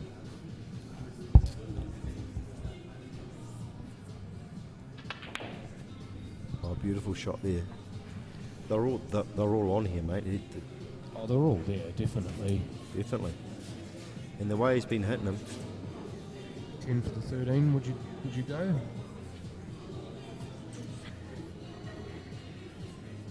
Yeah, I don't know. It's hard to say. He's going back for the 9. He's going back for the 9, isn't he? 13. Was it 30? I've obviously colourblind on the TV. Well, in fairness, with the lights on the table, it can make an orange ball look yellow. Yeah. But that is the 13 that's he's lining up for now. It appears that the 14 passes the 12 as well. Probably not the position he wanted though. Yeah, I don't think it is either. He's got a wee bit out of position here. I think he's going to, whether it wanted to be a bit straighter on that, didn't he? Yeah, I think he might try and cut that 14. I think it's a 14 into the middle here inside that 12 ball, and then come back for the 11. Yeah, run the gauntlet, go around the 6. Yeah. Oh no! Ooh, that was different. Yeah, he tried to play the billiard instead, and it didn't work for him. And now Mike's got the same open table. Yeah. In the sense that there are not a lot of balls that are covered by anything. The set has definitely been established. Yeah. It'd be interesting to see which way Mike goes here. I think he's going to try and play the 7 and knock that 3 back out. Oh, you get rid of that obstacle perfectly. now. He's played that extremely well too. Oh, absolutely. He's got a lovely touch. He's a lovely touch player. I honestly think this game's over, mate. I don't think Adam's going to get another shot. Well, all things up, he shouldn't get another shot. We've seen some funny things happen at sea in this, but if Mike can continue what he's doing now, then you'd have to believe Adam's not going to get another shot. Look at that. Screw back. It's beautiful. And what's the key to getting that work on the ball like that? As a man who's most likely managed to draw the white ball back the length of the table before. Yeah, not. That's just a different level, isn't it? Absolutely. It's going to be interesting to see what Mike does here, because it's all stroke, isn't it? You just I think stroke through the ball. Is he going to try and screw back here to get onto that 2, or is he going to? Yeah, he's going to try and screw off the black here with a look of it, just like that. And he's played with to almost perfection.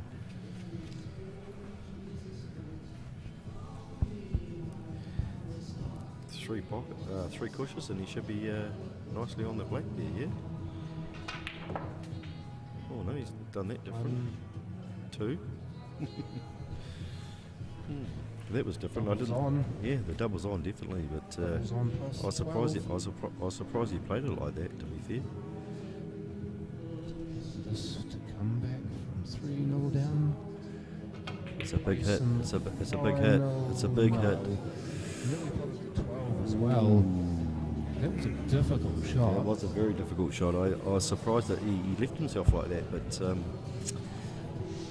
that's the way it is. Well, it's pretty hard to criticise, isn't it? Yeah, because we're sitting here and we're not playing. Yeah. But to be fair, When there's so- when there's so much- to be fair, Adam's on the back foot now, and he's got to pot 3 good balls here. And to be fair, he's got to pot 4 good balls, and you know, to take himself to the final. But whether he can do it or not, it's Well, he didn't have the easy pocket in the middle open, did he? So no, exactly. either had to play bite the ball and play for the corner, or definitely play for a double. Looks like he kind of ended up in between. 14 gets that. That was an awesome shot. I was surprised he played that actually. I'm not at all. I think that was the right shot. Do that. Play this one at a nice, easy pace. Get the angle on the 11. He's got to play this 12 into the middle now, and then play the 11 into the corner, and obviously the 8 back into the centre pocket. Yeah, all speed does. Yeah, nice shot. Nice shot. And Adam, as you would have You seen, just got to touch them in there, mate. You just got to touch them in there. Especially earlier on, you would have seen how good a touch player he is. Just like Michael's an excellent touch player. Adam's showing them how you play touch ball. This is a precious shot, though. This for the final. He'd be stoked he got that. Awesome game, awesome game. What an awesome match that was. Two great mates, two great competitors, only one can win. And on this day it is Adam Lilly, he beats Michael Hayes 4 frames to 3. So there will be no three-peat for Michael, but he can still be mightily proud of how he's done today. That was an absolute wow of a match, and we have one wow of a match to go. The final of Tier 1 will be Adam Lilly versus Matt Fisher. That match will be being played very, very soon. As the cameras will be moved to that table, we will see you very soon. Thank you for watching.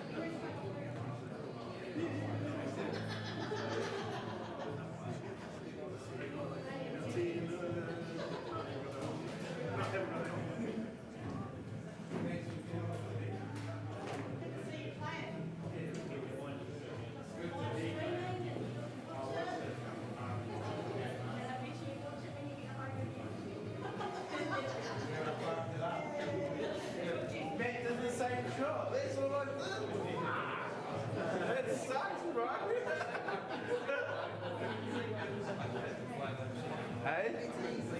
No, that's what I mean. That's what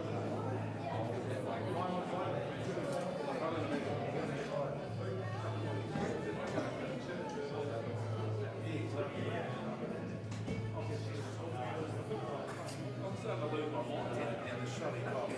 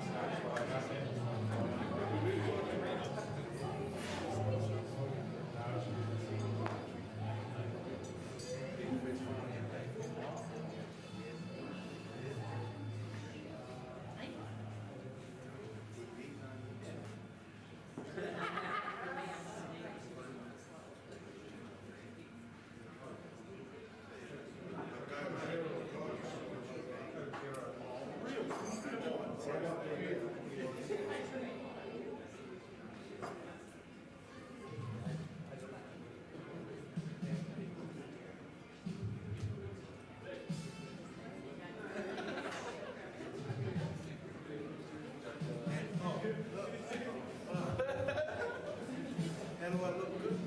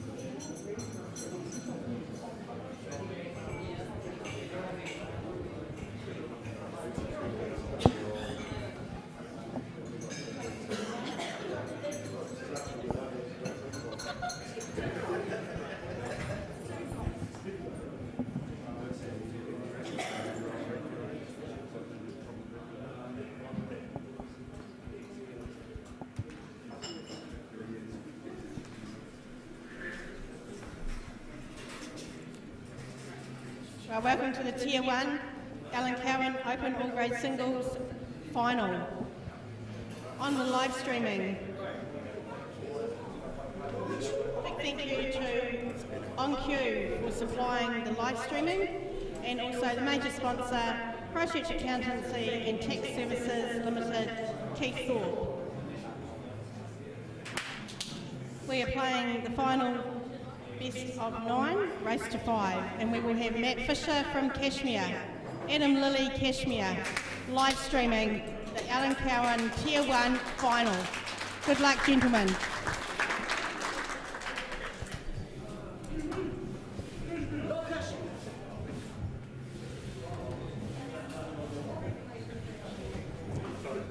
And the referee for this match will be Peter Wilson. He is shaking the players' hands right now. Toss the coin, and it's a tail. Who have we got to break? Adam's setting up. I don't know whether they're going to wreck their own brakes or... I think they are. So Adam's braking.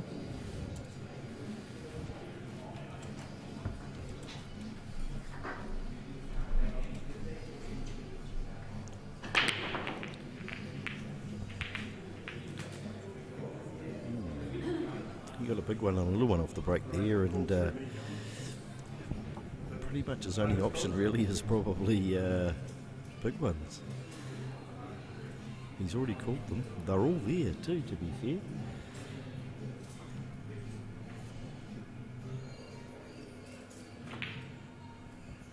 Set established. Set's now established, so Adam's on big ones.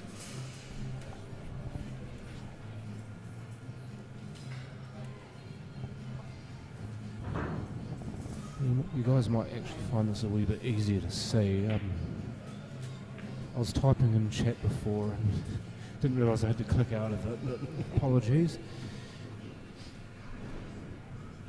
Yeah, same two guys with you, John Saundercock and Glenn Thompson.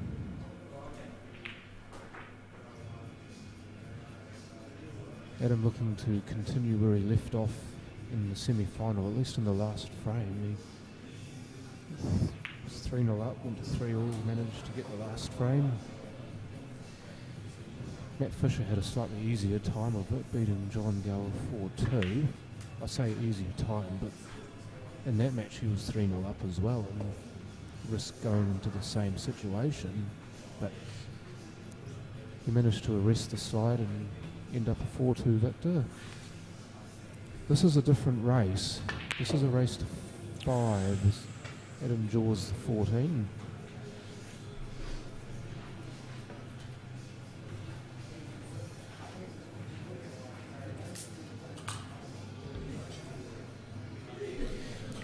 Also, as just a discussion on the rules regarding open table, and if you play or pot the so-called wrong set, if you nominate overs and hit an under first or pot an under, as I've been told, it's supposed to be a combo, even though it is an open table and shouldn't be a combo. That's the way we've been told it should be, but apparently that is supposed to change. I mean, obviously watch the space, but Barry Appleton's the man to talk to about that. He's potting with confidence, man. Yeah, that was a great punt. He still managed to keep the 7 blocking the black in case it goes wrong. In fact, you may have to play it now, but that should be fine if you can see enough of it.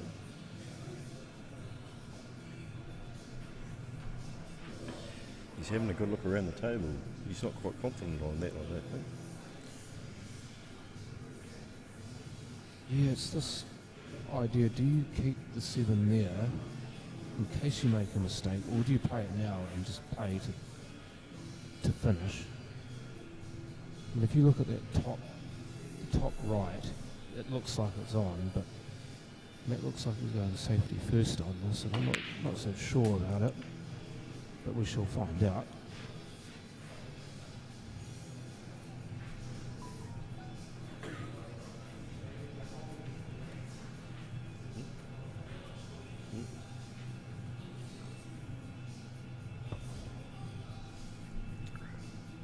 another 7 perhaps. Yes, he did. Confident. That's Ooh. why he's there and we're here. Yeah, pretty much. More confidence than you might realise. He made that by getting a great position. Because that's perfect. That's perfect. It's so easy to get tied up on the black there. That is a lovely pos on the black too. Bet you Adam's regretting drawing that ball now. Oh yes, and especially now because Matt has potted the black and he will go 1-0 up.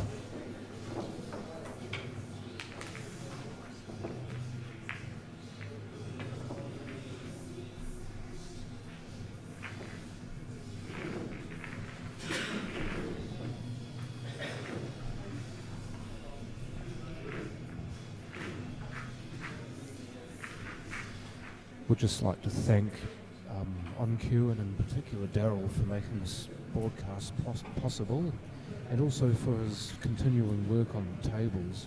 Great stuff, mate.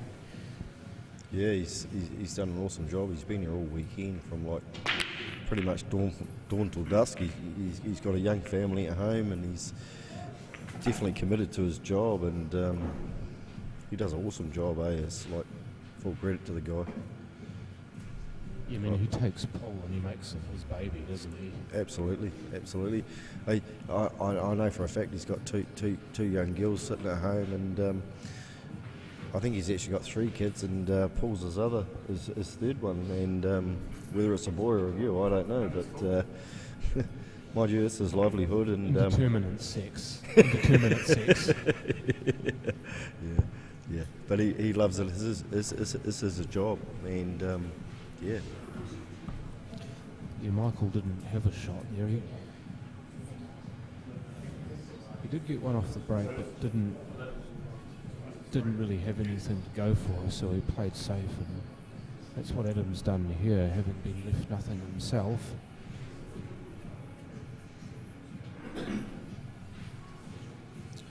That 12 could be on for the middle, though. I don't know. It's a bit close to me. If he left him right next to it, then I wouldn't be trying to pot it. I'd be just having a tap at something. He's just having he's just play safe too. I think he's just yeah. That was a pretty good shot, really. Yeah, I just wonder if the 13 may be on.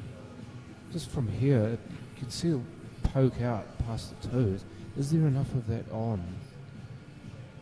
No doubt he'll be looking at it now. I mean, he's got an eye for detail. Obviously, obviously it's not. Safe. He's just it's just like.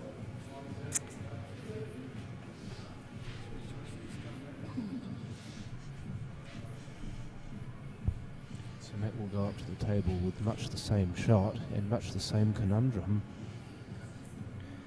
Yeah, sort of no set established. It's like. Who blinks first? What do you do? Yeah. Do you have a crack or? Well, if you have a go and it doesn't pan out, then you leave the table nearly open for the other player. I think they're just trying to goad each other into making a mistake and leaving something on enough to really have a go for. Ooh. Yeah, it's not going to rage. Did he even hit a ball then? No, he did did he touch not. the 11? Has he played that away or not? I don't know. The referee's call, but I actually missed the call. I don't know if he did. I didn't see anything move. I could be wrong.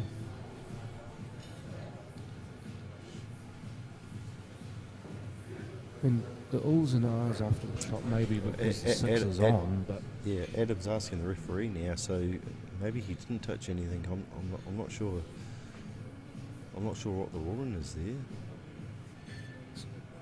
Yeah, I think it's an open table free ball, according to old Greg here sitting behind us, mate. He's pretty good. He's been around for a few years. He's not quite ready to play in the Masters yet, but he's still been around for a few years. And yeah, that's what he called. So maybe he's right. Established. So the stalemate, as far as getting set up and running, is all over. And Adam will now play the one out into a more potable place and leave Matt close to stuck on the 15. Maybe that 13 is on. Maybe he's going to look at that, or maybe he's going to push the 12 or the 9. Yeah, absolutely. There's plenty of balls there for him. It's just whether he could just touch that. He could just touch that ball though, and try and play safe and leave Adam nothing. Okay, thank you for that clarification, Murray. Murray Davies is a referee himself. He is also a grade in Canterbury pool. Yeah, if you play an under, for example, pot and under, but pot and over in the same shot, no set established, it is not a combo, it is just a free ball or an open table. So thank you very much for that, Murray. I'm not entirely sure what Matt was trying to do there. It looked like he was trying to be aggressive and take the frame to Adam, but as it is, he's left Adam on. Good to see you watching, Murray. Obviously you weren't last night, mate. We had a bit of fun here and you weren't here to see it, but however, it is what it is, mate. And yeah, good to see you watching now, mate. So yeah, that's good.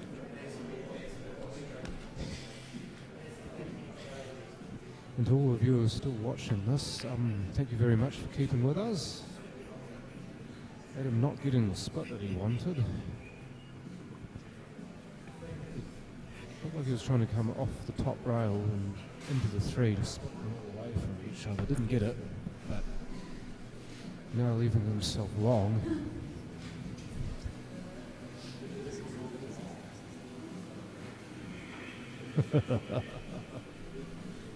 Good on you, Buzz.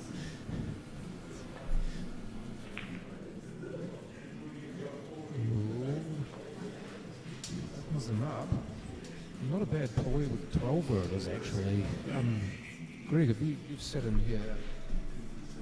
What's your take on the match so far? I know you've been watching it. Yeah, I didn't see the first frame. I come halfway through this frame.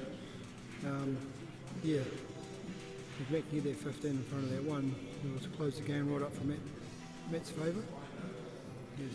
Yeah, the opportunity right now, isn't it? Yeah. He took the pot on. Or he did, and he managed to get onto the 12. That's actually a very good shot. You had to either block that or play it to get 12 out. Either or, no point doing anything else. That second option looks like it's worked for him.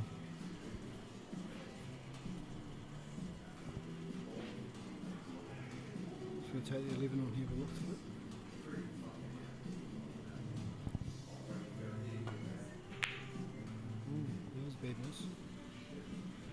Yeah, he's rather squandered that. He got himself into a great position to finish there. He played a lovely shot to get the 12 out and be on something, but missed the 11, and now Adam can finish the frame off.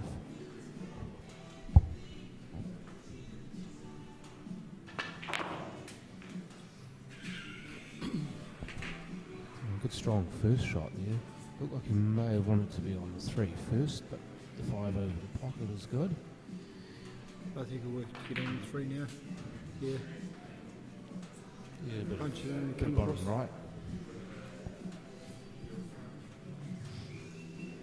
Just needs to be careful what sort of rub he gets off the 13 here.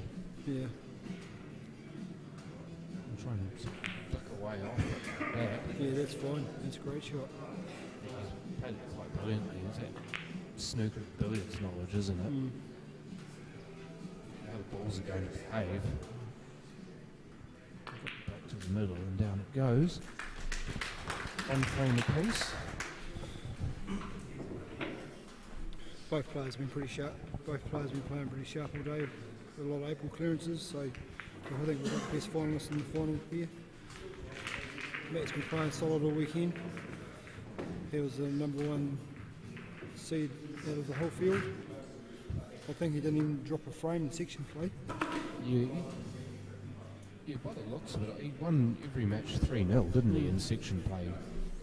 Just for those of you who don't know, the section play was 3 frames and you had to play 3. So even if you were 2-0 up, you still had to play the 3rd frame. And Matt managed to win all 5 of his games 3-0. So he was the number 1 seed, and so he has proved by being in the final. And Adam Lilly is just class on almost any day.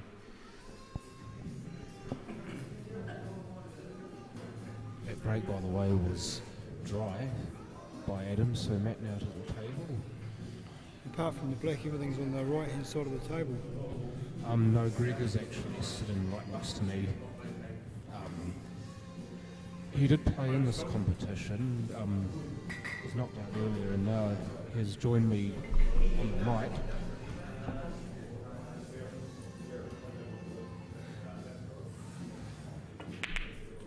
Yeah, no, I wasn't down South Murray. I played in this all weekend. But I know what you're getting at.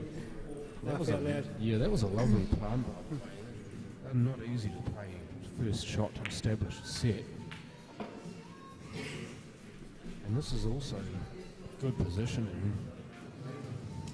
Get himself amongst it.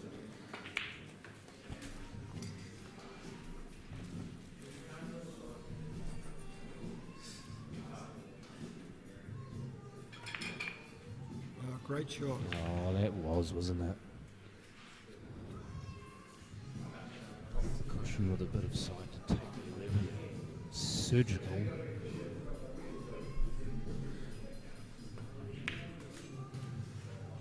The run, yes he does. Now either to run into the 9 or to try and get past someone for the same pocket. Which way do you think he's going to go, Greg? I reckon he's going to screw off the 11 and come across the table and leave the wide on the bottom row and come over this side so he's got a straight poke pass the 4. So 9 in the same pocket. Yep. He has. Yeah. And played it well. Just off angle on the 9 so he can just run towards the black.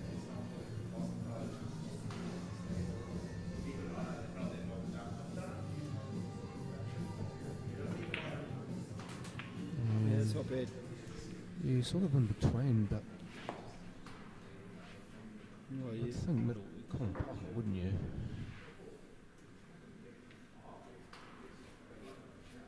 I mean, that top shot you can see makes it look like a bigger cut than it is. Yeah, it's Yeah, he's played that beautifully. Oh, good shot that. To finish, to make it 2-1 Matt Fisher.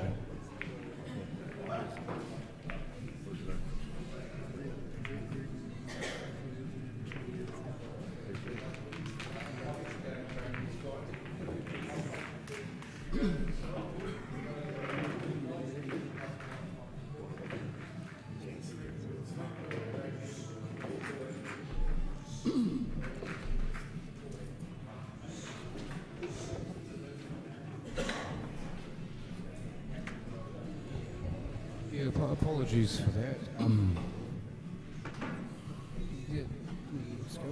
Yeah, the score is actually wrong on this particular sheet. It should be 2-1 to Matt Fisher. I forget that we've got 2 different views. We'll just switch to the other one now as the break has been completed. Matt with the break and with the ball down off the break. We'll have the first choice at a set.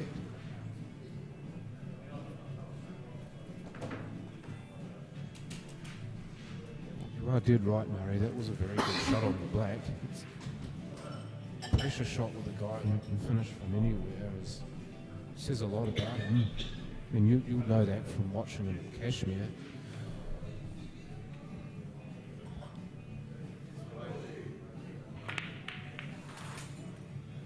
Oh, look at that.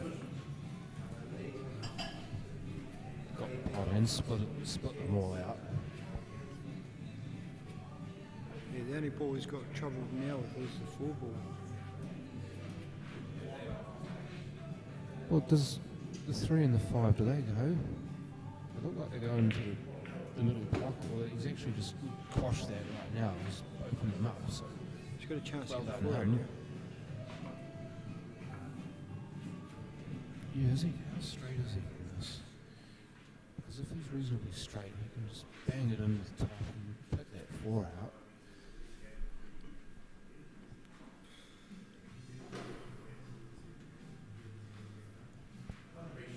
looks like he's just lining that angle up now.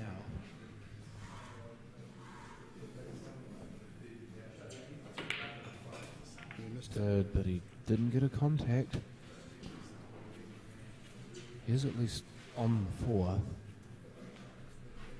So if there's something he can do with it, then he can do it now.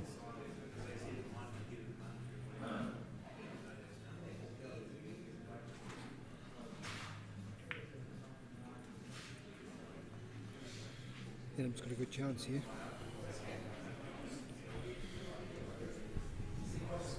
Oh, this one he's going to get, really. Choice 2 or 3 balls here. He could take 14, he could take 15, he could take 10. 10 for the 13, yeah. Yeah.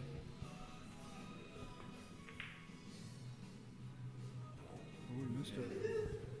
Yeah, tried it slow, and I mean, he had to play it slow, he had to play at pocket speed to hold for the 13, but sometimes when you do that, it doesn't quite roll the way it should. Just have to trust your stroke on those slow shots as well as to trust your stroke when you're hitting them harder.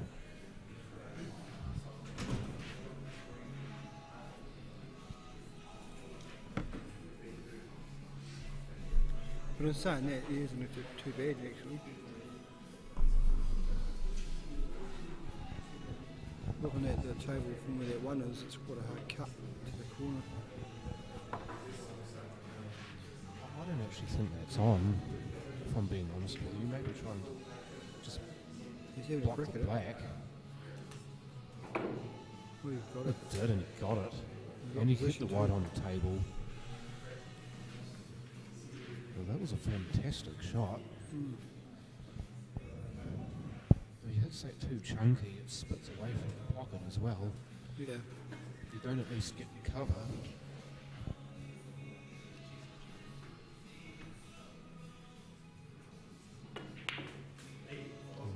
Oh. 6 out. No, that's a fantastic Yeah, shot. and he got on the 5 too. Lovely stuff.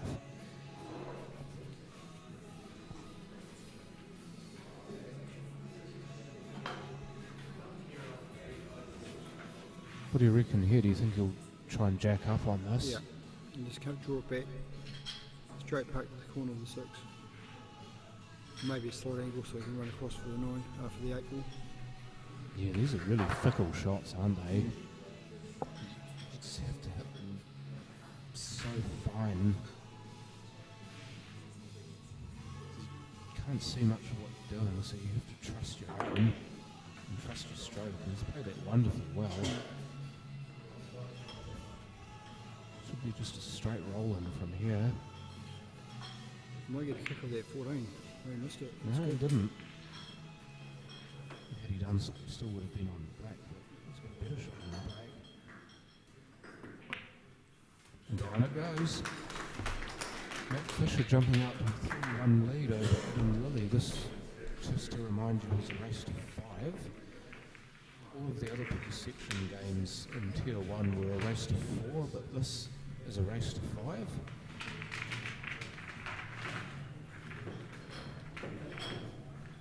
There you go, the score is now correct.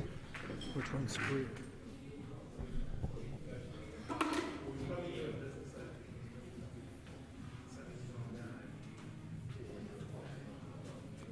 It's 3-1 now.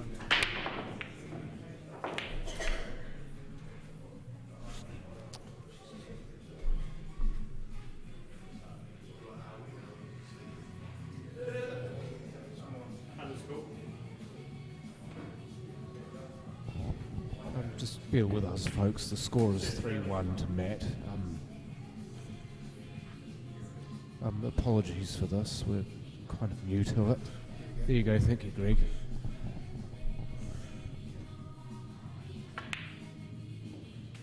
Oh, lovely shot. I mean, just a quick call. Those of you watching the stream, would you prefer this view or the diagonal view? Just give us a yay or a nay. Just experimenting at the moment, we just don't want to change it too much.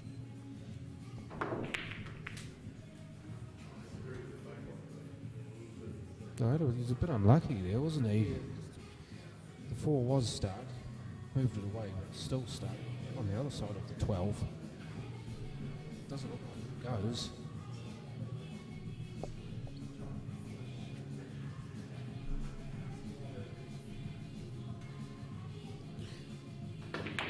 Thanks, Steve and Murray. Okay, I shall stick with this view. Stevie D20, I'm picking that's big time Stevie Denton. Well, Murray Davies, you've just given yourself away, haven't you? Oh, bad luck. Well, had one of 2 opportunities there. He could have either set behind for the same putt before he got it away. Unfortunately, he didn't get either. And now the decision to play safe or not. So he's looking to play safe. I'm leaving what right behind 12. Yeah, that's good. Good enough. Containing safety.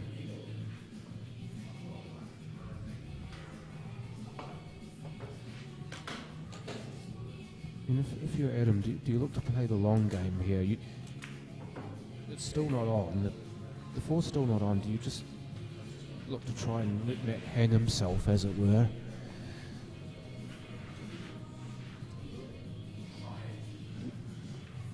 Yeah, well, I think what he'll do is wait till Matt gets rid of a few more balls and then leave that 4 on the 12 and then try and promote as 1. Maybe get a bit of coverage for the black.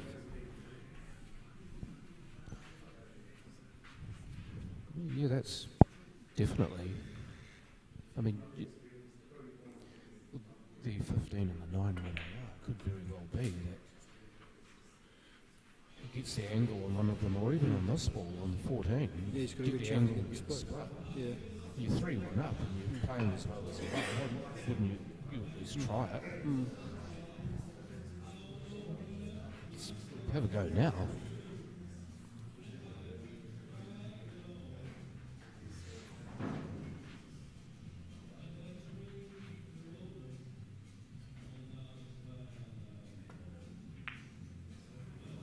Leave it over the pocket, I think.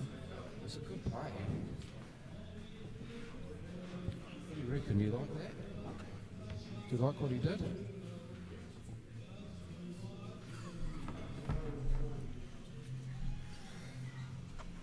Greg's just checking his phone, sorry. So we've got a North Island viewer here giving me a bit of shit via text. He, yeah. It's pretty standard though, isn't it? Yeah. Standard stuff. It is. If he was good Tell enough, you he what could have they played can- in this too. I tell you what, they can play ball though. They're bloody good ball players.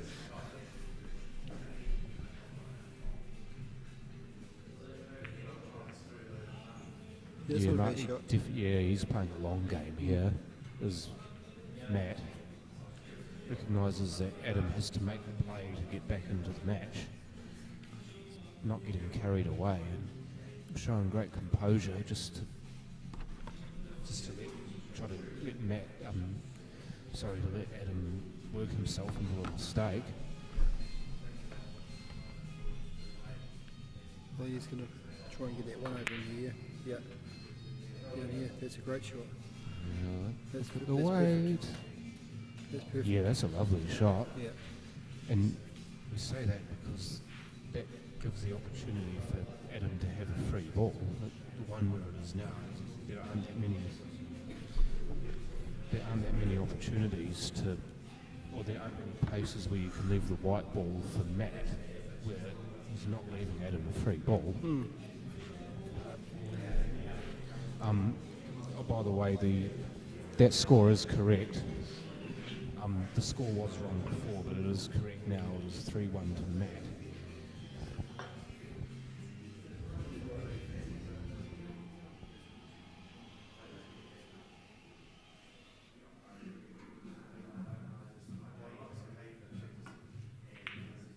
Oh, look at that for a cut. Split it up. Oh, yes. Yes, if you love great cuts, and you do, and you manage to get position too.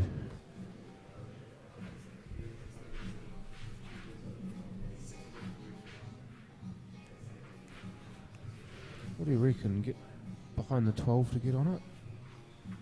Yeah. Screw around behind the 12? That's probably the most natural shot, is play the 9 first and come out under the 12, and then he's got the angle to come out for the 15, and then the black. Yeah, sort of bottom rail and just past it, right? Got to make sure he doesn't hit it on the way through though. He doesn't, and he's played that perfectly.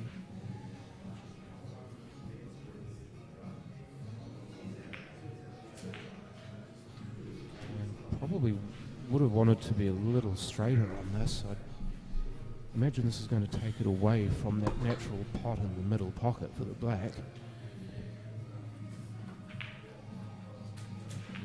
Oh, and he's gone around the black, and he'll put the black in the same pocket, one would think. He's giving you shit, eh? He told me he was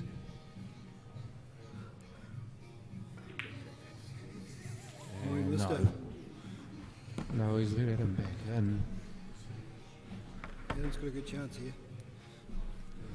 Yeah, I'm not quite sure what he was pointing to. No, he wants the white ball cleaned. Matt might have gotten a kick on that. Pointing at it like Matt got a kick on that previous shot, and if he did, then Adam needs to make sure white ball's clean for his shot so he doesn't do the same thing.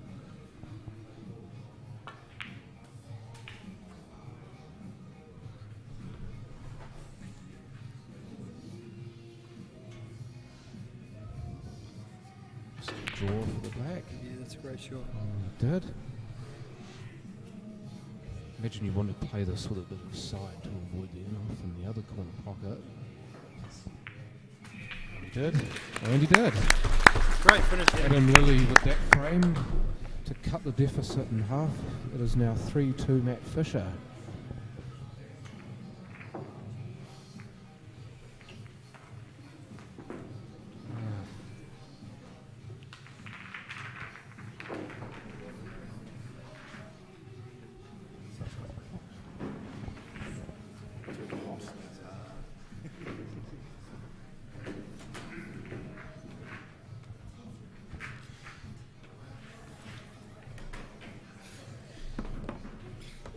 Yeah, it is true that you do the hard work, but sometimes you just don't get the result, and that's pole, and that's exactly what happened to Matt in that previous frame. I think the turning point was that one ball that Adam played to get down into that position, sort of gave him a chance as well to try and block that ball off. Yeah, I mean, he put that any sort of doubt in Matt's head, and I mean the shot was all the shot was all there for Matt. He just had to compose himself better than he did and just put a good stroke on the black, and he would have been a 4 up. Now I'm hearing that the stream is a long way. Oh no, he's retracted his message. We just switched views. Is the stream still behind the commentary?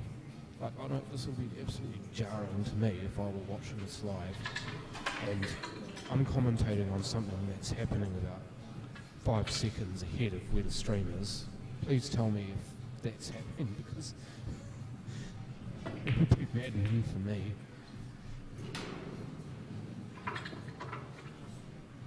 Also, I love the comment that you made, Murray. That's class.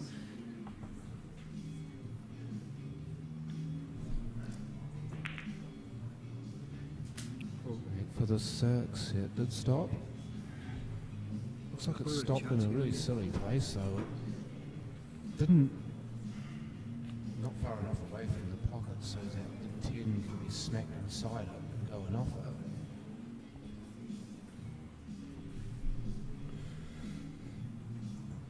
it. And also, Mark Grigger, I noticed you on commentary. I hear the name as you being the person who originally coached Adam. Is that correct? Bad line. He tried to go inside the 6 with that. Yeah, that side of the pocket was open, wasn't it? And that was the time.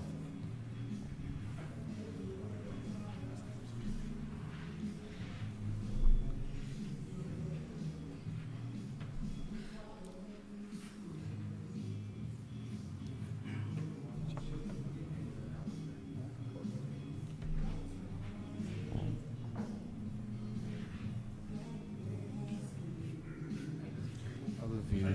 Dan Bowen will seem to have gotten a mixed reaction on which view he should have. In fact, I'm going to switch right now. There you go. Oh, that's a great shot. Pulled that two out. The black as a combo, didn't he? Yeah. Can of course nominate the black if you have a combo ball and take it as a free ball.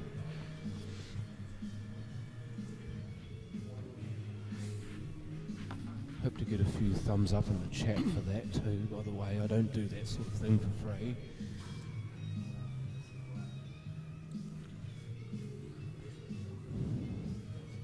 Now eyeing up the 5 over the pocket.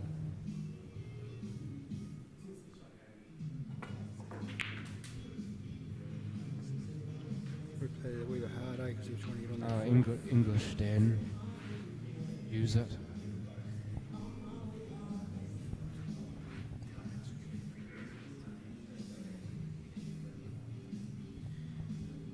Oh yeah, by the way, sorry about that, Mark. It's Greg East is my commentary partner at the moment. I should have mentioned that before. Apologies. Well, we're about to have a break in a minute, and Glenn Thompson's about to step back in, finish the match. Oh, Danny boy.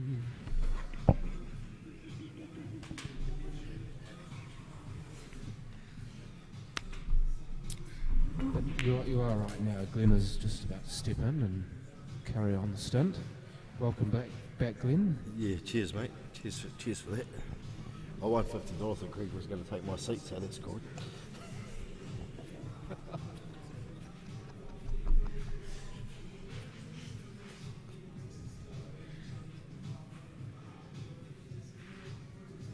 Oh, Murray throwing a bit of shade. Good old Murray, eh? It's a big shot here. Matt could be going 4-2 up and you're throwing massive amounts of shade. That's a big shot, mate. Yeah, what's like a stun screw? Stun screw, put the black in the corner pocket, bottom right. He's playing with confidence away. Oh, Jordan, where's it going to finish?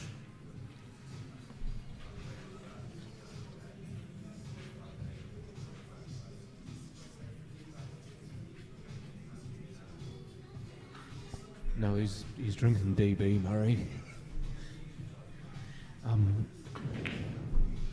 to the game, if I may. Yeah, sorry about that, Murray. I don't think that 15 is on directly. No, not at all. But it is off the cushion. Maybe thinking about that and even slot a 14 at pace and run into the two of them. He's having a good hard look here. Is that angle on though? It's off angle, or will the white cushion too far away from those two balls if he slots the 10 in the bottom right?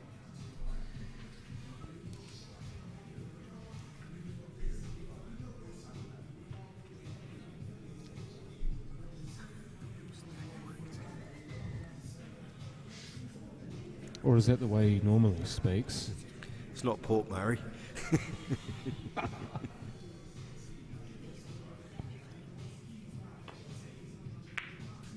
the cushion, well played. Yeah, awesome shot. He's got a big shot now, though, to be fair. Yeah, down the rail, right? Down the rail, and he has to make sure he gets enough on it to get close enough to the 14. We'll have to make sure that he gets a lot of top on this too, because if he does miss it, he doesn't want to leave net an easy double. Absolutely not. Oy. That's not a bad shot, really, to be fair. That would have been magnificent if it got him. Magnificent as it is. That's long and nasty for Matt.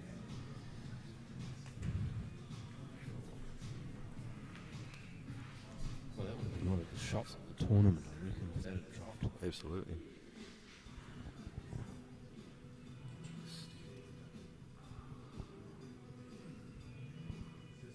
Rooting for a fellow Silver Belly. I see that is a Oh, that was a wonderful beautiful shot. shot. Beautiful shot. One more of those, thank you very much, and be 4-2 up.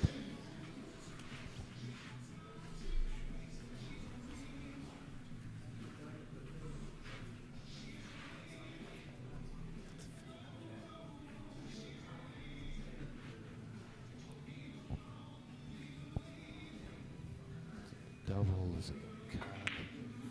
Double into the middle. I think he's playing more safety than anything, mate. I don't think he was actually playing for the double there. I think he was playing safety. Yeah, it was a bucket tray shot, wasn't it? Yeah. If he nails his 10 though, she's all over, I think. Yeah, no, good at him as usually with his long shots. He just absolutely smashes at him. Plays snooker, don't forget that.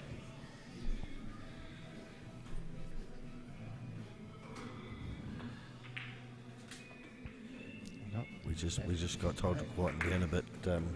Obviously they can hear us on the play table, but obviously it's perked Adam up because he got that frame and it didn't pull him off. So didn't seem to affect the way he played. He's going for a bathroom stop now, but that's okay. So we'll just pause for a bit and maybe we should do that too.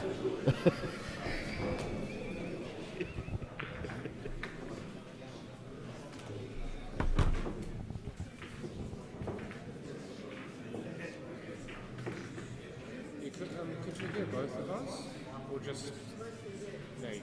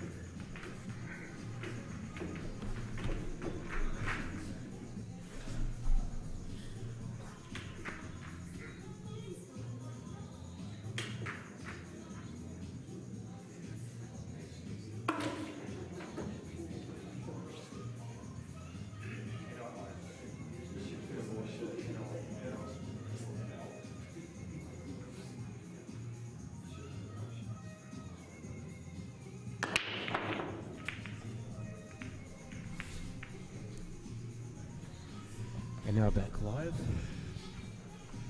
Matt Lilly to break. Adam Lilly, sorry. Oops. Maybe I'm in need of a DB. You should stop drinking that Diet Coke, mate. It's doing something to you. Coke Zero. Overs nominated. Overs potted.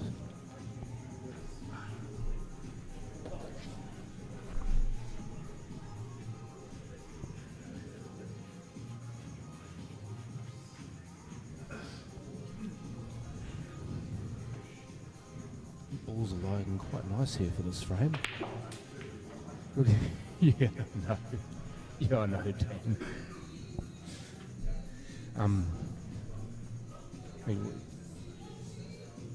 two keys for this. 15 on plus the 4, it looks like it is, and where to go for the 12 and the 9. And they're both well on, but they're kind of cut off to half the table. He's got himself nicely onto either of those now.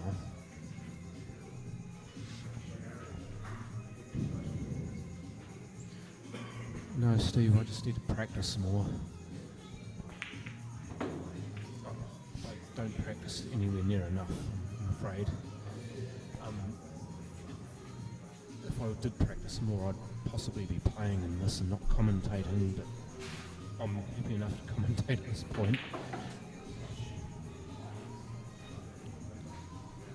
Angle is there for Adam, just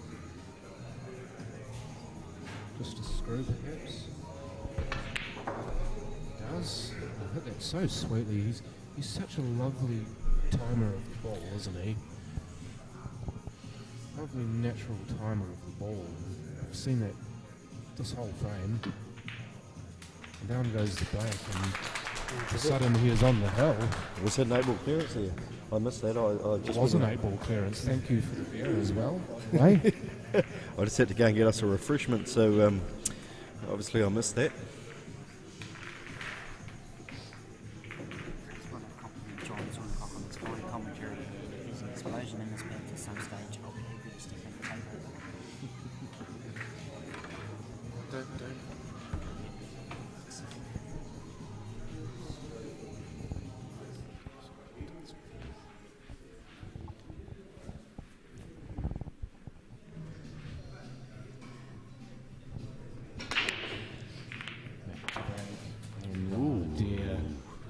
White ball went down and a big one. There's lots of fire in the hole, but one of them, unfortunately, is the white ball. Adam to try and take advantage, but this it would have been a break and clear, but it will pretty be messy down here. It's a break and a clear, but Adam's going to be the person trying to get clear. It's a bit unfortunate for Matt that he went in off the break because it was a big smash of the break.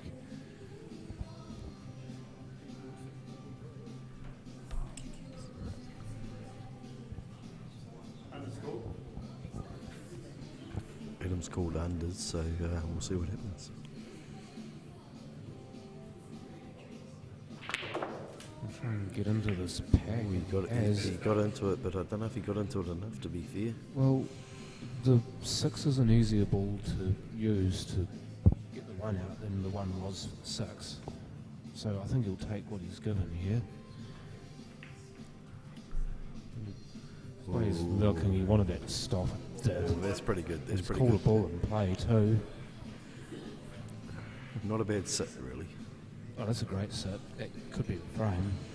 Absolutely. Don't necessarily need to pop balls to win frames. Absolutely. Obviously, it helps to pop balls at the end of the frame to win a frame, but to set up a win, sometimes you just need to do that. To be fair, I think that's his insurance bill way. It's like, what's he going to do with the 11? Well, at the moment, he can't really do anything. He's pretty screwed. Well, I wouldn't say that. I'd just say that he's in a bit of trouble. But if anybody's going to pull out a shot to get it out of there, it's going to be Matt with what he's done so far in this game and what he's done today. I wouldn't put it past him to try and get that out as soon as he can. Looks like he's playing a cannon onto the 10 onto the 9. Yeah, is it on though? Yeah, well, he's... Or is the 2 in the way? He's looked at it 2 or 3 times now, and now he's changing his shot again. You're enjoying that raspberry lemonade, aren't you, mate? I think we've already established that it's not a raspberry lemonade.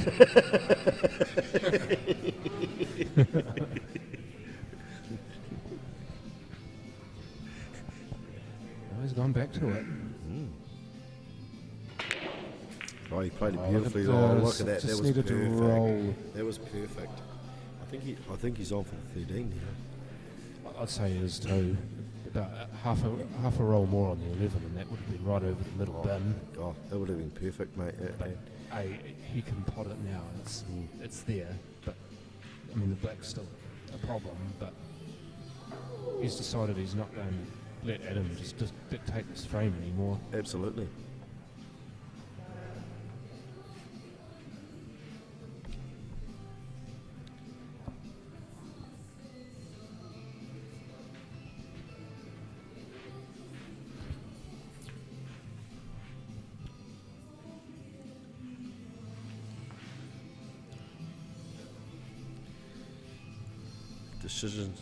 Decisions. Yeah, I mean, when do you take the 11? Do you take it now? Do you wait? Do you just try and fill the rest of the frame out? Yeah, I think if he actually took the 11 now, it wouldn't be a bad option because leave him on the 6. He's never going to pot the 6, is he? No. He'd have to have a gun to his head to pot the 6 at this point. Absolutely. Mate, actually what he's done... What he's done here, he's just off angle on the 10. He might be able to stun off the 10 into the black and get it out. Possibility. Saw him try something like that just before and it worked okay for him. Why not try it again? Whether he cuts that 14 into the middle and pushes that 2 down and plays the 10 into the middle again and 10 it is. Oh, God, that was pretty unlucky because he pushed that 8 out beautifully. That was a fantastic effort. Unfortunately, Adam, or for Matt anyway, Adam will have a combo. 4 balls I think he would to go take. for a victory. I think he would take advantage of this. To be fair. Oh, if he's not, then he's stupid, isn't he?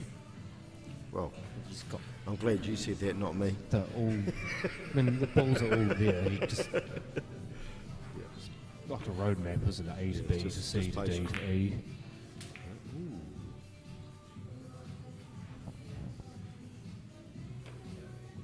Now just a stun. And he's got the natural angle on the 1 for the 8. This could be our final over, folks. Yep. The black to win, and down it goes. There you go, guys. That's it. So that was a fantastic final. The young fella pulled out there, and it's us. It's pretty much us done, really. Yeah, I mean that draws this tournament to an end. I would like to thank Glenn. Yep. And same to you, mate. Man. And thank Daryl from On Q and Keith Thorpe and his sponsorship and the Hornby Club and Allan Cowan. I'm pretty sure he enjoyed this tournament, mate. He's given me the thumbs up now and he's loving it and living the dream and he's playing on his computer and yeah. He was actually watching the Warriors last night, so that's a good thing for Allan because he's a big Tiger supporter. He loves it. So picture bottom left of the screen, he's a massive Tigers fan. So from me, it's good night, and from my co-commentator, it's good night. Tracy's going to do the prize giving, or Paul Morris will. Yeah. So take care, guys, and see you all again in the Canterbury's because we're not doing the Masters, but we're going to do the Canterbury's. So yes, we will be doing the Canterbury's. Thank you to all of you in the chat as well. All of you who watched this, you've made this an amazing experience for us. Tune in for the Canterbury's in 2 weeks' time, or 3 weeks' time, sorry.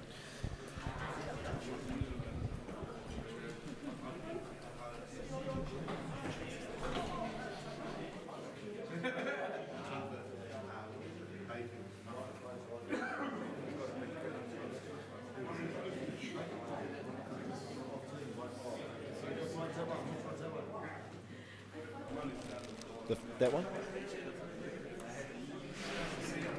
No.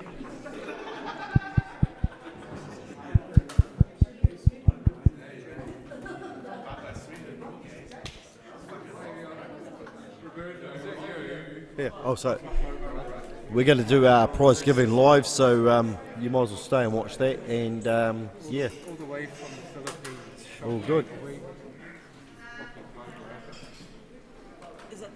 See you when I'm looking at you guys.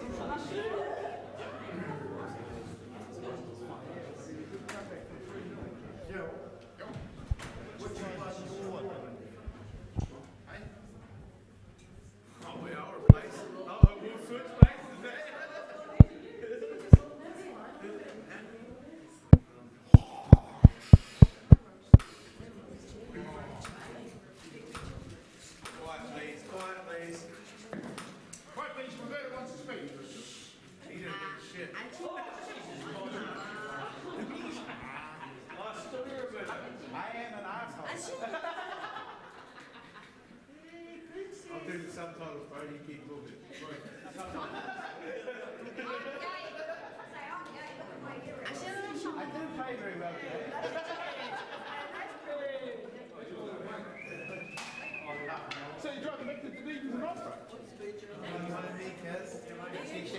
Money's better. It's fucking like driving down the road for you, man.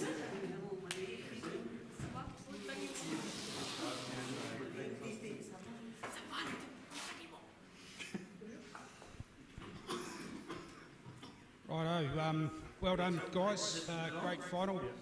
As we all know, tournaments like this don't just sort of like fall out of the sky and land at our feet. There's a lot of people done a lot of things in the background to help out.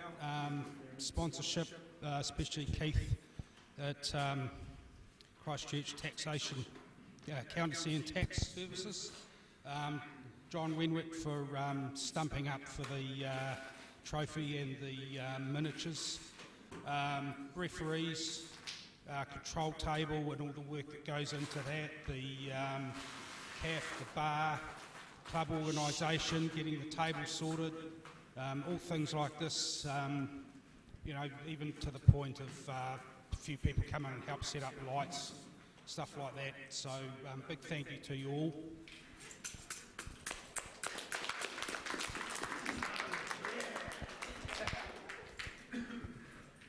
Well, it's pretty much enough from me anyway, so we'll just do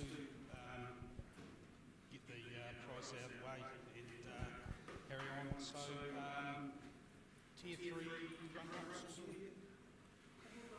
all gone. Okay, quarter finalist, tier 1, Sam Hopkinson.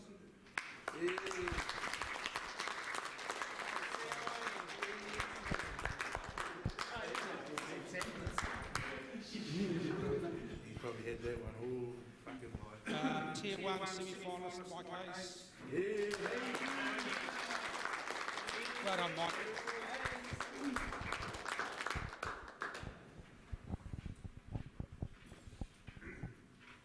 Runner-up, Matt Fisher. Yeah. Well done, mate. No, good.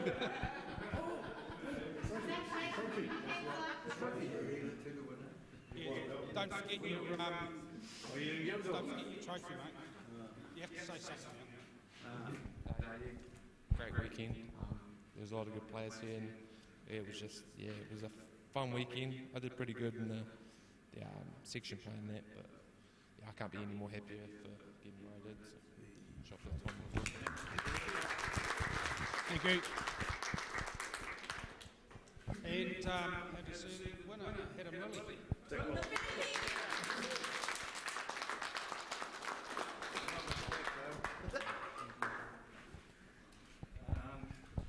Yes, it was live feed. No, thanks to everyone that stuck around and watched. Tracy, Glenn, John, see Daryl from On Q. Yeah, all the work that goes on behind the scenes. Sponsor Keith Thorpe. And, I mean, it's not obviously this tournament isn't about winning and losing. For the little time that I've known Allan, he's been an inspiration to me, especially. I mean, he's an awesome guy. He's always smiling, and he's always laughing as well. And no, he's awesome. You know, it's a pleasure. It's a real honour to win this title. And no, thanks, Matt. Like really well played, bro. Getting to the final, you played awesome all week. And no, good luck for us. Good luck for future.